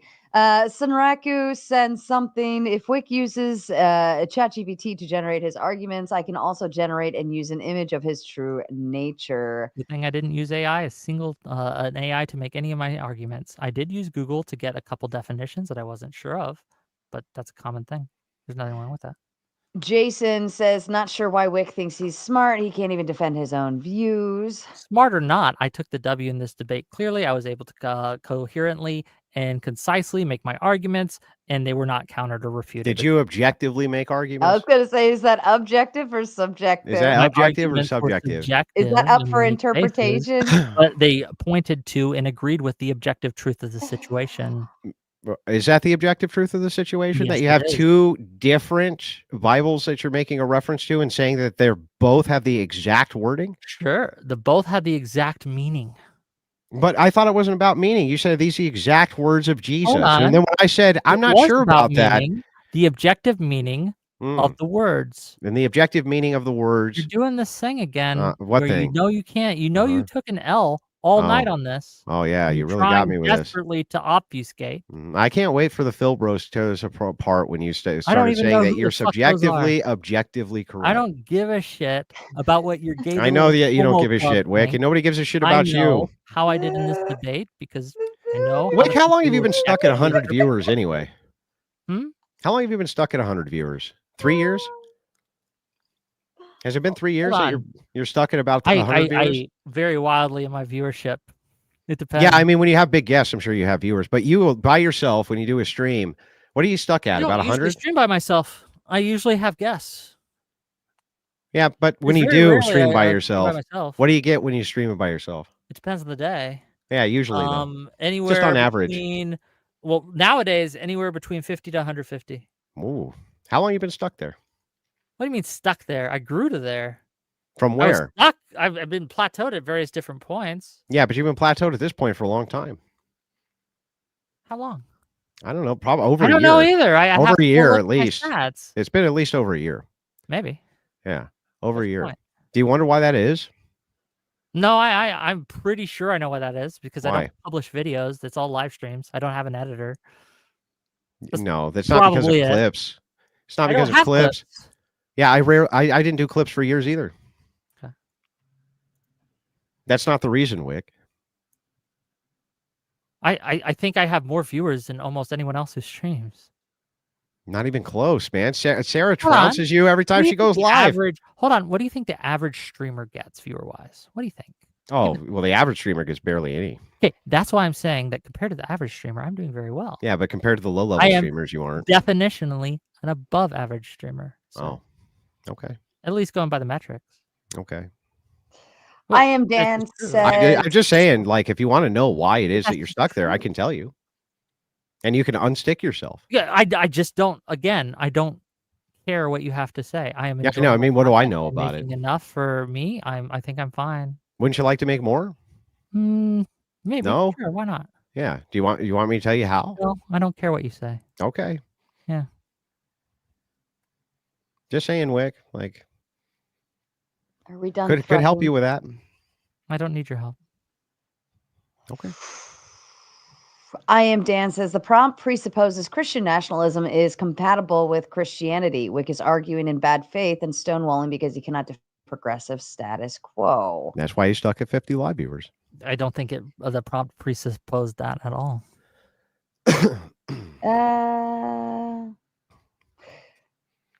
JR says, isn't Jesus just making this statement because it would have prevented his crucifixion? Wasn't that the whole point of Jesus allowing himself to be taken? I'm assuming he's referring to the Pontius Pilate quote, or the one where he is talking to the Pontius Pilate guy, right? So, I think in part, perhaps that could be an argument, right? But he could have said, "I'm allowing you to take you."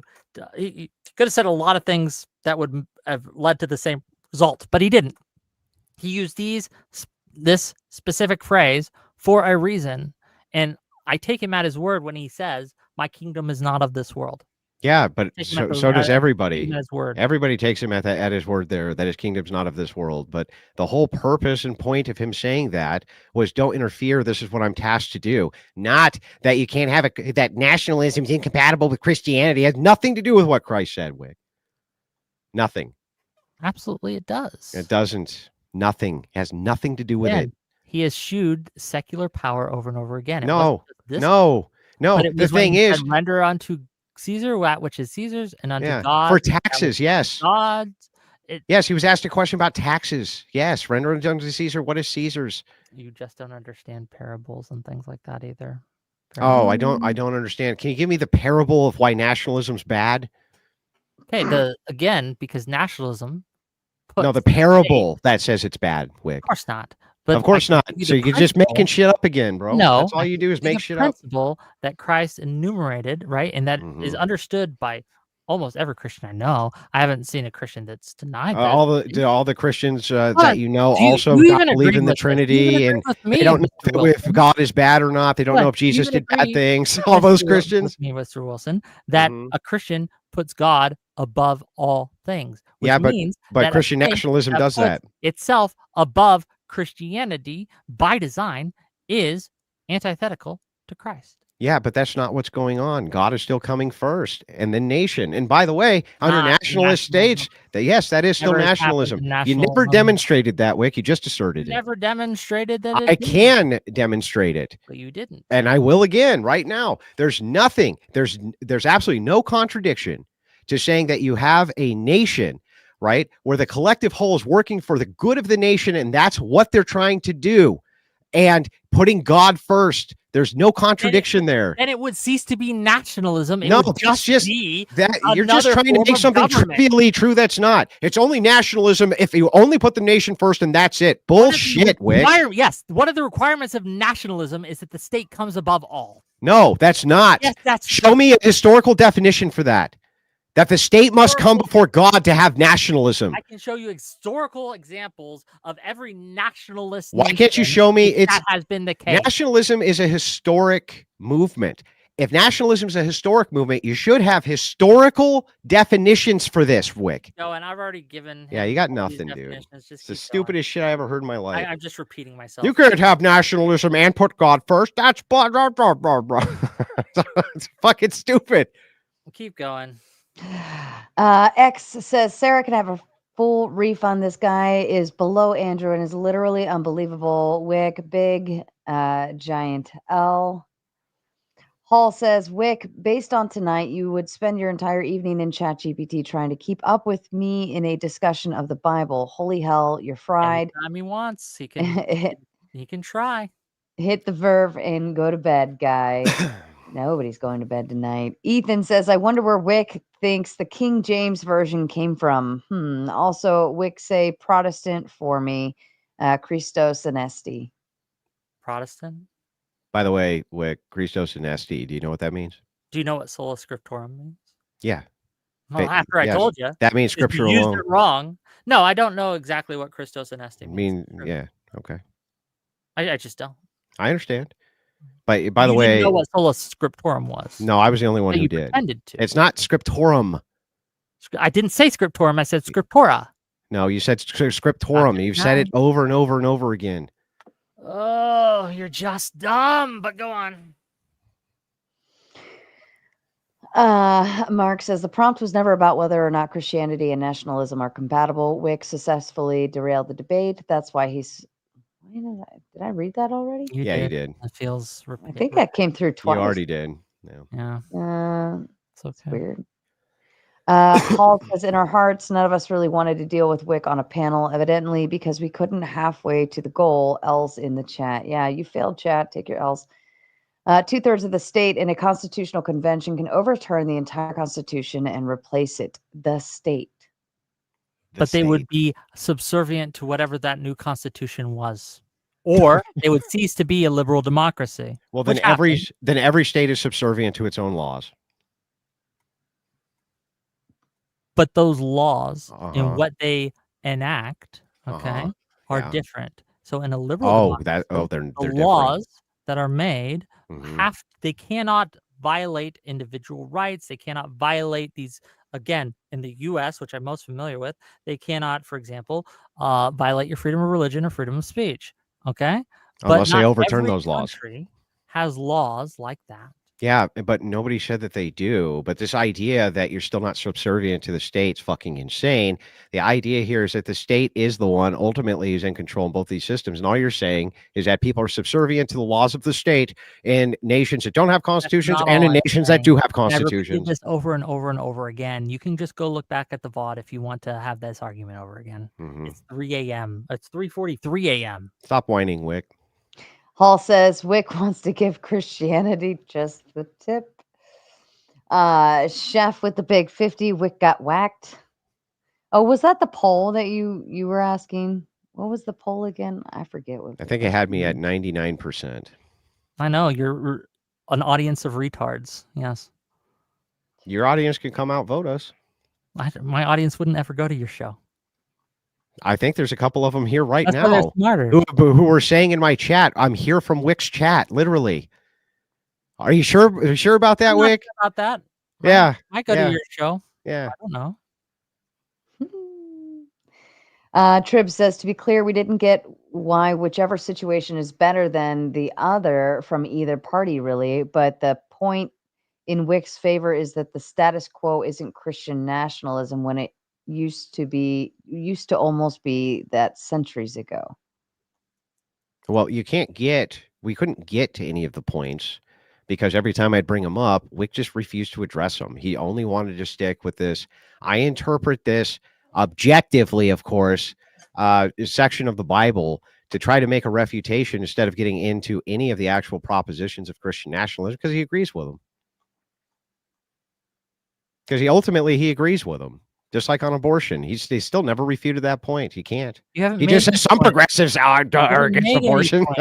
You have again just misidentified what nationalism is. You've misinterpreted. You haven't even tried to interpret scripture or see what Christ has to say in the matter, right? And you continue to dodge, weave, duck, weasel out of actually having any positive claim here and haven't provided evidence of yours. You took a big fat L. Wick, all I need to do to win any argument with you is just say, you're just dumb, right? That's all I needed to do, apparently. That's all you did the rest by fumbling the whole thing. We're just dumb. You are just dumb. Someone in my chat said one's in the chat for giving Wick a wedgie. Man, all these keyboard warriors. Yeah, people were real afraid of you, Wick. You were. You didn't show up to the boxing match. Yeah, I know. Which is why, you little bitch. And that's why you won't do one. Bitch. You won't do one with no money. Maybe. I don't know if I'd touch you won't do it. You ain't gonna do it. Come on, Wick. You just want to get beat up for cash. Just admit it. Think about it. We'll go 15 minutes tops, and then we'll close down. How's that sound, gentlemen? Because it is almost 4 a.m. 10th Amendment, that any power is not explicitly given to the federal government by the Constitution and not prohibited to the states are reserved to the individual states or the people. GGWP? I don't know what that means. Oh, okay. You know what the 10th Amendment means, though. That any power is not explicitly given to the federal government by the Constitution and not prohibited to the states are reserved to the individual states or the people. Yeah. I don't know where we're going with this. I'm not exactly sure what the chatter. I'm not sure. Is going with. By the way, Wick, Christ denied Satan's temptations because Christ is God and he has no need for Satan's temptations. Flossie says, "Hi, Andrew and Sarah. You are beautiful." Thank you. I am anyway.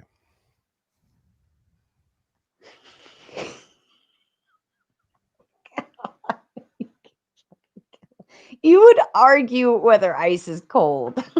Jesus Christ. Ice can be hot. Oh, no. I fucking hate you so much. Wick, show the performative contradiction, the P and not P in Christian nationalism. You can go back in the It's like 3:45 a.m., bros. Okay. I am kind of gassed out. Gassed out? A little bit, yeah. That's fair. First time I've seen Wick debate the whole my interpretation of the Bible as objective thing coming from a non-practicer was disgustingly dishonest. Yeah, this guy's disgustingly dishonest, but fair enough.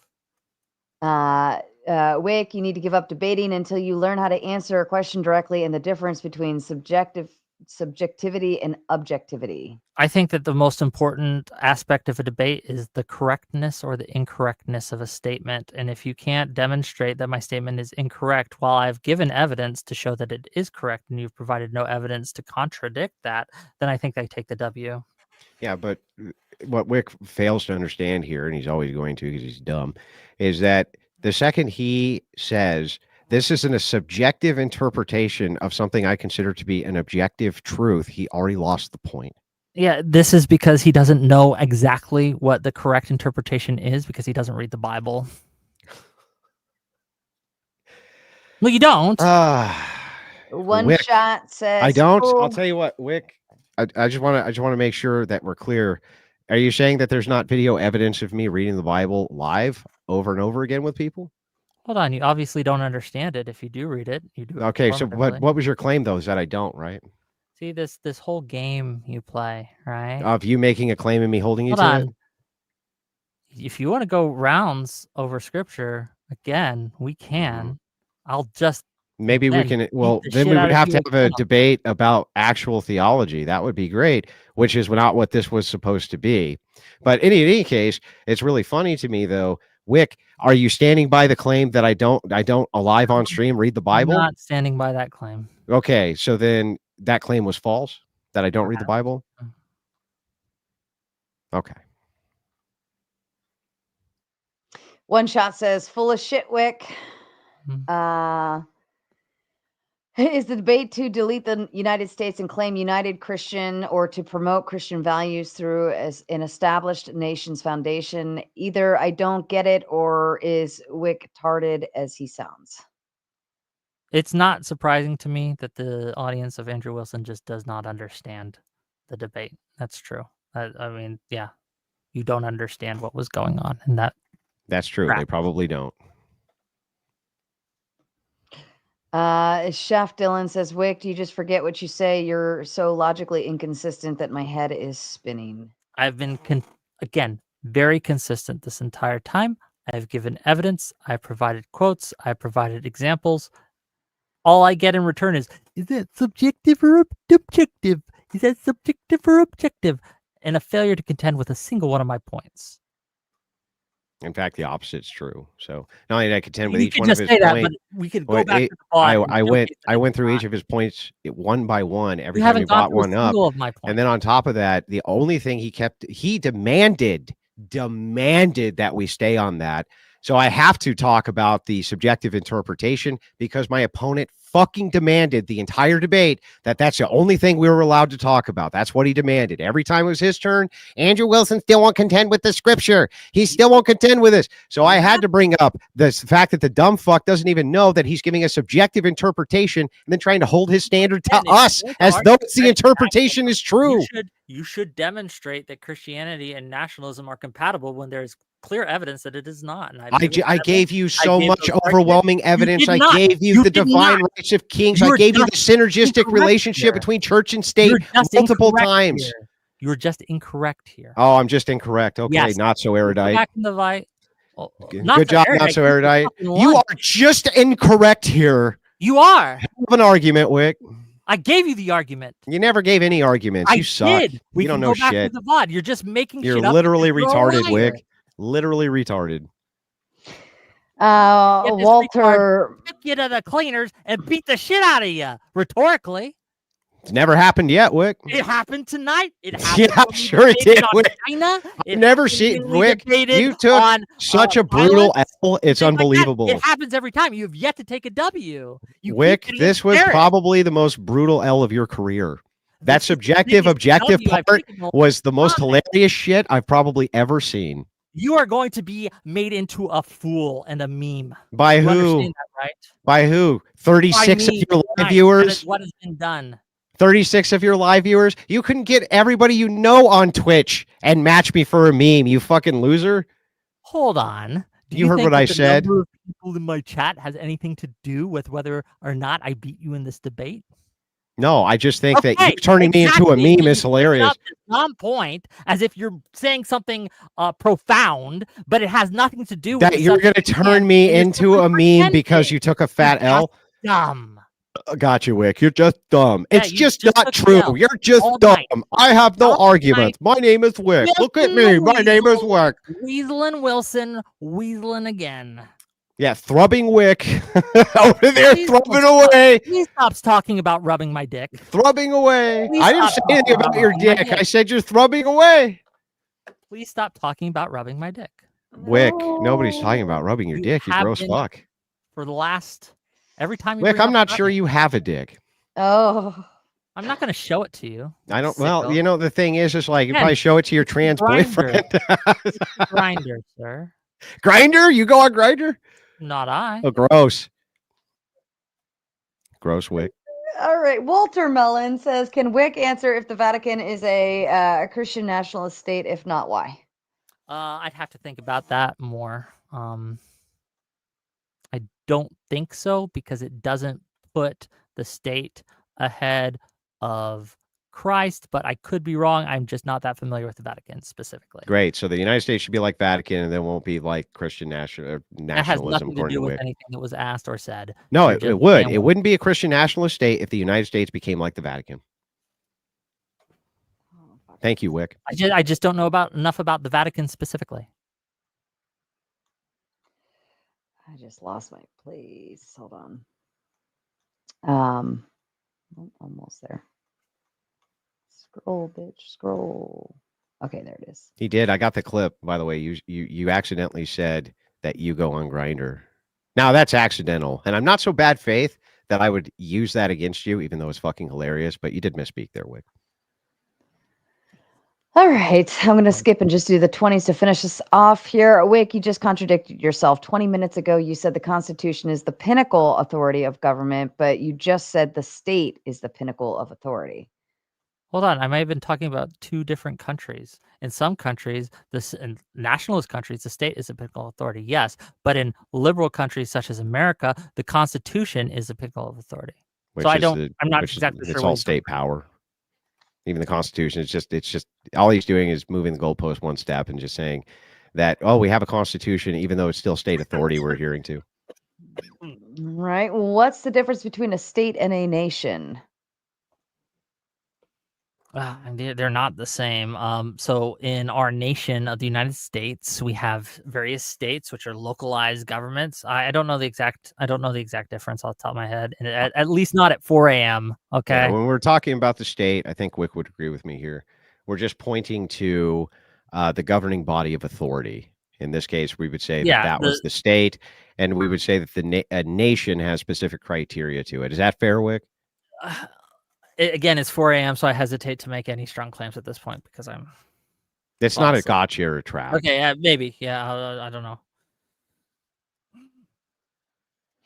Matthew 28:19 through 20. Therefore, go and make disciples of all nations, baptizing them in the name of the Father and of the Son and of the Holy Spirit, and teaching them to obey everything I have commanded you. Yes, that is anti-nationalism because it does not put one nation above the other. He's saying to go to all nations, baptizing them in the name of the Father and the Holy Son and the There's absolutely no reason for us to accept this proprietary definition that nationalism requirement that you have to put the state before everything else. There's no reason for us to believe this proprietary definition or how it intersects historically with nations. It just happens in every nationalist state that has happened to exist. No, it doesn't. I would argue this is a nationalist state. You haven't given me an example of one where I've already given you the multiple examples of where you can have a state and you can put God before the state. And by the way, you can also separate these things, appeal to God for your spiritual health and appeal to the state when it comes to things which exist materially. Like, it's not the case that you have to put the state ahead of all other interests for nationalism. That's fucking crazy, Wick. There's no historic definition that would ever concede to that, ever. Just keep going. All right. GG says it may be winter down under, but I'm sitting enjoying this debate in objectively perfect sub-IQ room temperature, 72 degrees Fahrenheit, right under Wick's. Unfortunately, I now need to sell my Warhammer. These are Warhammer figures, and I think that's what they're referring to. Very nice. Andrew, you cannot box him. He'll show up with play school gloves and Transformers backpack and his mother carrying his packed lunch. I also saw a race car bed in the reflection of his glasses. That's a race car bed? Okay. Race car beds are cool. Those were awesome. What's wrong with race car beds? When I was growing up, I had a water bed. That was awesome. Water beds suck. I liked it. It's like it's on the ocean.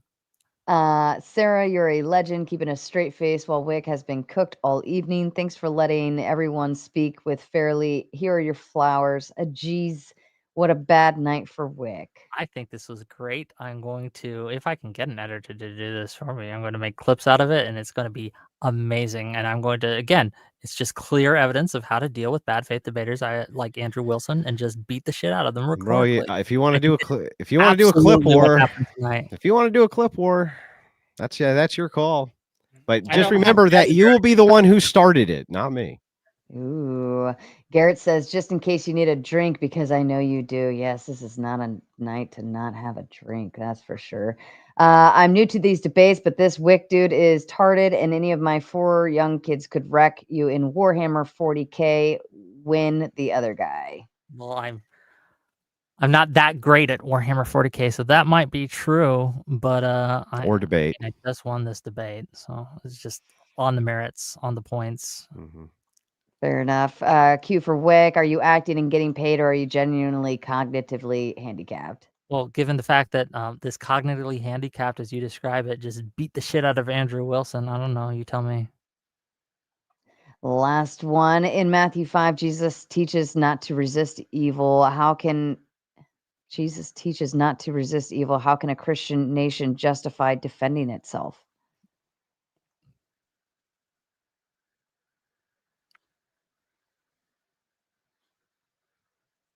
Nobody? I don't know who that's to. I'd have to look up the exact verse there and see what he's saying. Yeah, I don't know. Well, that was 20s. It is 4 a.m. If either of the two of you would like to leave, you are more than welcome to. It's 4 a.m. I'm so sorry, but I hope that everyone here has enjoyed the show. I know I have. This was amazing. Thanks for hosting, Sarah. Absolutely. Yeah, I'll see you guys later. Cool. Thank you so much, Whick. I appreciate you. And Andrew, if you want to make your exit, you're more than welcome to. I was just going to read through a few more. It's up to you. Okay. Well, I appreciate you having me on tonight. That was a lot of fun for me. Whick is even dumber than I remember, but it was still fun to give him the thrashing that he fucking deserved over and over and over again. When the moderator starts correcting you, just to try to get to the heart of it, you know that there's a fucking problem. But anyway, I appreciated the time. Have a wonderful night, Sarah. You take care. You as well, Andrew, and thank you. All right. Holy shit buckets. I am freaking tired. Here's what we're going to do. Background's going like this. This is how I feel right now. That's how my little brain feels. Look, you guys all sent so many super chats. I just didn't want to hold them up any longer. I know everybody was enjoying the content. So I'm all for it, but I didn't want to, I felt bad because I know Whick had done a back-to-back stream. I know I'm tired. I don't know what Andrew has going on, but I wasn't necessarily hold them for ransom, right? Like they could have left anytime they wanted, right? Yeah, what a head fuck. Yeah, absolutely, Nuke. This was a little rough but fun, right? Look, I give them both 110% credit because that beginning with the timer, they both were very respectful to the timer, and that's the last time we had the timer, one person was not respectful to the timer, and it got very childlike. So it wasn't.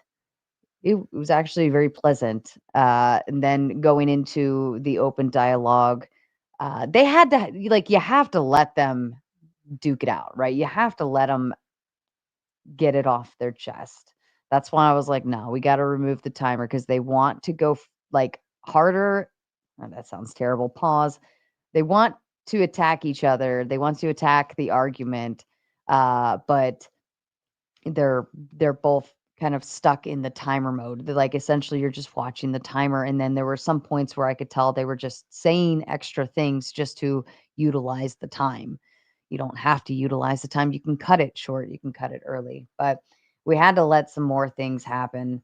Observation, progressive or liberal hypocrisy. People who eat meat could not be a self-sufficient farmer. People who support AB could not work in a clinic. Walk your walk, stop your talking your BS. Take my money, tomato. Can Whick Google independent thought? Let's see. Christian nationalism and secularism cannot work hand in hand. Whick. Christian is with God. Secular is without God. Murder is wrong in Christianity. In secularism, murder is wrong according to who? My feelings.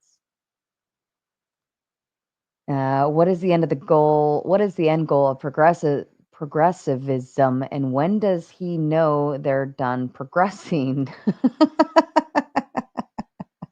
That's a good question. Like, when does it stop? Wick is mentally unable to debate Andrew and should feel bad. Oh, let's see. Objectively, huge Wick L for any who refute. This is my evidence. Is I disagree with you. Easy Andrew win. Also very cherry picking scripture out of context to twist it to fit your narrative. It was a twist out of context, right? And like, I didn't want to say that during the debate, but during the super chat time, I really wanted to bring that up, that like, how can you take one piece and only extend that to applications of government, right, without taking all of it and applying it to like applications of government? It didn't make any sense to me. With Christian nationalism, you get stronger marriages, higher birth rates, more justice, far less war, a government that cares about people, no poverty. If Christianity is followed correctly, facts. That's fair. That's fair. There are over 31,102 verses in the Bible and 45,000 denominations of Christianity interpreting those verses, but there's only one know-it-all.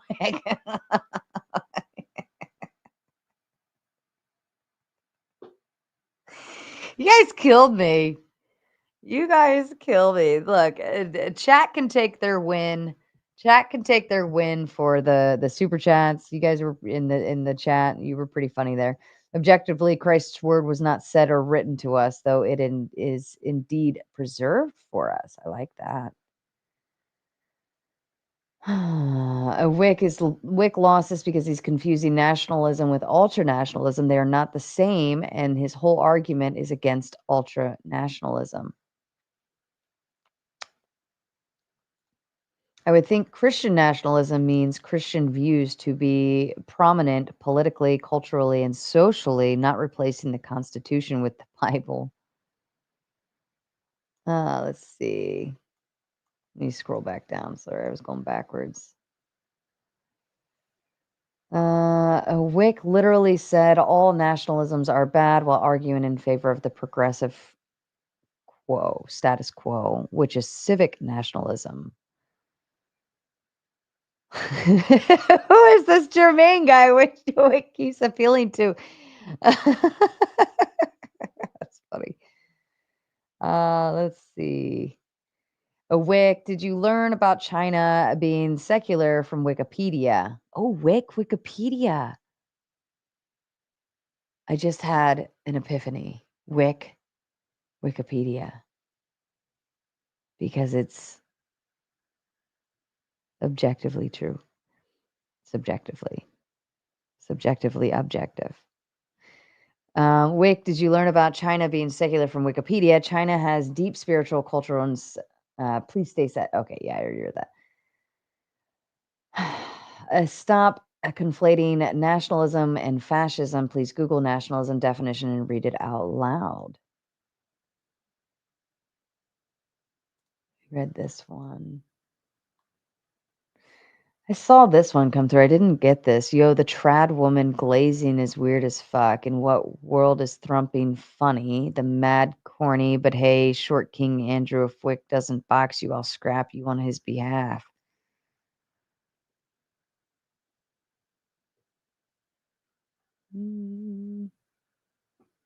Oh no. I'm not trad. Let's start there. And thrumping is fucking hilarious. Did anybody disagree with that? Did anyone disagree with that? I'm getting tired. I'm tired. I just want to read the rest of the 10s and up only because you guys sent them and we couldn't get through it all, of course, but I didn't expect to at this point.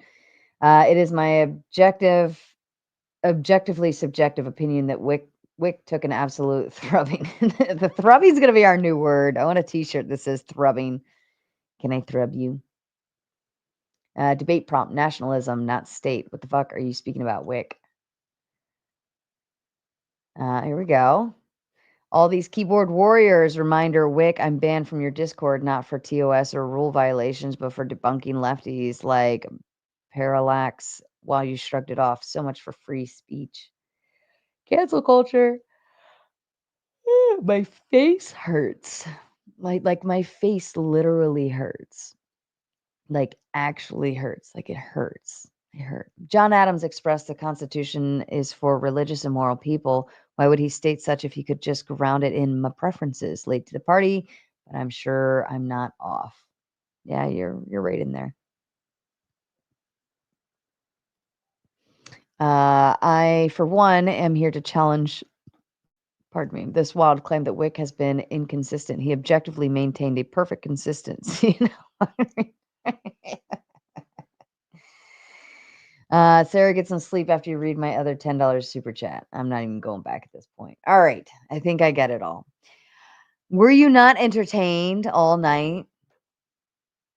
Were you not entertained? I think this was pretty entertaining. Wasn't that bad. I'm going to be incredibly tired tomorrow. And we have another debate tomorrow night.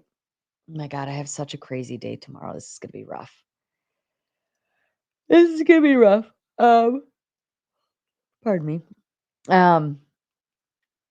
Tomorrow night, we've got Paige and Kinetic Cal debating on homeschooling.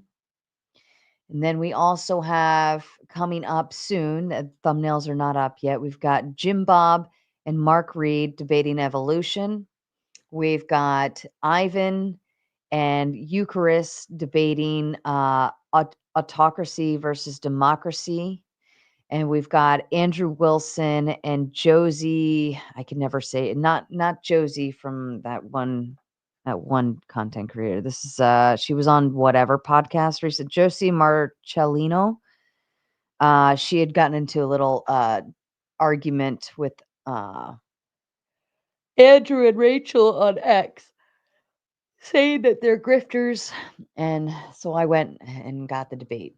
That is coming up soon as well. So all of those thumbnails will be getting put up. I'm sure there's other debates that are probably in my booklet here that I haven't even brought up, but there's more. They're all coming.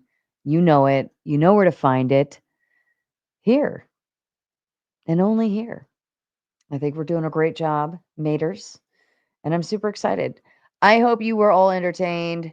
If you were, don't forget to hit the like button. Who should we raid? Is there anybody even awake and streaming? Like, we have to raid somebody, right? Let's see. Who's alive?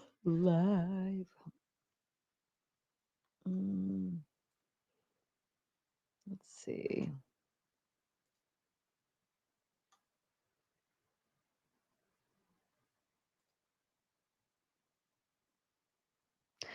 I think non-fawn.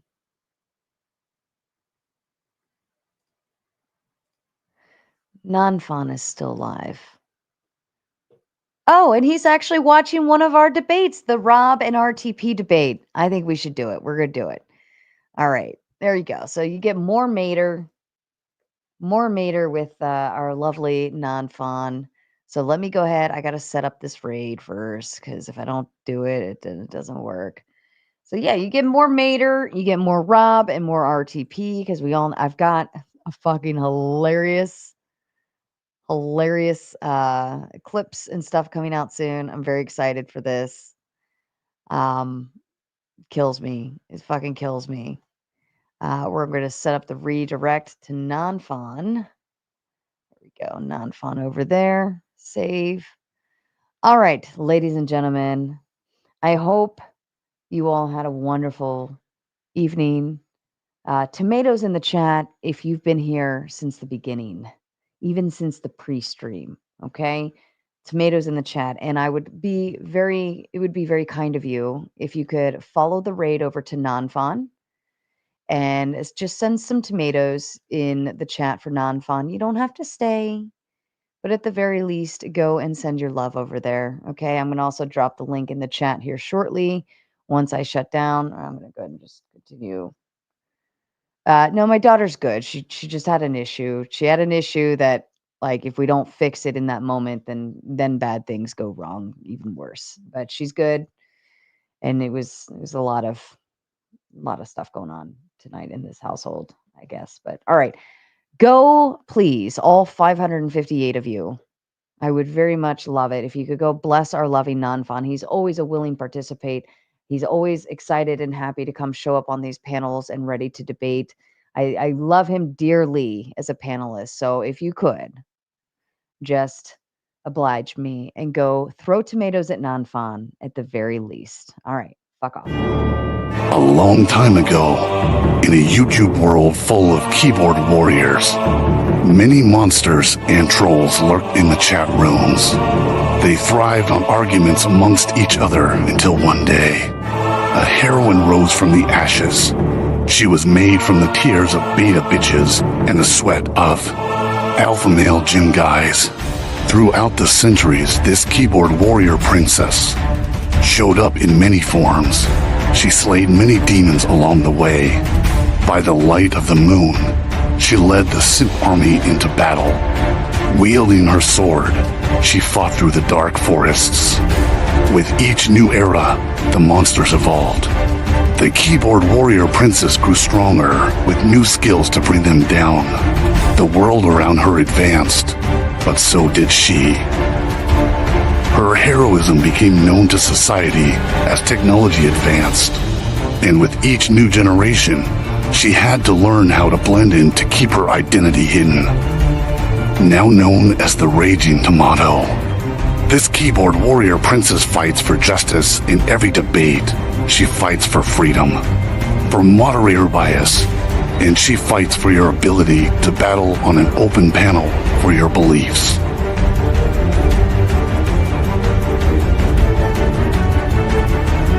She protects the simp troopers from destruction.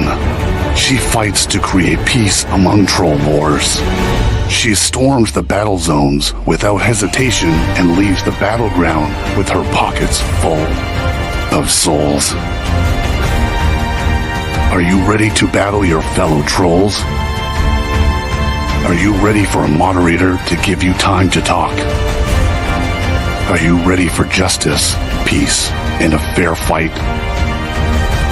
Tune in every Monday night to watch your friends duke out their issues, or join the open panel so that you can fight the good fight and find resolution with your peers.